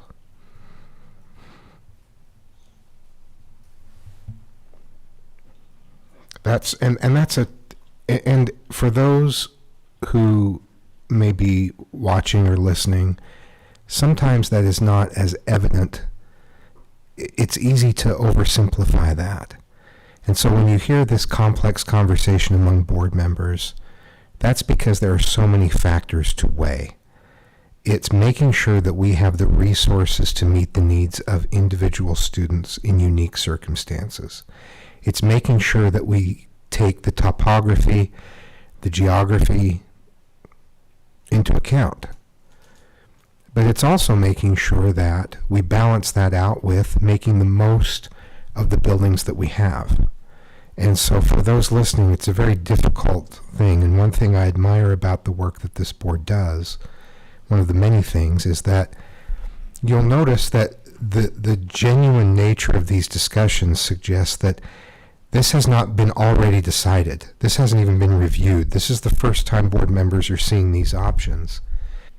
So when we have long meetings and lots of discussion and lots of difficult issues are brought up, that's the level of candor that we need in order to make good decisions. And this board has a good track record of effectively discussing all of the issues, as somebody mentioned, putting them out on the table so that we can make good decisions about boundary changes or whether we need to build and where we need to build and how we need to remodel and what we need to do. So the long meetings and the big discussions on difficult issues are because board members are trying to meet the needs of students in a very complex circumstance. So going in, just for those listening, it might be obvious, well, why don't you just do this? Why don't you just do that? That's why these big questions are coming up. And Mr. Robinson, to address your question about the school, Village 9 in that area, options A and B would leave that door open for a consideration of that school. We kind of designed these with the intent that if you wanted to build a school there, if the board was so inclined, options A or B would make an easier boundary change for Aspen Elementary and would not necessarily impact the other schools. That's exactly what I wanted to know. So it's less aggressive boundary change. Which so means that on the when other Aspen side, grows, instead of planning ahead for future growth at Aspen by making dramatic boundary changes that create the space necessary to accommodate that future growth, it's making less impactful boundary changes because the assumption is that you'll build a school to address those issues rather than making aggressive boundary changes. and is that one of the options on the list? I haven't seen the list. It is. It is. And so if I'm going to vote for I want that on the next 5-year plan, then I'm probably looking at making less aggressive change. Correct. Perfect. That will move on to option B. Yep. So in your board docs, you do have these slides in PDF, so you can see the table, the graphs. This is the baseline. This is what these 5 schools are forecast to do is for their enrollment. 4 of the 5 are fairly stable, Aspen being the outlier there, which is why we're doing these options. Under option A, brings them all back into fairly close alignment, but as I said, Aspen is still forecast to grow.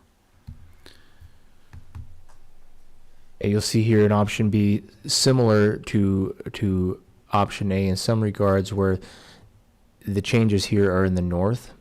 Aspen will remain larger. Small changes to Butterfield Canyon and Harriman. But again, 1/18 is the boundary, and this sets the table for a potential Village 9 school, if so desired. Potential what? It sets the potential for a potential the Village 9. Village 9. Yeah. Yep. So under this option, again, Aspen's boundary is north of 118th South. The east-west dividing line is 6400 west the entire way down.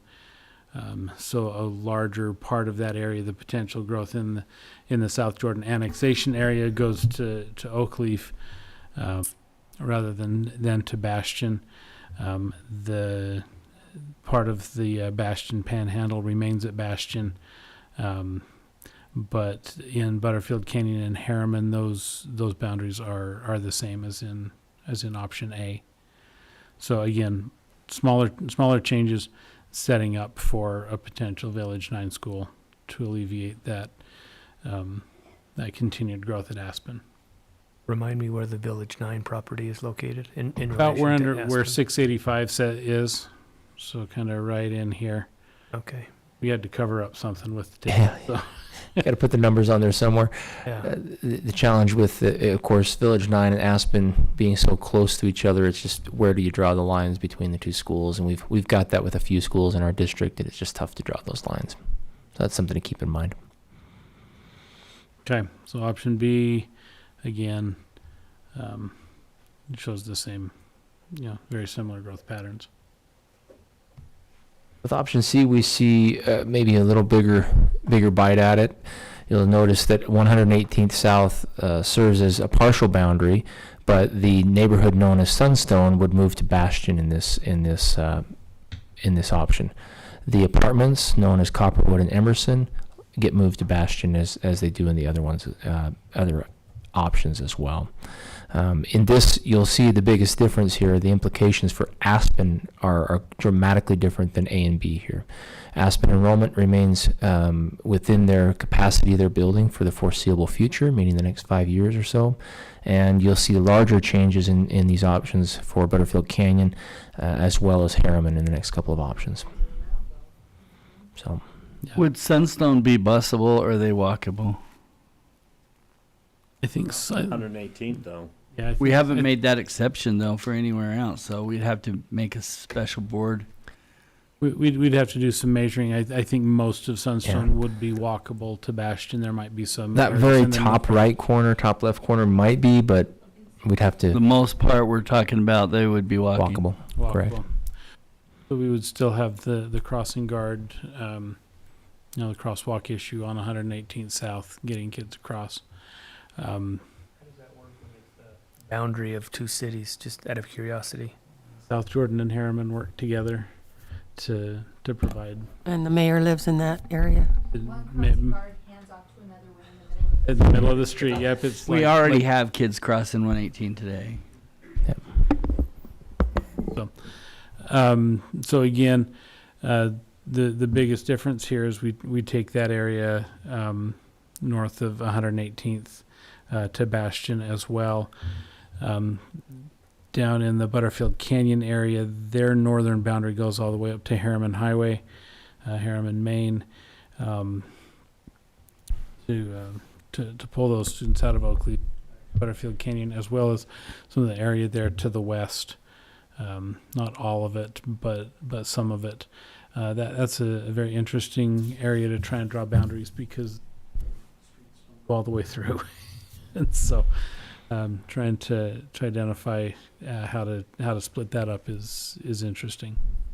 Harriman continues to have 6400 West as the boundary for that elementary school. On the west side there. On the west side, yeah. And you'll notice it's worth reiterating that the Harriman Elementary School forecasts for the next 5 years do include the 175 current DLI permits. The other schools are simply in-boundary student residents. Does the 6400 West boundary go all the way to 118? Not yet, but it is in the plan. But would that be on our drawing? Because I know that they're building the road right now. Yeah, so it is between 118th and 126th. It is slated to and is partially under construction. So, okay. Again, the dramatic difference here is Aspen remains under 1,000 students within their capacity. And some of that, some of the Oakleaf growth starts to show up as Olympia Hills starts to come online. Okay, and that brings us to D. Similar to C, it's probably even more aggressive. It's probably our most aggressive option in terms of balancing enrollment between all 5 schools. 118th South is used as a partial boundary, same as an option C. The implications of this, the headlines are Aspen enrollment remains under capacity for the next several years. This constitutes the largest changes to Butterfield Canyon and Harriman. Keeping in mind, no students will be leaving those 2 schools. They will be receiving students in both these options. And so Oakleaf is smaller in this. It does reduce the enrollment by quite a bit, but that is to anticipate the Olympia Hills growth in the future. So under this option, the Oakleaf boundary is Harriman Highway. So everything south of Harriman Highway would go to Harriman Elementary or to Butterfield Canyon. The Bastion Panhandle is split 2 ways between Oakleaf and Harriman, as well as under this option we still move the Sunstone area to Bastion. So you can see that Harriman picks up a couple hundred to 250 students out of this. Butterfield Canyon as well picks up a couple hundred students to fill those schools. Oakleaf does decline by 150 students, again setting up for that anticipated growth in. Would you mind hovering over the area that we have property out there in the Olympia Hills area? Yeah, right now we have 100 acres somewhere in the development. Just to hover. Kind of out here somewhere. We do have the middle school site here adjacent to Oakleaf Elementary. Thank you. And that property is movable, right? So It we can is. move it within It that is community. as they begin to entitle and lay out their lots. That property will be identified for a location. So.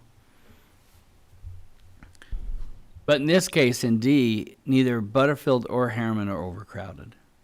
Right, they're full, but they're not overcrowded. Maybe take to the next slide there. That will probably give you a better picture of what option D does down there in the bottom table, long term.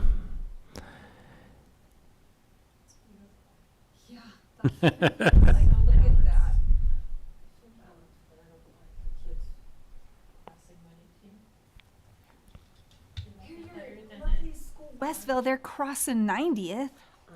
90th is worse than 118th. And Redwood Road's worse than.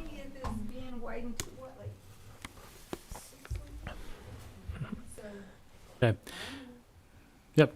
Yeah, it's a mess, isn't it? So again, with the summaries, we can toggle through and compare how these options are different. A. I'm telling you, do you know the West Jordan always taking huge? This is just, we simply made this so that you can toggle back and you can see the changes. It might be instructive to just go between A and B a couple of times because they're similar but have some nuance. Yep. Okay, so A, B, I feel like an eye doctor. Better Yeah. one, better two. Better or worse. There you go. Better or worse. A, B, C, D.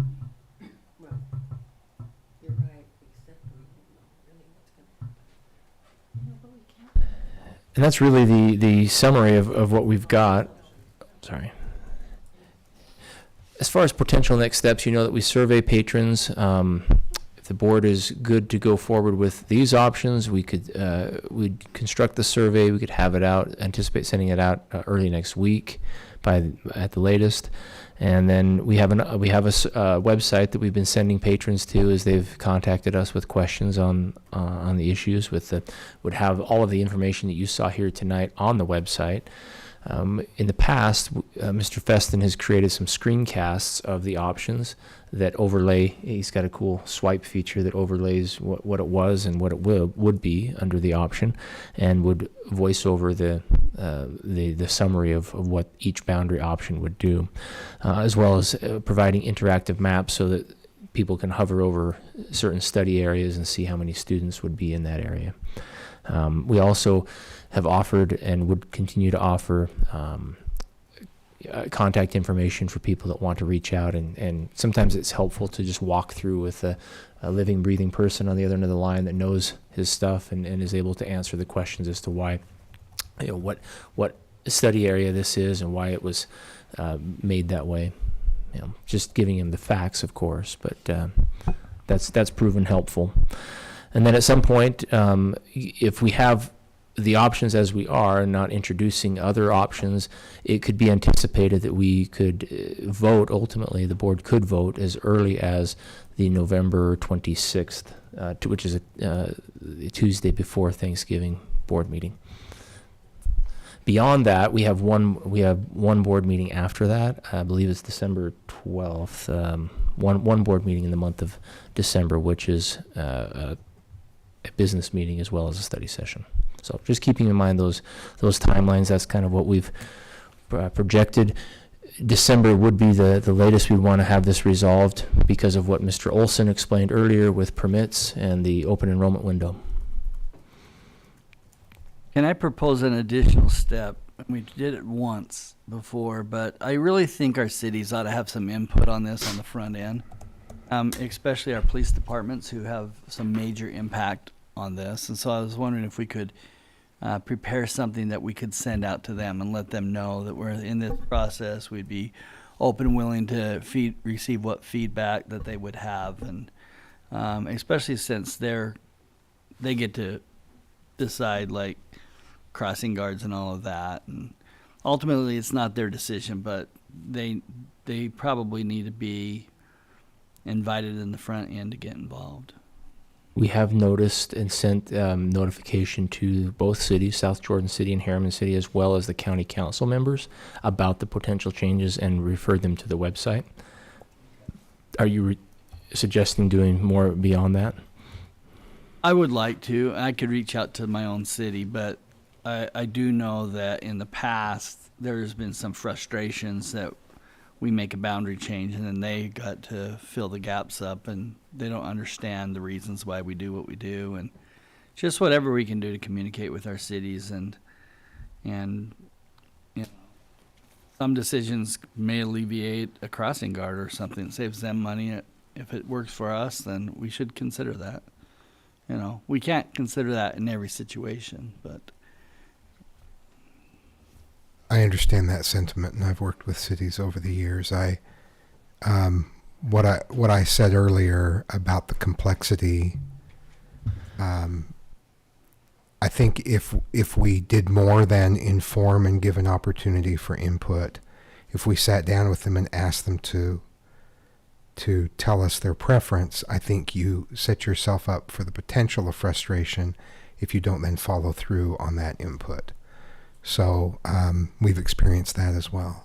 So we just want to be clear, however we choose to proceed, what the expectation is going forward, because as a board you have to weigh a lot of factors. One of them is certainly reducing busing and reducing crossing guards and having the boundaries make sense for cities as well as for students. I will note that on our surveys, we've listed options, parent, student, and community member. We haven't restricted the people that take the survey. We send it out to parents, but that's an option as well to give input through the survey and through the feedback that we list on the website. I just don't want to create hopes that we then dash.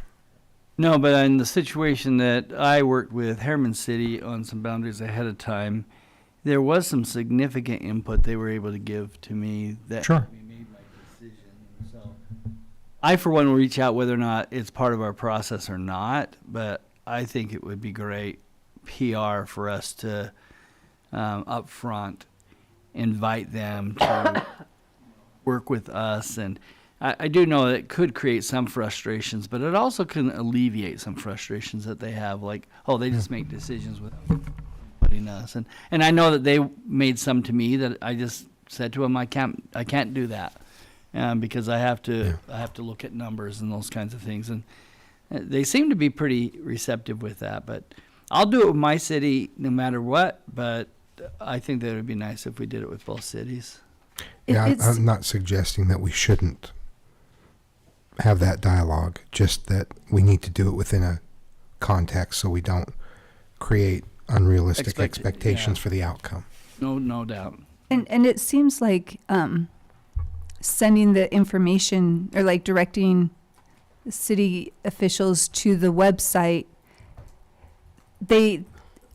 every member of the public, especially elected representatives, should know that they can contact other elected representatives or the staff of a school district. I mean, it's just like implied, if they have some serious concern, then they can always reach out. Sure. And these so are- they've already received the information. They're super busy people focused on different issues than we are, that have their plate full also. And so all I'm just saying is, can we direct them that this is an important issue that they should put on their plate? That's all and they've done the same to me. Sometimes when they're doing things, they'll reach out to me.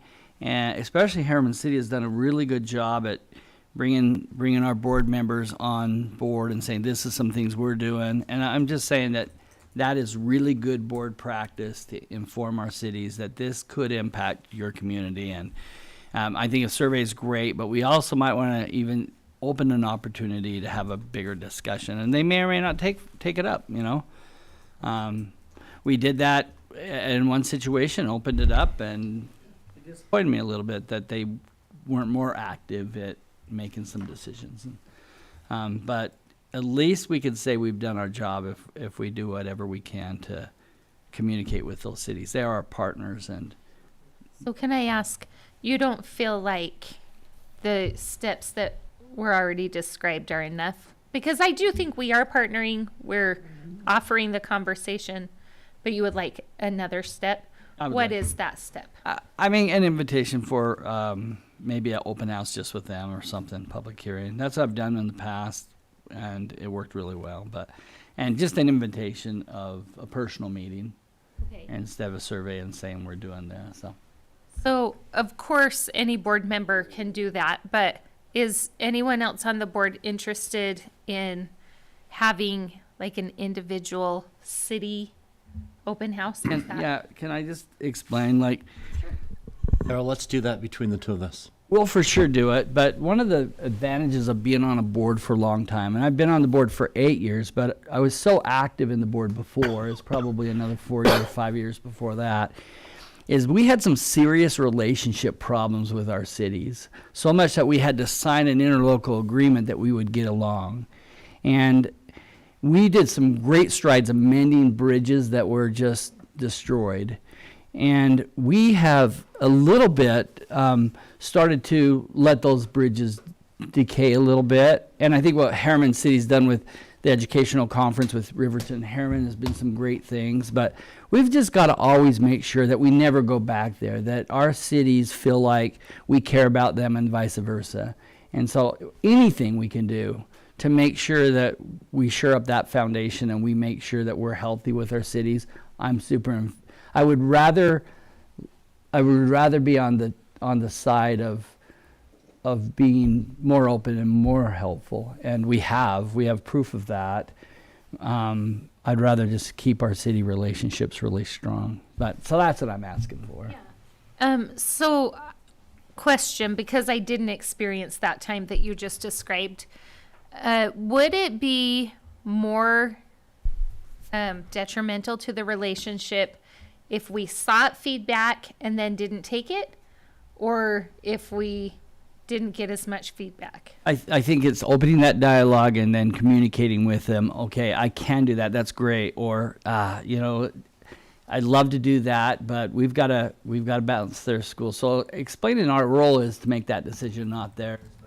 To invite them to the table, to give us input, to make them feel like they're a part of it, I think is just super valuable for us, and would just go lengths in helping us with other decisions that are important with regard to the city. So I really appreciate the sentiment of wanting to partner with our cities and have an amicable relationship with our city governments. At the same time, I feel like, as you said, their plates are full. They are very busy. They are focused on other things. And I think that the work our our staff members do in putting these things together, they have a lot more focus on schools. So I appreciate wanting cities to feel a part of it, but it's hard for me to see how it would be helpful to the process to invite feedback or critique of what our professionals come up with. It's because you've not been through it and I have. I've seen those relationships deteriorate and I don't want to go back there. And that's all I'm saying is, can we just put the olive leaf out there? They may bite, they may not, but can we just make it sound like we're a partner, that we really care about our cities, and we know that our decision is going to impact them? I trust our professionals, and we're going to lean on them just as well. I'm just asking, can we invite someone else to the table in making these decisions? Just want to put it out there one more time. We are definitely inviting them in. You just want a next step. But I just don't want that to come across as this is all or nothing. We are or we are not. We already have chosen we are. It's just even more, right? So I heard one idea that maybe Mr. Demford and Mr. Robinson would like to get together and chat about the best approach for this, or are there other board members who are ready now to make a decision to add an extra open house onto our process? Specifically for city leaders? That would be involved. And I'm in saying an these. invitation if they want to have one. They don't have to accept that Well, they invitation. got an invitation, right? But not to already have some seeking kind of an feedback. open house or a forum for them. Specifically for them, not for other members of the We're public. going to do it for Harriman anyway. They got a process to make it happen. So we'll make sure we do it with Harriman. I'm just saying it might be nice to, especially Don Ramsey is invested in the area that we're looking at moving. I mean, I think that she would want to be a board. I want her support, and I want her councilmen in that area, their council people, to know what's happening so that they field a lot of questions that when this comes, because a lot of people don't come to us, they go to them, and they need to be in the know in whatever way they want. I don't think we force a meeting. I think we invite. So it sounds like we have a few different options. We could make a decision now. We can come back and talk about this again later, which would probably push our decision making back a little. Well, I guess those are our two options in terms of that. We can make a decision now, or we can come back to it later. We can actually move forward with the patron surveys and the website, everything else, and make the decision in the next meeting if there's a reason to wait. Okay.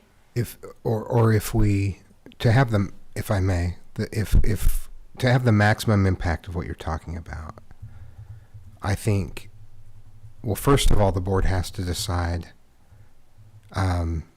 whether you want these options, whether these are the only options and you're ready to move forward.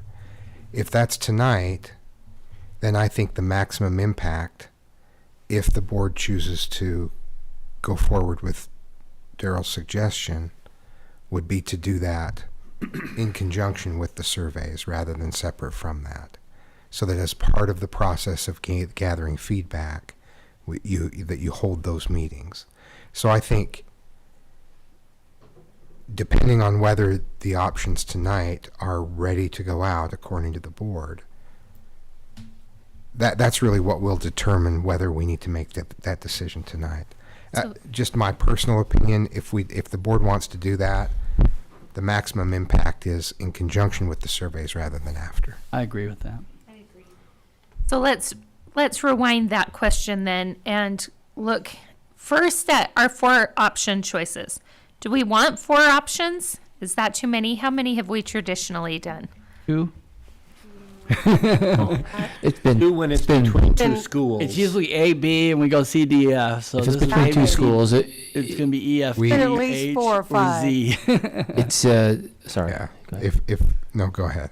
Go ahead. With a boundary change involving this many schools, 5 in this case, we've typically had 4 sometimes 3. This is I think the options are great. Done a good job. I feel a little hesitant in sending forth options A and B if there's an unwritten understanding that that comes with a new school that the board hasn't made a decision on, and then we let the community decide if we build a school. Of course, I always want to see community input, but that makes me a little leery. Yeah, it's worth. Go ahead. And the thing is, a future school would be up to a future board also. So it could possibly be a future school or a future boundary change, like another rebounding. So it could be decisions made in 2029 or 2030. Sure. Do you know what I mean? So We're in the process right now of filling out our priorities and where we think those should rank. If we send A and B out, are we essentially saying yes to 5-year? We have to consider building in 5 years or rebounding these same poor kiddos. And I'll just say that none of these numbers seem to merit a new school yet to me. None of them. Do we have anyone that does? If we did nothing, it doesn't merit it.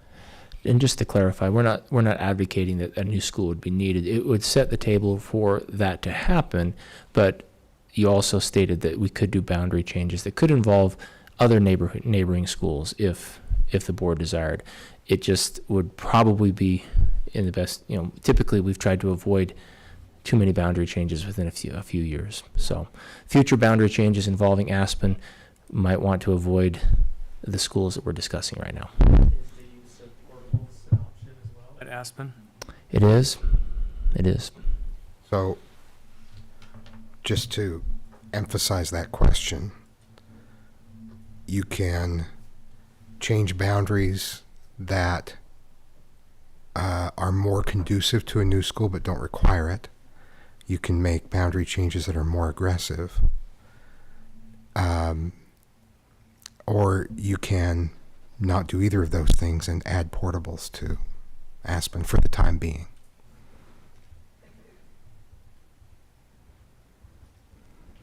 So are people comfortable with the maps as presented at this point? Is there anyone who wants to throw another option into the mix? I should say. Ms. Richards did not like that question. I would still like to consider possibly looking at that neighborhood and splitting that complex among schools. I know we've never really considered an apartment complex as a boundary, but Aspen is so skilled at that right now. To just lift that completely and send it to another school, I think is not acknowledging what they've done to build up those abilities. Is there a natural division within the apartment You complex? could draw a line anywhere you wanted to, but there's no natural. You say there are two buildings? There are two complexes there. There's the Copperwood and the Emerson apartment complexes, and so they do have there is a natural divide. They're one chunk of apartments, but within that chunk there are two complexes. There's the Copperwood complex and the Emerson complex, and there is a wrought iron fence that goes between the two. But you've also got to consider that those two have established a culture together. And I don't know how you divide it. I Does really that don't. decision need to go out in the first options and be surveyed? That seems to me like the EFG. But we're not giving that neighborhood any choice. That neighborhood has one choice. So I'm not opposed to making an option that allows people to give feedback. It's not like we're making a final decision there, right? Yeah, there's no reason why we couldn't come up with a fifth. We also have time to create options based on feedback from the board today and bring those back next time before we send anything out. And then send those options out once you have more information about what it would look like to do some of what's being proposed. So we have the time to do that if you want to do that. Hypothetical for Bryce. If we surveyed and the apartment complex came back a majority that they didn't want to be split, but the staff at the schools said we would like that. So you have the staff at the school saying, I don't think we want to take on this big of an opportunity. But you have all the families saying we want to stay together. What would that mean for you? I would hope to balance that. I would hope to keep communities together, but I would hope to take advantage of a skill set that Aspen has developed and not completely walk away from that. And I know there's other students that would benefit from it, but that is a vulnerable area right there. That is a very vulnerable area, and I just feel compelled to speak up for it. And I don't mean to demean anyone else. I'm in no means trying to demean anyone. I'm just trying to speak up for what I know is a very vulnerable area. There's language barriers. There's mistrust of authority. There's communication challenges. And I just feel compelled to speak up for that area to say what is best for that area. Is what's best for that area to just move the whole area from Aspen and move the whole area to another school. That's the only option we're giving them right now. And I feel like we at least need to entertain or provide them with, well, could we meet their needs better by putting them at two schools where we had multiple, I don't know. I don't have an answer. I just am trying to ask the question, and I feel compelled to speak up for what I know is a very vulnerable area. And they also have the option of staying at Aspen with option B and with option A. So They don't stay. No, they don't stay. Every Don't stay? option moves them to every Bastion. okay, then I wasn't aware of exactly where this. It's south of We'll hover 118. over the map there, Scott, Okay. so you can see where All they are. Bryce is asking is to Right. give them an option that they don't have. They have two no options. They could stay or they could split. And we're not giving them either option. So are you asking then for an option that keeps both apartments in Aspen and a second option that divides the apartments between Aspen and Bastion? Or moves them both to Bastion. And we already have some options that move them both to Bastion. Hey, I'm okay with that being included as And again, as I other don't know if options. it's another map or a way to ask them their feedback. I think they need to see something tangible. And I think we need to speak to them in their language, in a way that will, many of them are nervous of authority. We've seen them as they come into the schools. And we need to ask them in their language and in a way that they're comfortable sharing and really get their feedback. If all of them say, no, moving to Bastion's great, then I won't have any hesitation voting for that. If they say, could we as a whole community stay at Aspen, I'd at least consider making that an option. If there's no sense of whole community and we can meet their needs better by using two schools instead of one, I'd love to at least, what is best for those very vulnerable students? So is everyone in favor of asking staff to come back with two additional options for us to consider?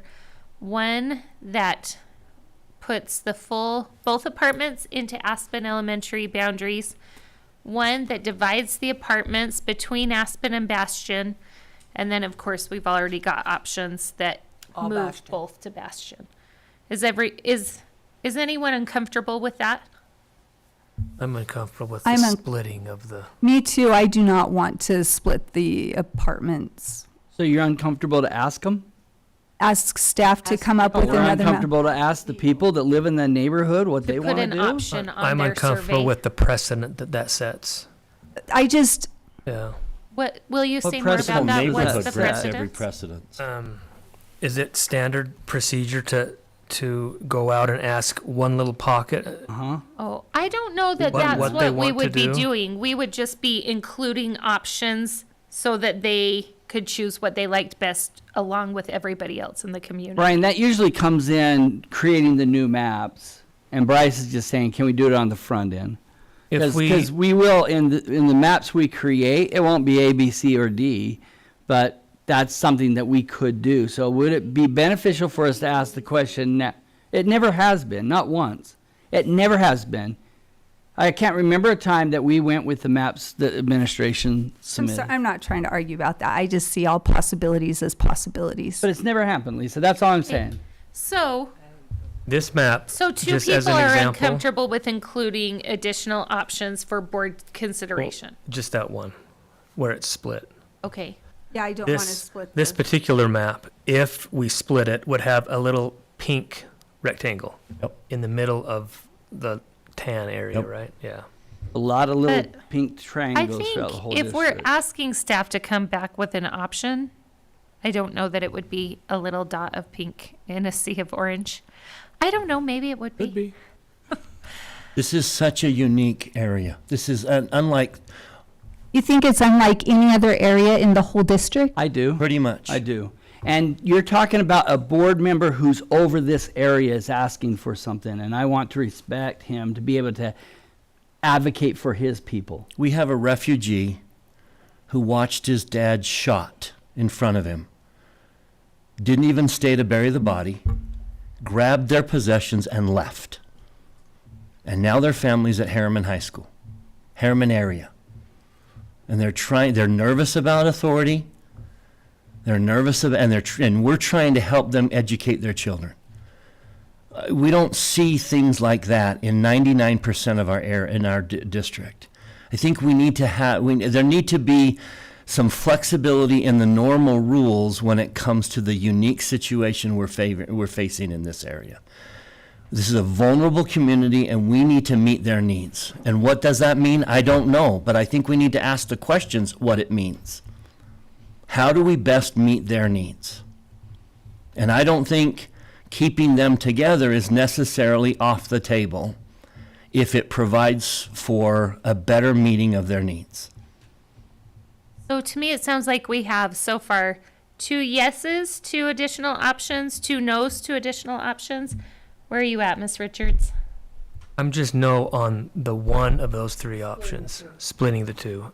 I think that opens up just a can of worms. But you would say yes to allowing them both of to them all going go to to Aspen or all go to Bastion. Okay. I would be okay with that. Yeah. Okay. Giving them that option. Right, so I guess we have 3 options on the table now. Mr. I'm the Dunford, same where are you? You want 3 options? Want 3 options. Okay. And What 3 options? 2 options? Either all Bastion or all Aspen. Well, we've already gotten all Bastion, so it's not That's an one of the additional options. one. Yeah. So it's only 2 So more. it's really only 2 more. Yeah. Okay. So 2, 1. Same as Brian. Okay, 1.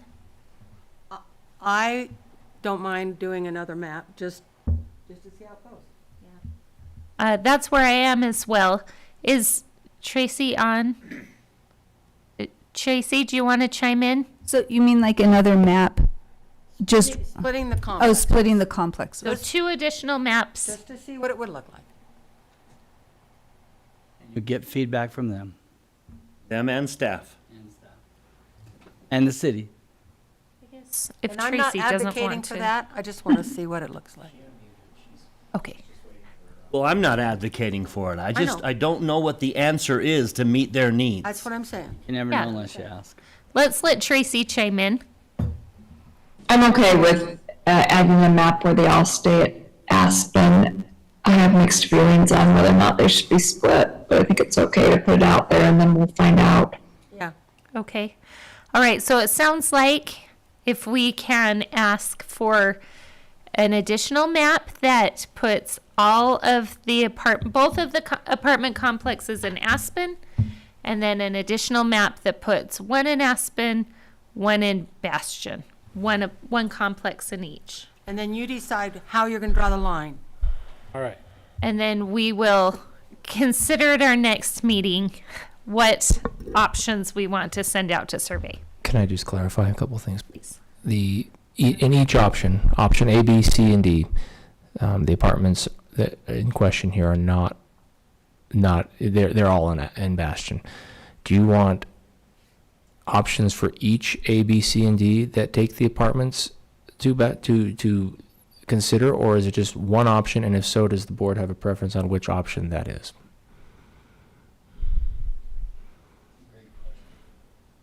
For me, I don't think you need to make 4 options for each of those scenarios. I would just choose the one that makes the most sense to you. But does anybody have strong feelings that way? Could you eliminate everything else and just have that complex on a map and allow that complex to vote or speak? For me, I would rather include the entire affected community. How many students are in the entire complex? That's an impossible question to answer. Yes, it is, because Based on our numbers. There are 165 elementary school students in those two complexes, 95 in Copperwood, 67 in Emery. Excuse me. What does this do to our timeline, Mr. Anderson? Again, the timeline, if we did this and you wanted to bring the options back for consideration next board meeting, on November 12th, then that would in all likelihood push the decision to December 12th on the final meeting of the year. No wiggle room to extend that. Unless the board wanted to meet after that. Unless we call Yeah. But as board meetings currently scheduled, then that would be the last of the year. And potentially when we're interviewing. Or we kick the can down and let the new board decide. But might we have additional meetings for interviewing anyway, though? Oh, that's good. So if you have additional meetings for interviewing, then you could add a boundary discussion. So I think there will be some opportunity for that. Great point. I think. So Mike, I would recommend you use either A or B, so you eliminate Sunstone, because what makes this odd is Sunstone. Yeah. If Sunstone, Contiguous. If Sunstone is going to Aspen, then all you're doing is adding one little loop out that it doesn't look so odd. I think that makes the most I think sense, so, if too. I may. A or B would be fine, either one, because that way it looks continuous. Okay.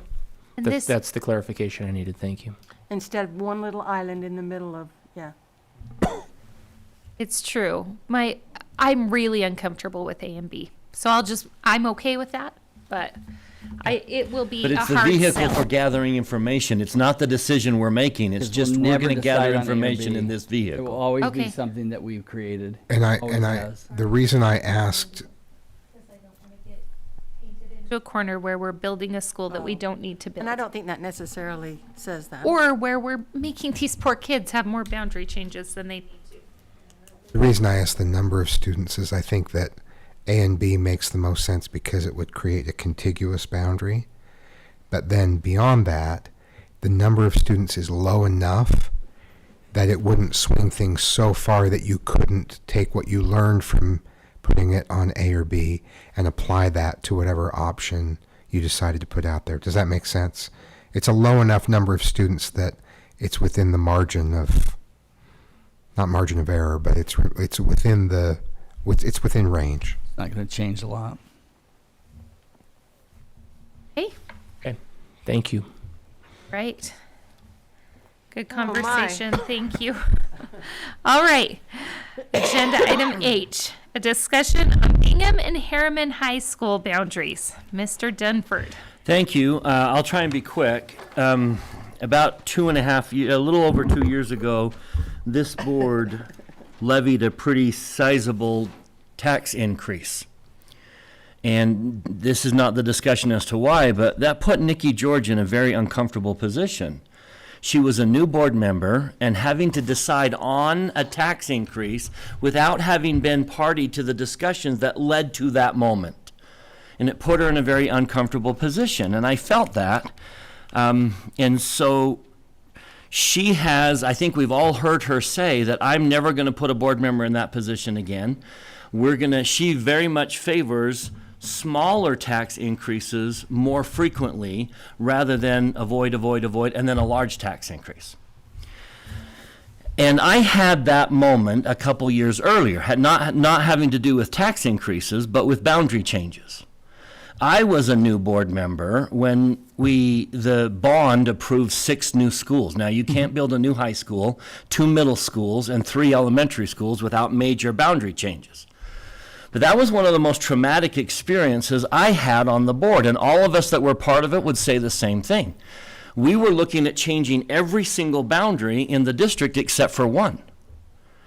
Every one of us was consumed with boundary changes within their area. I had a very confrontational high school boundary to deal with. I had one of the new middle schools at the time, and I'm dealing with a lot of feedback. And on top of that, our board president got sick and couldn't do all that she needed to do. So I told her to tell her patrons to call me. So I have people calling me about her schools, about my schools.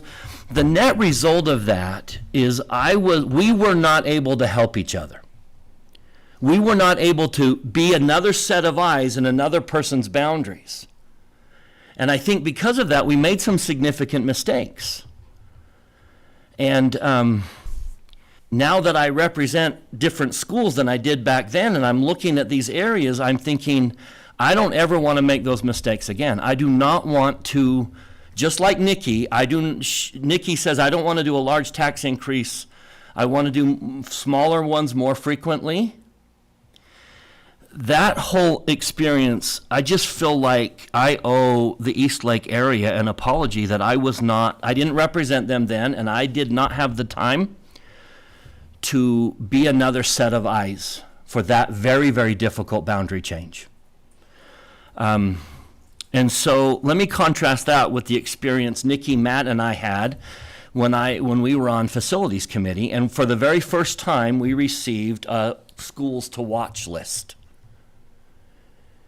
And we took that list one at a time, calmly, without an urgency, and we wanted to make a recommendation to the board about each one. We started with the most urgent situation, which was Ridgeview Elementary School. And we debated that for months and came up with a proposal that we gave to the board, and that proposal was approved by the board and is now Juniper Elementary School. That was such a contrast to me between doing a lot of boundaries all at once very quickly and doing them one at a time in a calm fashion. So I have always been on the watch. Now, when our boundaries changed and I now represent the fastest growing area in our district, I have been concerned about growth, and I've been watching for that. And then when the official recommendation from our staff came back that we either build a new high school in Harriman or we make, quote, Moab-like boundary decisions, I would like to propose a change to our thinking. I would, rather than waiting until there's an urgency and then doing lots of boundary changes where we once again won't be able to help each other out, we start well in advance, take one area at a time, and do a thorough search, involve the community, and then say, well, if we ever do a boundary change here, here's what we would need to do. And then we move on to another community, and then we move on to another community, and we tackle them one at a time, so that we're not rushed and doing a lot in a short period of time. So on board docs, I have submitted a proposal. Here is my proposal, and you're welcome to tweak it, but here's my proposal that I have submitted. I would propose that we form a temporary long-term boundary advisory committee to look at the Bingham-Harriman boundary in the East Lake area. If you look at, okay, Harriman is growing and Bingham is shrinking, we are most likely going to need to move from Harriman to Bingham, and you ask, what's the community that's most likely to be moved? It's the East Lake community. A community that I think was burned in the last boundary change, and I simply want to avoid that. So what I am proposing is that we form a temporary long-term boundary advisory committee to start with the Bingham-Harriman boundary in the East Lake community. I would propose that the community start in January of 25, so we're after the election. I would propose that the committee consist of 3 board members. The board member that represents Precinct 5, the board member that represents Precinct 4, and given the possibility that those 2 might be brand new board members, I would include Daryl Robinson, who was part of the previous Moab and can bring some background. I would propose that the committee consist of Mike Anderson, Scott Feston, and a district DLI specialist. And then at least 6 parents from the East Lake area. At least, but open to more.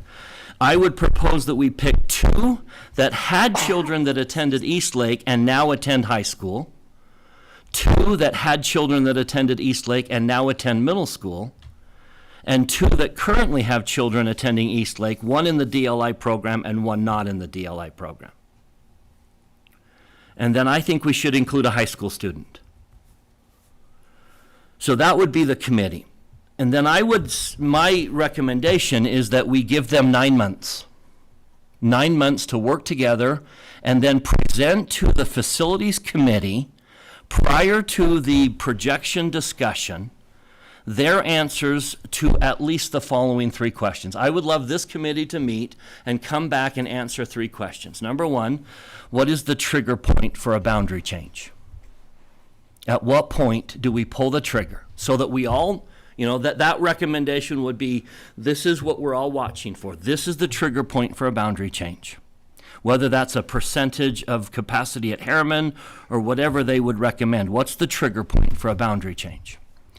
Number 2, what needs to be in place prior to the trigger point to make the transition as successful as possible? Things like DLI programs would need to be moved.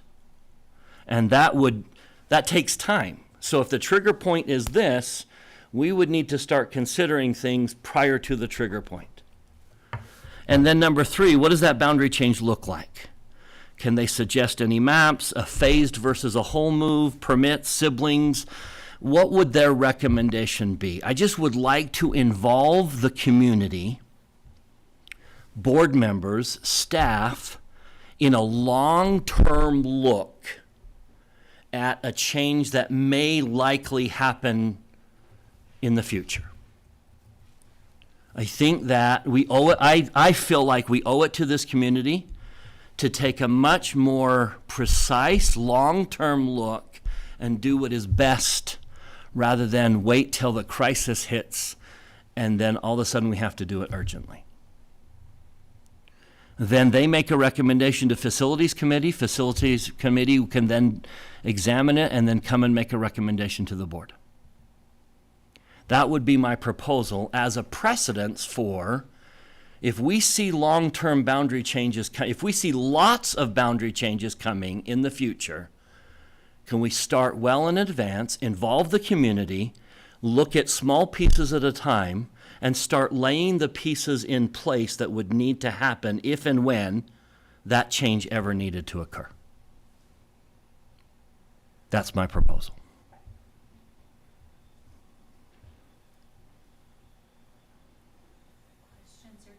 Now, there's one thing I wanted to say. As a precedence, we were facing some considerable changes in South Jordan, so we formed 2 committees, the East South Jordan Committee and the West South Jordan Committee.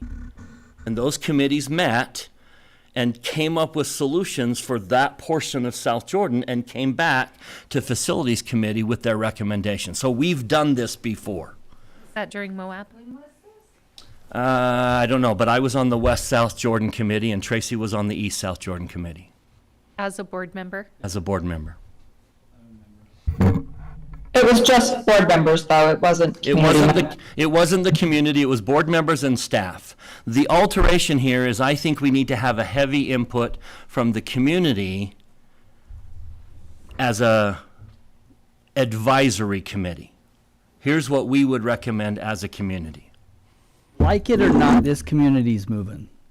Because I know some of them have advocated for a new high school or whatever. This will likely go to the new high school.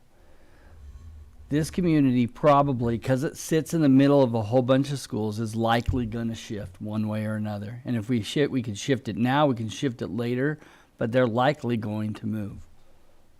There's no need to shift it now. So what if we just start the discussions now?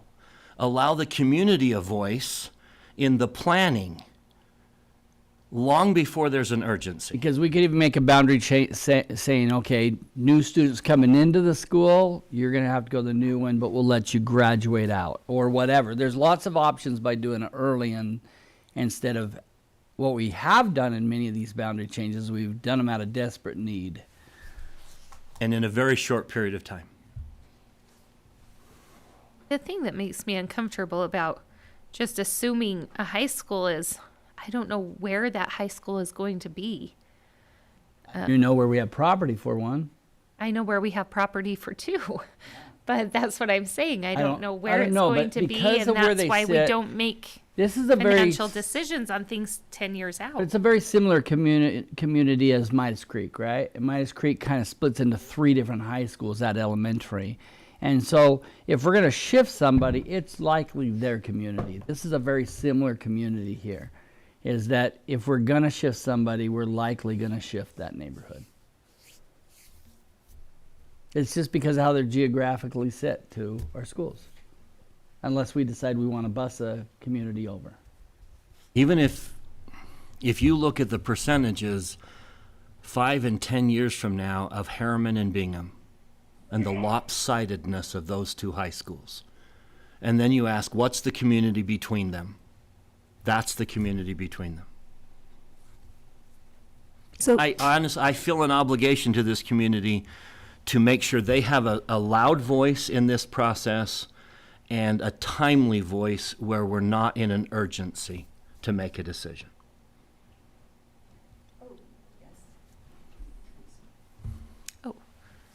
Tracy, go ahead.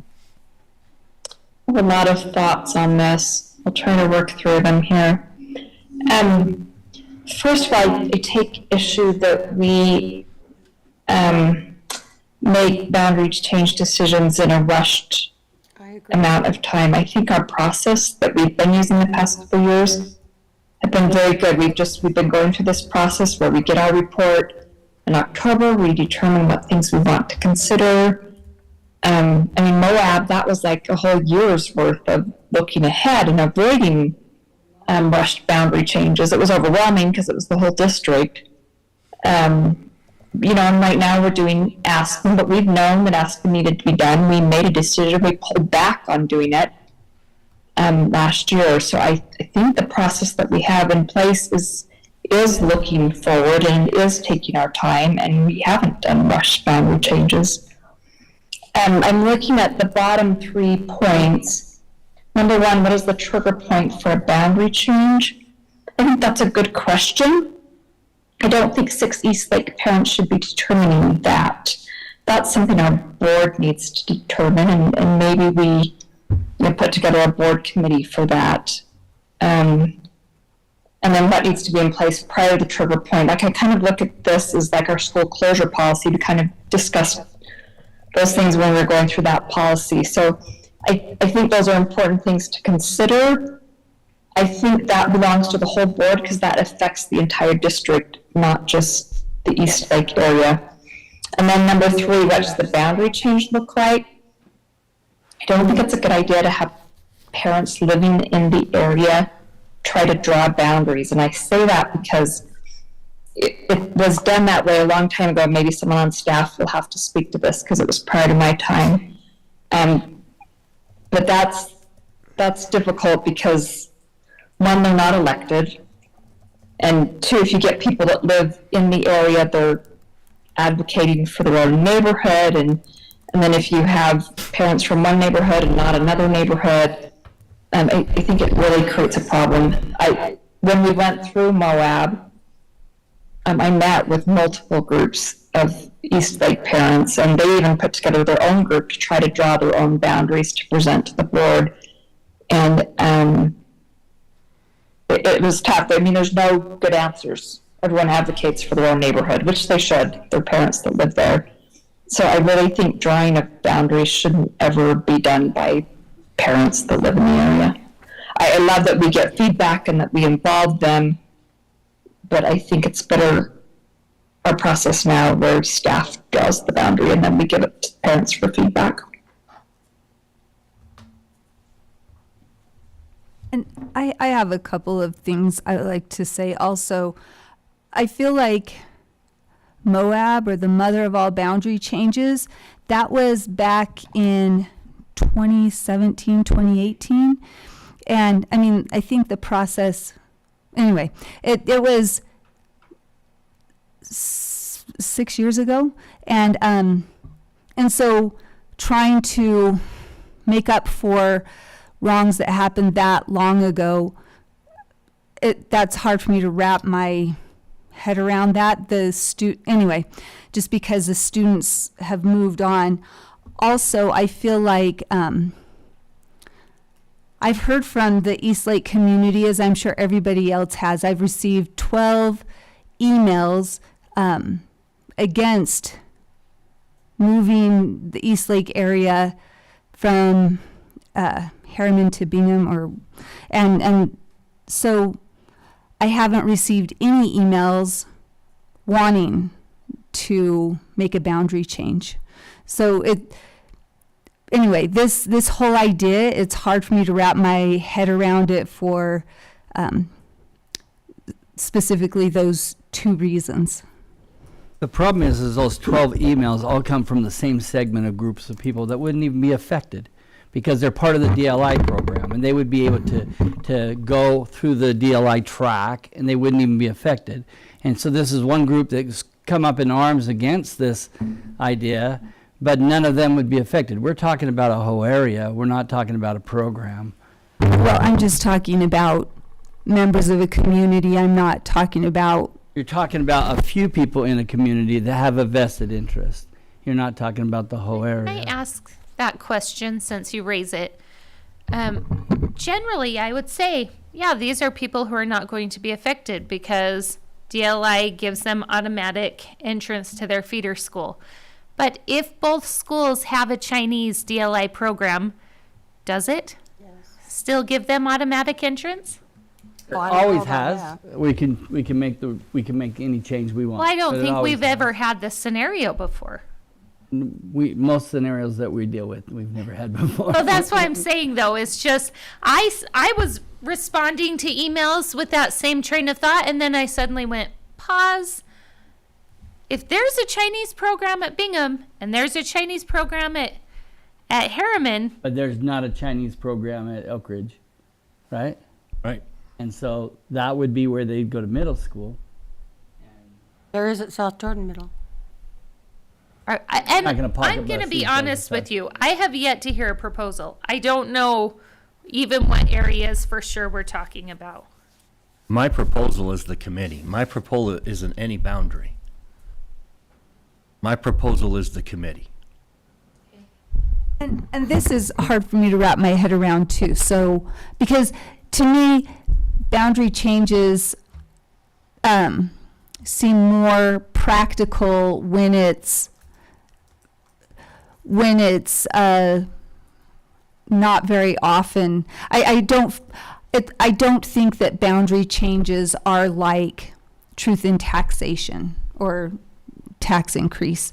I feel like it's better to wait longer for a boundary change and do a more comprehensive one than to every other year do small boundary changes preemptively to avoid a big one.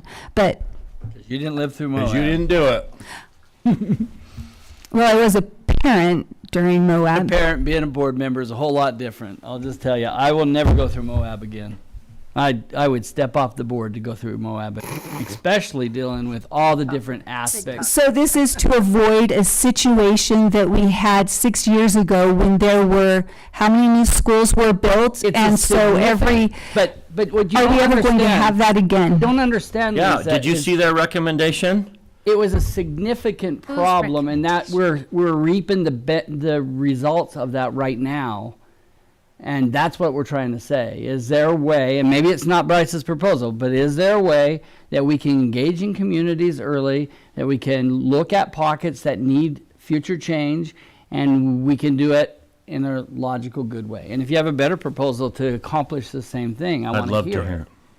But I don't Here is their hear that. proposal. Moab-like changes to balance enrollments and to align feeders. Whose proposal? Staff's proposal last time. Oh, gotcha. Thanks. Don't build a new high school, remodel West Jordan, retrofit Westvale, build 3 new elementaries, close Joe P. Jensen, and then Moab-like changes to balance enrollment and to align feeders. That's what's on the horizon. And that's exactly what I'm trying to prevent. So why not start early with the community most likely to be moved anyway? If they're not moved, great. But the most likely community to be moved, start in advance, one at a time, long before those Moab-like changes ever hit. That's what I'm trying to avoid. And we can make a whole list of mistakes we made, one of which was busing kids from West Jordan to West Jordan, and then having to undo that a couple years later. So Can- Tracy has another comment. Can I make one clarification? We aren't recommending any of those elements. We aren't recommending Moab-like boundary changes. That's why we have the spreadsheet, so that board members can say, I never want to consider Moab-like boundary changes. That's where Or I think we need that in the next 5 years, or I think we need it long-term. So I'm just going with the orange, which was the consensus. that's not a consensus. That's a combination. That's kind of a middle option That's what I that mean. pulls components of various ones. But I just want to clarify for those listening in particular, we were not recommending any combination of those elements. That was just, here are the extremes, and the orange was a combination of the extremes. But we weren't pushing any of that, any combination or any individual element, which is why we have that spreadsheet. Tracy has a comment. I was going to say the same thing that Anthony just said. They didn't make any recommendations, and we now have a tool, and we're going to come back next time and talk about which things we want to consider and not. So if you don't want to do Moab, now's your chance when you are filling out that survey to say that's not something I want to do. I really think we have a process that's been working very, very well the past many years. And we're going through that process right now, and I hate to throw it all out the window and turn it over to a committee. I think this is work we all need to do as a board. And let me clarify, I'm not asking to turn it over to a committee. I'm asking for their recommendations to be given to Facilities Committee. Mr. Barnett, were you about to add something? Very different than what we are in the process of going through right now, that we start every 1st of October. Yeah, I don't have the history that other board members have or the experience, so it's I can't speak from that perspective. But based on what I've heard, what Tracy is saying makes more sense to me.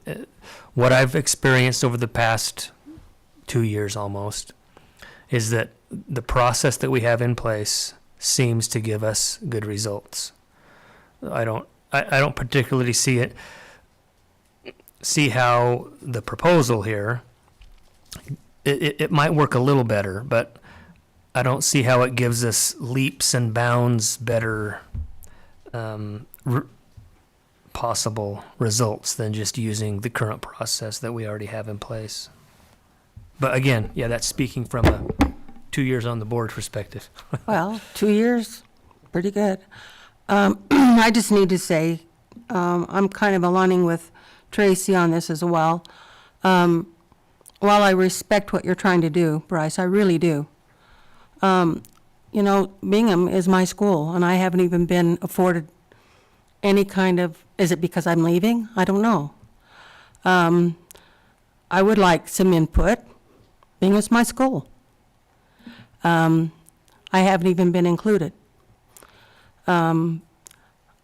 I don't see why we're starting to stir this pot when Tracy's right. We've started the process.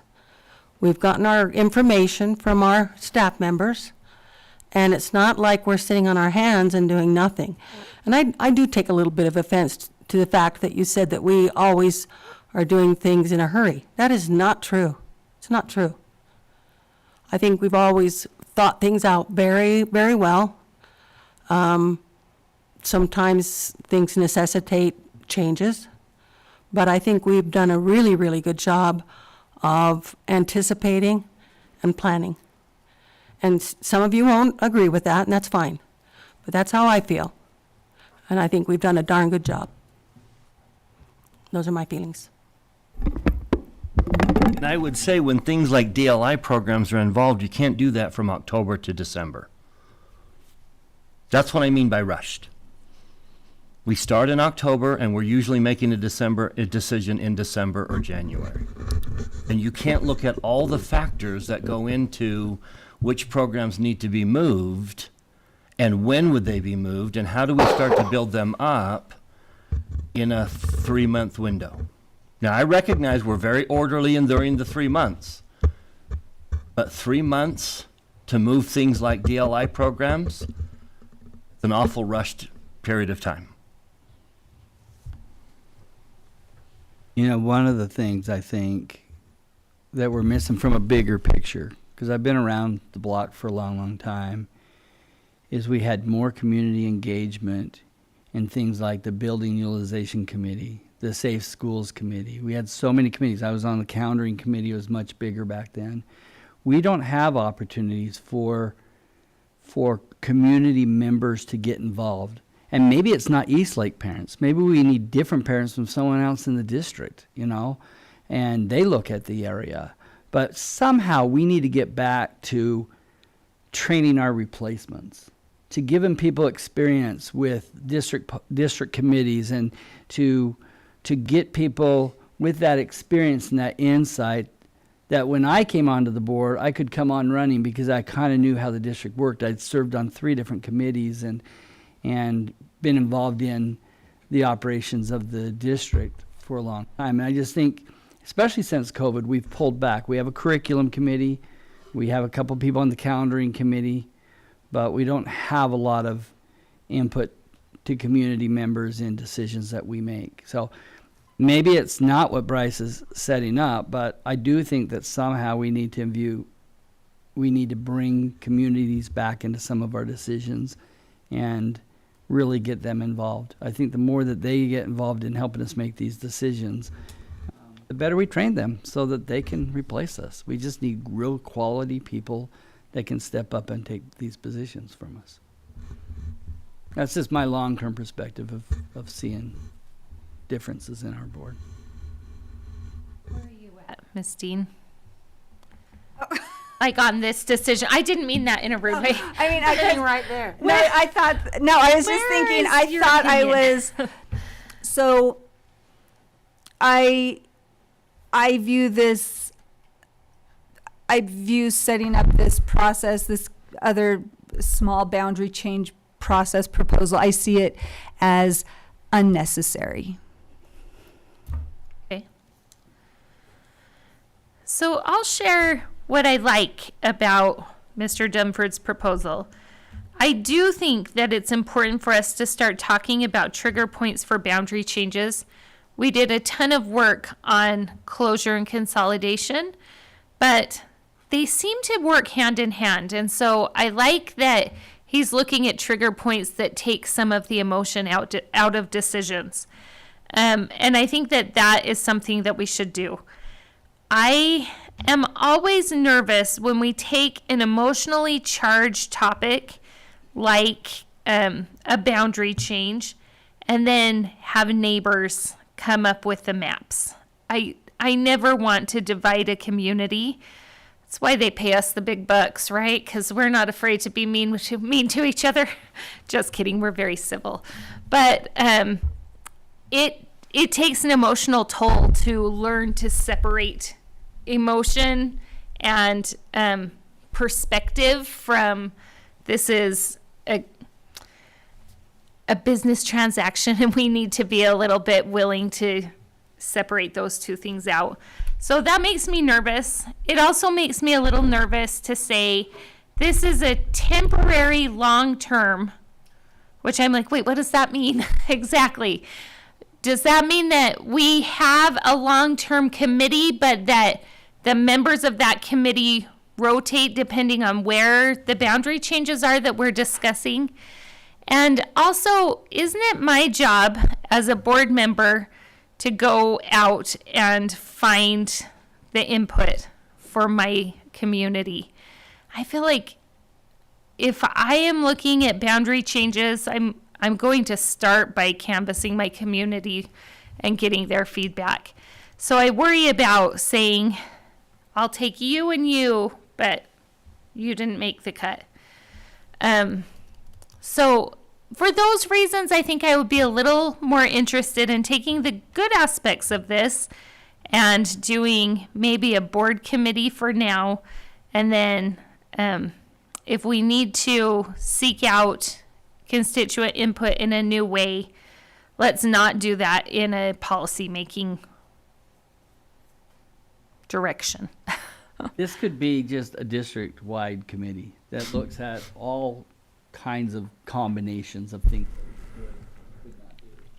Maybe we take Eastlake out of it and have this committee kind of do some work. I remember my very first really getting involved was when we were the old district and we were looking at building utilization, which schools we should look at closing, which schools, you know, those kinds of things. And I was involved in that committee, I think, for 18 months or 2 years, and we dug into some big issues. And so maybe this committee isn't, we need to take Eastlake out, and we ought to develop this committee to be able to look at the broader issues of how do we effectively consider boundary changes or other things, maybe. So could that process start with a ad hoc committee potentially of board members that then bring recommendations for what comes next? If that's a future committee made up of community members or otherwise. Would that be a first step in this pathway, Mr. Dunford, or does it miss your point? That's fine. There's a possibility I may not be here in January. Me too. And I can't walk away. I feel like I owe it to the district and to the communities that are going to be considered for change to raise the flag that we need more time. I know some of you claim that October to December is plenty of time, but I don't think that's plenty of time. I think we need more time, and I think we need more community input. However we do that, I'm comfortable with. If I'm not here in January, I can walk away feeling like I raised the issue, that I foresee boundary changes coming in the future that are going to need some time to consider and get them right. And I would like to not use our normal pattern of notifying the community in October and then having a decision made in December. But you're dispelling all of the preparation work that's happened before that. We just don't do it in 3 months. There's a lot. Don't move programs very well. Well, we've done a lot of preparation work, working toward this October count and the possibilities of, building or not building. There's a lot that goes on beforehand. It's not just a 3-month thing. I know, but what have we done at Aspen before today? Well, last year we talked quite extensively about Aspen. Talked about Yeah, it, but about we didn't the do DLI. anything. Well, yeah, we did. We were talking about There was building a survey. school. Wasn't Aspen, there was the survey about There's no DLI? DLI program DLI is not now, there. but what? Because the community was surveyed. But it had nothing to do with this decision. This is a whole totally different decision. Yeah, what I'm trying to put I across. feel Aspen is rushed. I think by good purposes, because we can't have one board do all this work and then let a new board make a decision. So we're kind of stuck. Do we finish it before this board's done, or do we wait till January and then start the process? It's a tough decision, but I think Aspen feels rushed. If you want to wait, it would be tight, but we could do portables for one more year. It would be a lot of portables, and we would need to add some additional resources. But we talked about that earlier, just as a clarification, as part of where. So if we want more time on Aspen, we can buy time with portables and some additional resources. Ms. Miller, did you have a comment?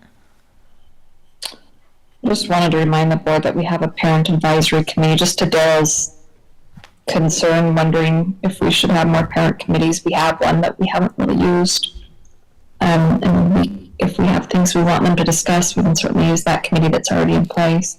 All of those people are people who are currently actively involved in our education in our district. They're school community council chairs. They're what I'm talking about is people like me, people that weren't active in the district, that got active and qualified myself to sit on this board and be prepared enough to make good decisions. And I'm always open to involving more parents. I just would not involve them in drawing up boundaries. And just back to the rush thing, we don't have to do it October to December. That's our choice right now. But we can put that off if we want to. We can say, I want to start looking at moving a program. We've got this list that we're all going to be going through over the next 2 weeks of considerations. And if we want to add new things to that to be studied over the next year, we can add things to that.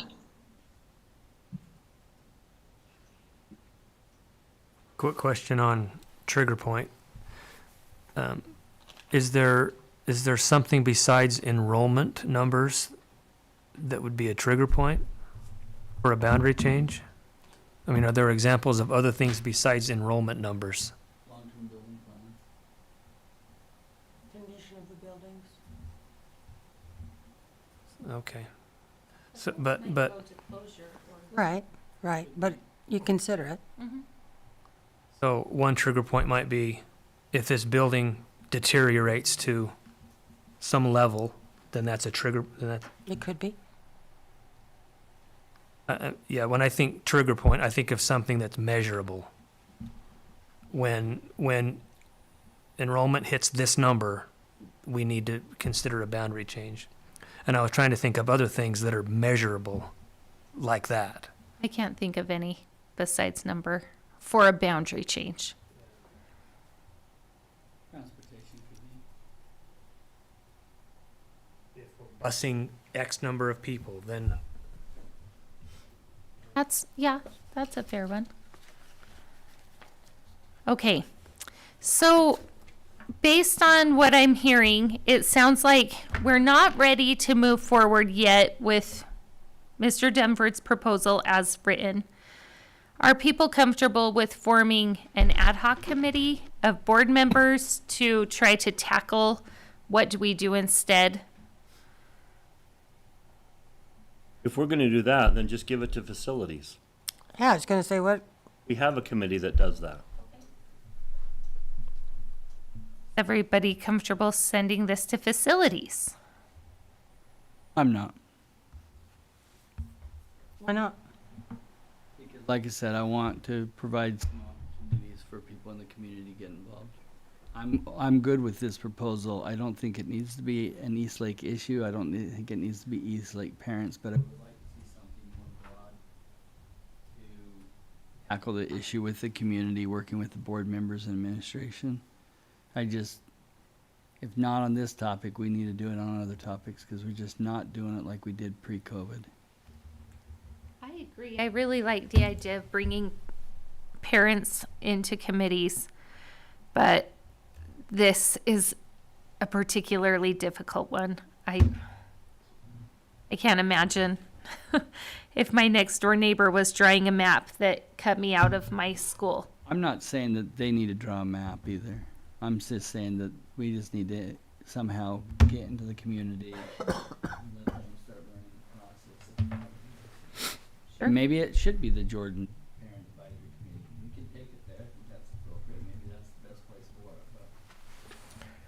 I like that approach, actually. Just think I we're like I that just approach think too. we're missing something. I think we're missing something in getting our community engaged with us, and it will bite us in the long run if we're not. I feel like I don't want to diminish the potential that a group of parents that have already stepped up to be involved and are members of a school community council. I think that that is a very valuable group of opinions and viewpoints, and I That's why I see your suggested that point group. I see your point of wanting to involve new people, to train them to be future board members or whatever, but I think that it's a good starting point to work with the Jordan Parents Advisory Council, the JPAC. It's the 67 parents. What? Take this to 67 parents. That's what you're asking me to do, is you're asking me to take this issue to 67. I'm not asking you to do that. I'm saying, You're going to use with the Jordan Advisory Committee. That's what you're asking us to do. no, I'm saying that, You're never going to get no, consensus. all I'm saying is, The well- purpose of that committee was to be a communication link between the board and the school community council. It was never set up, designed to work on this kind of work. And so if that's what you want that committee to do, we can do that. But the work is different in the Jordan Parent Advisory Committee than would be different in a committee that's a district committee. So I hear one person is uncomfortable with sending this topic to facilities to come back with a recommendation. Is anyone else uncomfortable with that? I'm not uncomfortable with that. I'm just saying that there ought to be another committee set up. Okay. It should go to facilities for other reasons. Okay. So, Nikki, I am comfortable with facilities discussing, number one, the trigger point, and number two, what needs to be in place, but not number three. I don't think facilities committee should be drawing boundaries either. I really think we do better if our staff comes with maps. I agree with that. yeah, I agree with that as well. Thank you. Okay. So it sounds like we have enough people in favor of sending this to facilities. They can come back with some recommendations on numbers 1 and 2, and we can go from there. But to address Daryl's concern about involving the public more, we can still use JPAC to accomplish that desire. It doesn't have to be on this issue, right? Well, we can even bring this issue up. We meet twice a year. It's for an hour. So I get 2 hours with them to bring up all the issues that we have in the district. So we could never, it's an information meeting, not a work meeting. It's information. This is what we're doing. You have any questions about it? But could we use JPAC? Could we meet more than twice a year The to board would to have to give accomplish? me that okay, because I was only given 2. I would Okay. much rather have that. We could even take a subset of that committee Yeah. and take like 1 or 2 people from each of those areas to work. I would love to use JPAC more, but that was not how we set JPAC to be. I want to piggyback onto that and clarify. As a staff, we're very open to any change that the board wants to put in place for the boundary process. The only reason we've been doing it this way is under board direction. And our intent is only to provide the information that you need in the way that you've asked for it and to follow the process that we've established in these discussions and as voted on by the board. So we are, as a staff, we are ready to implement any change or process that you want to put in place. If you want, whatever you want us to do with Aspen specifically now, talk about how we could manage for another year to buy additional time for the boundary change, to bring back other boundary options for next time. And the broader process, we're very open to just whatever the board chooses to do, we're ready to do. And that's why we set up the spreadsheet as well. We're just looking for what direction from the board. And I'm not being critical to staff at all, because I really think you've done a great job with what we've asked you to do. I've always said what worked in the past may not work in the future, and we have to be able to look at that. Maybe the right thing to do here is hit pause, kind of allow a new board to come on place, because we know that there'll be some changes at least, and bring this up in January and figure out the two questions really is, how do we get parents involved in committees, and is that something a new board would want? And how do we do that? And would boundaries be one? And if so, what would it look like? And so maybe that's better addressed with a board that's going to have to carry out the work instead of may not be sitting in these seats soon. You know, something that would be really of interest to me, Daryl, is if you came back in a month or two with a proposal on how you would like JPAC to run to meet the needs that you've been talking about. What would have to change? This is what I would want JPAC to do, so that the community is more involved. Yeah, I would love that, because what I wanted JPAC to be was not what we set it up to be. So Okay. I'll definitely put that on January's agenda. I'll push for that at least, and see if other people would be willing to. You know, Maybe that could answer the whole thing. Like, what do we I'm do with tired. JPAC, and what do we do with other committees? you know, we've already established that we want Mr. Feston to do 2 more maps, have we not? Yes. Are we going to continue with that and have him do it? Yes. Okay, so why are we off the topic? We're not. Yes, we are. Well, we're past that. We're way past that. We're on Let's get Bryce's. this done. Let's get it done in the timeline we talked about, and let's just do it. But Marilyn, we're on Bryce's topic. We're not talking about No, but Aspen. they're talking about not doing Aspen.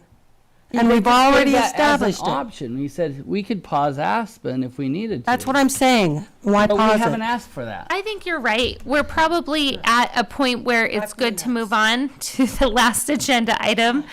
A discussion on implementation of policy AA453, use of personal electronic and communication devices. Dr. Lisa, don't write that Anderson. down. We have a couple of things we just wanted to talk with the board about. I think we've had a lot of discussion around this policy since we first talked about pilots and piloting equipment as a part of the implementation of the policy. So we just wanted to check back in with the board about whether you still want, I think Marilyn is showing what she wants to do already, but at what levels and in what way do you want to pilot equipment taking cell phone restrictions beyond what the policy currently says? Because if we're using pouches, then we're going beyond the policy, and we had talked about that, but I thought it was worthwhile to revisit that and just see where the board is with it right now in terms of, we had talked about second semester piloting that. We talked about middle and high school with the pouches, and you had put it to me to determine which schools that would be. And I've mentioned it to principals, but I haven't really. I did as directed by the board, and then we met that evening, but we haven't talked a lot about it since then because I wanted to kind of check back in since there's been a lot of discussion. I also have questions about implementation that have come up and interpretation of the policy. So I just want some clarification around the board's expectations to be sure we're implementing in a way that matches your expectations. So which would you like to start with?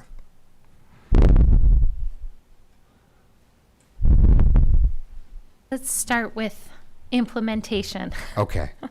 I'll start with question 1 on implementation. We had a small group at our parent university. I kept wanting to say Parent 101, the parent university. But when you have a small group, you can have good, deep discussions. And we had good discussions about medical issues, about how cell phones are used for instruction in classes, and we're going to need to adjust to that. So there is going to be an adjustment period. One of the questions that came up when Dr. Anderson and I went and met with each group of principals, was the question about a parent being the one to have to pick up the phone on the second time around. There are scenarios where a student could have it taken. I'm going to take an extreme example. The phone, there's been the warning, it's been held once and the student picked it up, it's held the second time, and it's confiscated at 1:30 on a Tuesday before Thanksgiving break. And a parent is not able to get to the school before it closes. The child rides the bus or rides with friends. We have, in talking with principals, we said, well, we extend from parent anyone who is an emergency contact, because if they're authorized to pick up the child, we figured they would be authorized to pick up the phone as well. But I think we could get into some circumstances where a parent isn't able to come, but the policy says a parent needs to pick up the phone. So is there any direction that you want to give or any flexibility that you want to give there? I'm not advocating for one interpretation or another. That was a question that came up a number of times. And of course, a school is going to be very accommodating. They're not going to watch a parent walking up and then lock the door because it's 3:30 and it's time to walk away. They're not going to do that. But how much do we... Can we have the parents pick up a phone via a phone call or a Zoom conference call? So they don't physically have to, they can release it to the student after you've communicated with parents. Does the parent have to physically be there to pick the phone up? Or can we just say that communication has to happen with the parent? That was the question. That's So- really the question. I'm good with a Zoom call. I'm good with even a phone call. I just think that a parent coming in may not be practical all the time. In this area, as a board member, I would not like to get super specific about what schools can or cannot do, but I would like to give administrators the flexibility to manage any of those types of situations of a late Tuesday afternoon before Thanksgiving break confiscation. And if they want to do something like Daryl said, so be it. But I don't want to get specific about you have to do this or whatever, but I'd like to give them the ultimate flexibility for those types of situations. That's really what I'm asking for. That's well stated. I don't want to go through scenarios and have you tell me exactly how to do it. I just want to say, if in exigent circumstances, is it okay if we are flexible on the parent part? We're not going to be so flexible that, I think the parent picking it up is intended to be an additional deterrent. It's not so convenient a parent has to pick it up. That's the point. But I think there are some extreme circumstances where we don't want to hold on to someone's phone over Christmas break, over winter break. Yes, I think you should definitely have that leeway. I think the spirit of what I intended is that exceptions are not just for the phone's use. Exceptions apply to the whole policy. And that you have discretion, that the administration has discretion to accept any part of the policy, not just the phone's use in the classroom. Therefore, you know what the board intended, and that you as an administration can accept that policy in whatever circumstance you see fit. That's helpful because the language is pretty narrow on the parent has to pick it up, and we didn't want to Offend the board, you can say it. well, not offend. We wanted to implement the policy in the way that you intended. But if the board agrees with the way that Bryce just expressed that and what Lisa has said and Daryl, that gives us the flexibility that we need. Any concerns with that? The only problem I see with making a phone call from the parent, anybody can make a phone call. I like the Zoom idea. I like that. But as far as a phone call, anybody can make a phone call. Yeah, but we can call them. If we initiate the true. call, we know You who can we- always we have a better do it from chance the of other talking end. with the person we intended to. True. There was a clause we added near the end that said that the school can implement a more strict policy than what Right. we've outlined, but Right. we didn't want them to do anything more lenient. Right. Which is why we put that sentence in there. Yeah, I would hesitate to say you can make exception to anything in the policy. So yeah, I'm not in complete agreement with what Bryce said, but with, I don't know how we would want to word it, but extreme situations like you mentioned. Right. I would definitely want to give the administrator the ability to say, okay, this has to be an exception. I don't want to keep the phone overnight or over a weekend, or this individual has to have their phone back because of X, Y, Z, those Sure. types of things. But Okay. Well, what I'm taking from this discussion is we have flexibility on the parent portion of the policy to be sure that we get the phone back to the family in a way that makes sense without straying too far from the policy. And to both of your points, the policy language already allows for exceptions to be approved. It doesn't say exceptions to use one thing or the other or use. It just says exceptions may be made or may be approved by the school principal in consultation with their administrator of schools. That's the sentence I was referring to.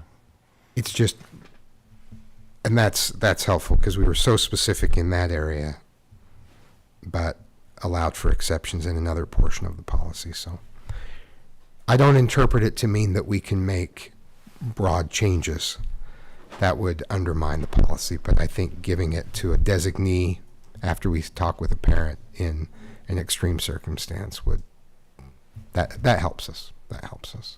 Can I ask a couple questions? Sure. So the policy's kind of out of sight. We can't see it, right? So are the pouches that we use, some teachers have used, are those now not being used anymore? Or is that out of sight? Like, because some classes would have some kind of like shoe holder. That You mean the or are they still using those, or do we consider that if it's in the shoe holder, that's out of sight technically, or? And if you don't know the answer, then we have can find not out. we have not come down on either side of the line on the shoe holder. However, I think keeping it out of sight, it would be interesting for you to have heard, this is a discussion I really appreciated from principals, how thinly sliced the implementation is because they can think of the circumstances. Okay, what about this? And it was a really good discussion. And I think we were mostly able, right. We were mostly able to resolve the questions. That's a question that we can come back and answer. We'll talk with principals about that in our next meeting. I think mostly they're going to say it's your responsibility to keep it out of sight, not my responsibility to store it during class. I think that's mostly going to be the approach. The other question was brought forward to me is, what are we doing with our substitutes? Are we training them on the policy so that when they step in, they understand it, or is that something we've done yet, or something we'll do in the future? We don't have a mid-year substitute training, but we do have communication with substitutes. I'll make sure that that's happened, that we've communicated that with them. I know HR keeps them up to date on changes, but we'll make sure that's happened. And We have a great group of subs, by the way, and we have with the incentives that the board approved, we have a really core group of subs that come frequently. So I think I think we'll successfully implement that with subs as well over time. And hats off for teachers, administrators administering this policy, but man, I've talked to a ton of kids, and they're behind the policy too, and they have taken it really, really well. Yeah. And I'm so impressed with these kids. Well, to echo that, I think to have implementation day be the day after they've had 10 days straight On with the their phone. phone. But I had not one incident at all today. Not one. And Heard a lot of I know stuff next week for I'll be video different. today. But Yeah. Good. Okay, so Should we go, are there other specifics you want to discuss, or should we move into? Is there anything else I don't that you think can so. think of? I think that was the main one because we had talked so much about parents One picking up. question that I have received was, if I have a smartwatch, can I use it as a watch without it getting confiscated? That's really, we considered whether you're wearing the watch or not wearing the watch. You can't use it as a communication device. But it's really going to be level by level and school by school, whether they have you take the watch off as you're walking in, because sometimes that's going to be a bigger disruption than simply monitoring that it's not being used for communication. Looking like this used to mean, wrap it up, I'm tired of this. But now it might mean that you're just getting a... Making that gesture. And that's exactly what she means. Okay, so then moving on to the next question of the pilot programs. So our understanding was that the board would like us to recommend schools or bring schools that would be willing to pilot pouches specifically and lockers. We had, and I don't remember the exact numbers of who would be, how many at each level would be piloting each. Do you want us to continue to move forward with that? I just wanted to ask that now that we have the policy in place before moving forward. Just wanted to double check that. The policy allows a school to do that on their own right now. It does, Self-fund. right? They'd have to pay for them. You poll the principals at all? I did initially, and there are principals at the high school and middle school level that would be interested in that. I would very much like to see the pilots go forward. So would I. I would be against it. Me too. I'm not willing to spend the kind of money until we see if this policy works and until we know what the legislators are going to do. And then I'm on board. Like, once I see that this is not working, we need to move to a different level. But we've implemented this for a whole day, and I'm not ready to spend money. If a school wants to do it, I'm all for them. Then they can do it out of their budget. That's why I'm okay with it, with not pushing the pilots, because if they really want to, it's their power to do it. Ms. Miller, where do you fall? I won't ask I go you back that. to our experience with Granger High School. They spent a year laying the groundwork. They didn't just say, boom, we're going to have pouches next month. I mean, they had surveyed their community. They'd met with their school community councils multiple times. I mean, the principal was excited about it. The school community was excited about it. So if we have a school that has done that sort of groundwork and that community is all itching to try it, and they want to come to us and say, will you help us out? And then I'm willing to pilot it. But I don't want to say, we have to have a high school pilot this, we have to have a middle school pilot this. I'm not willing to do that. I think we should see how the policy goes first. I like that. I checked with the company that sells the locking pouches, and if we were to order today 1,000 or more pouches to suit a school, they believe at this point, a couple weeks ago, it was 4 to 6 weeks just to get the product in. And then they require, if you're going to go with this particular company with the locking pouches, they would require some training with the school as well. They like to see what Ms. Miller just described, and that's laying the groundwork with the school community, and then they would come in and train faculty and staff on implementation. So just that would be another important component to keep in mind with just logistics. It may be a couple of months just getting the product and then coordinating with the company to come out and train. And May not even be till next year anyway. it's just something to keep in mind that it may not be able to happen, within a short period of time. So if a school's interested, they can move forward under the current policy. They can move forward and start exploring those things. And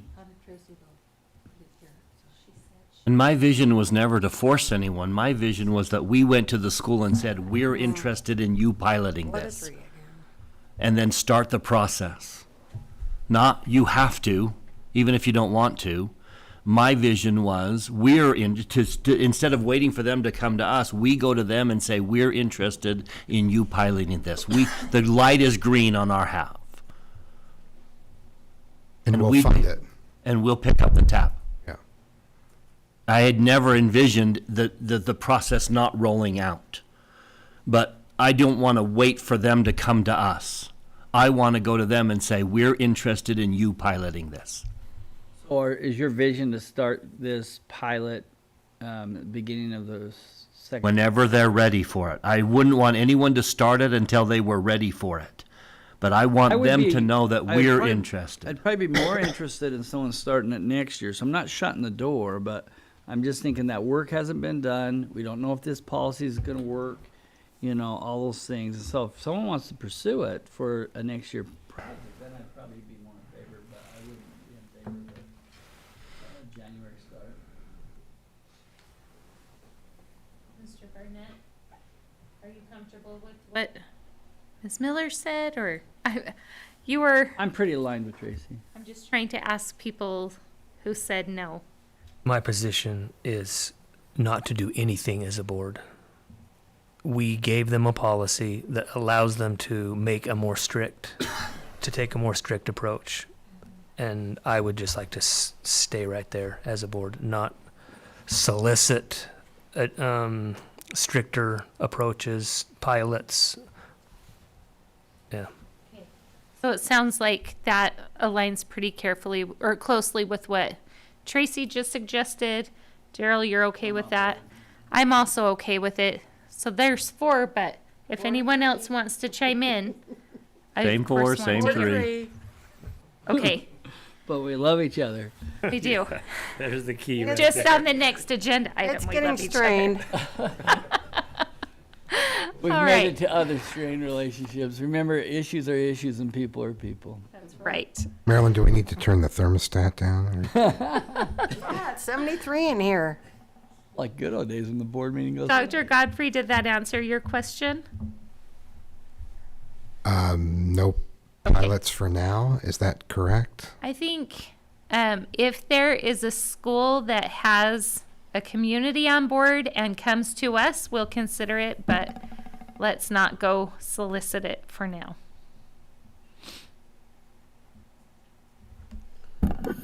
So just no pilots, but people can act within the bounds of the written policy. Okay. They can get their school community council to agree to a pilot. I'm not offering it to any school. Okay. What I would ask, though, is that we're making sure that we're getting the right message out there to our administrators, What's the right message? that they're adhering to the policy. I'm hearing that some are not. From today? Not today, but earlier. Today was day 1. I know today was day 1, but, a lot has been said in preparation for it. If you know of a school where you have heard concerns expressed, would you please let me know? I sent Mike an email. Great. Letting Mike know is even better. So then can I ask a clarifying question of the board? If a school approaches Anthony and says, we're interested, would this board fund it? What would a school cost? What would one school cost?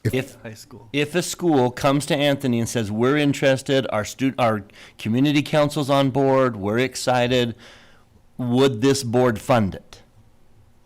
Because that would be within the policy. So they go to their AOS, then they go to the school community council and they say, we want to do pouches. Your question is, would the board then Or does the school fund have that? to take it out of the school's funds? Because I, for one, am willing to fund it. So a high school. And I'm hoping all schools listening, if any of them are interested, I would like them to know whether or not the board would fund it. Because I think that's a huge limiting factor. I think a lot of schools would be willing to try it, but don't have the money in their budget to spend it. Well, this time of the I would like year. to take that off the table and say, if you're willing to put the work in, we're willing to fund it. At this time of the year, they would not have budgeted for that. Yep. So that's my question of the board. If a school comes forward and tells Anthony that they're interested and they're willing to lay the groundwork, are you willing to fund it? One high school at 3,000 students, which is a larger than we probably have, is $90,000, right? Well, there's kind of a, isn't there some kind of a discount for more when you buy I more? won't get that if we're just doing one school. See. Would this kind of a request, Bryce, fall under the category of the new proposal the Finance Committee made? An unfunded thing Yeah. that now we're going to have to fund? Yep. So we would want staff Red, to yellow, come back green. with. Well, that hasn't been approved either, so. Yeah, okay. What are you willing to, what program are you willing to give Give up up so for we these can buy pouches? pouches that may or may not work?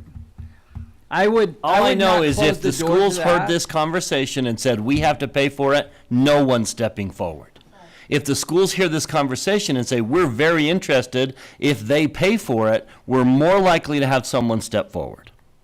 You might get me to flip if I saw that they had done significant work and there was significant desire in the community. But $90,000 is a lot to flip on for a January start. I think it would be really difficult to pull this off in January. Yeah. I would be more supportive if they worked between now and the end of the school year at getting everything in line. I don't know how you could pull it off. But would you be willing to fund it whenever they started? I would be probably willing to fund it for next year. But again, some factors like what legislators do, those kinds of things would influence my vote. But I don't know if anyone could do the legwork that's necessary to pull this off in 2 months and those following months on top of that. I just don't think I could. I'm wondering if it would be an indication that they don't really want to do it. I mean, they say, yes, we'd like to do it, but we don't want to pay for it. If someone really wants to do it, they'll find the money to pay for it. And it's a lot to find the money, though. you, Lot to you'd find the money. Ranger did you'd it. significantly, but did they do it or did the district do it? Their school did it. Their school figured it out. I'm okay with it, but I would want to see a lot of work done between now and the end of the school year, and they're all on board. I would probably flip. I don't think it's a flip. I think that's Well, a plan. right now, you're right, yeah.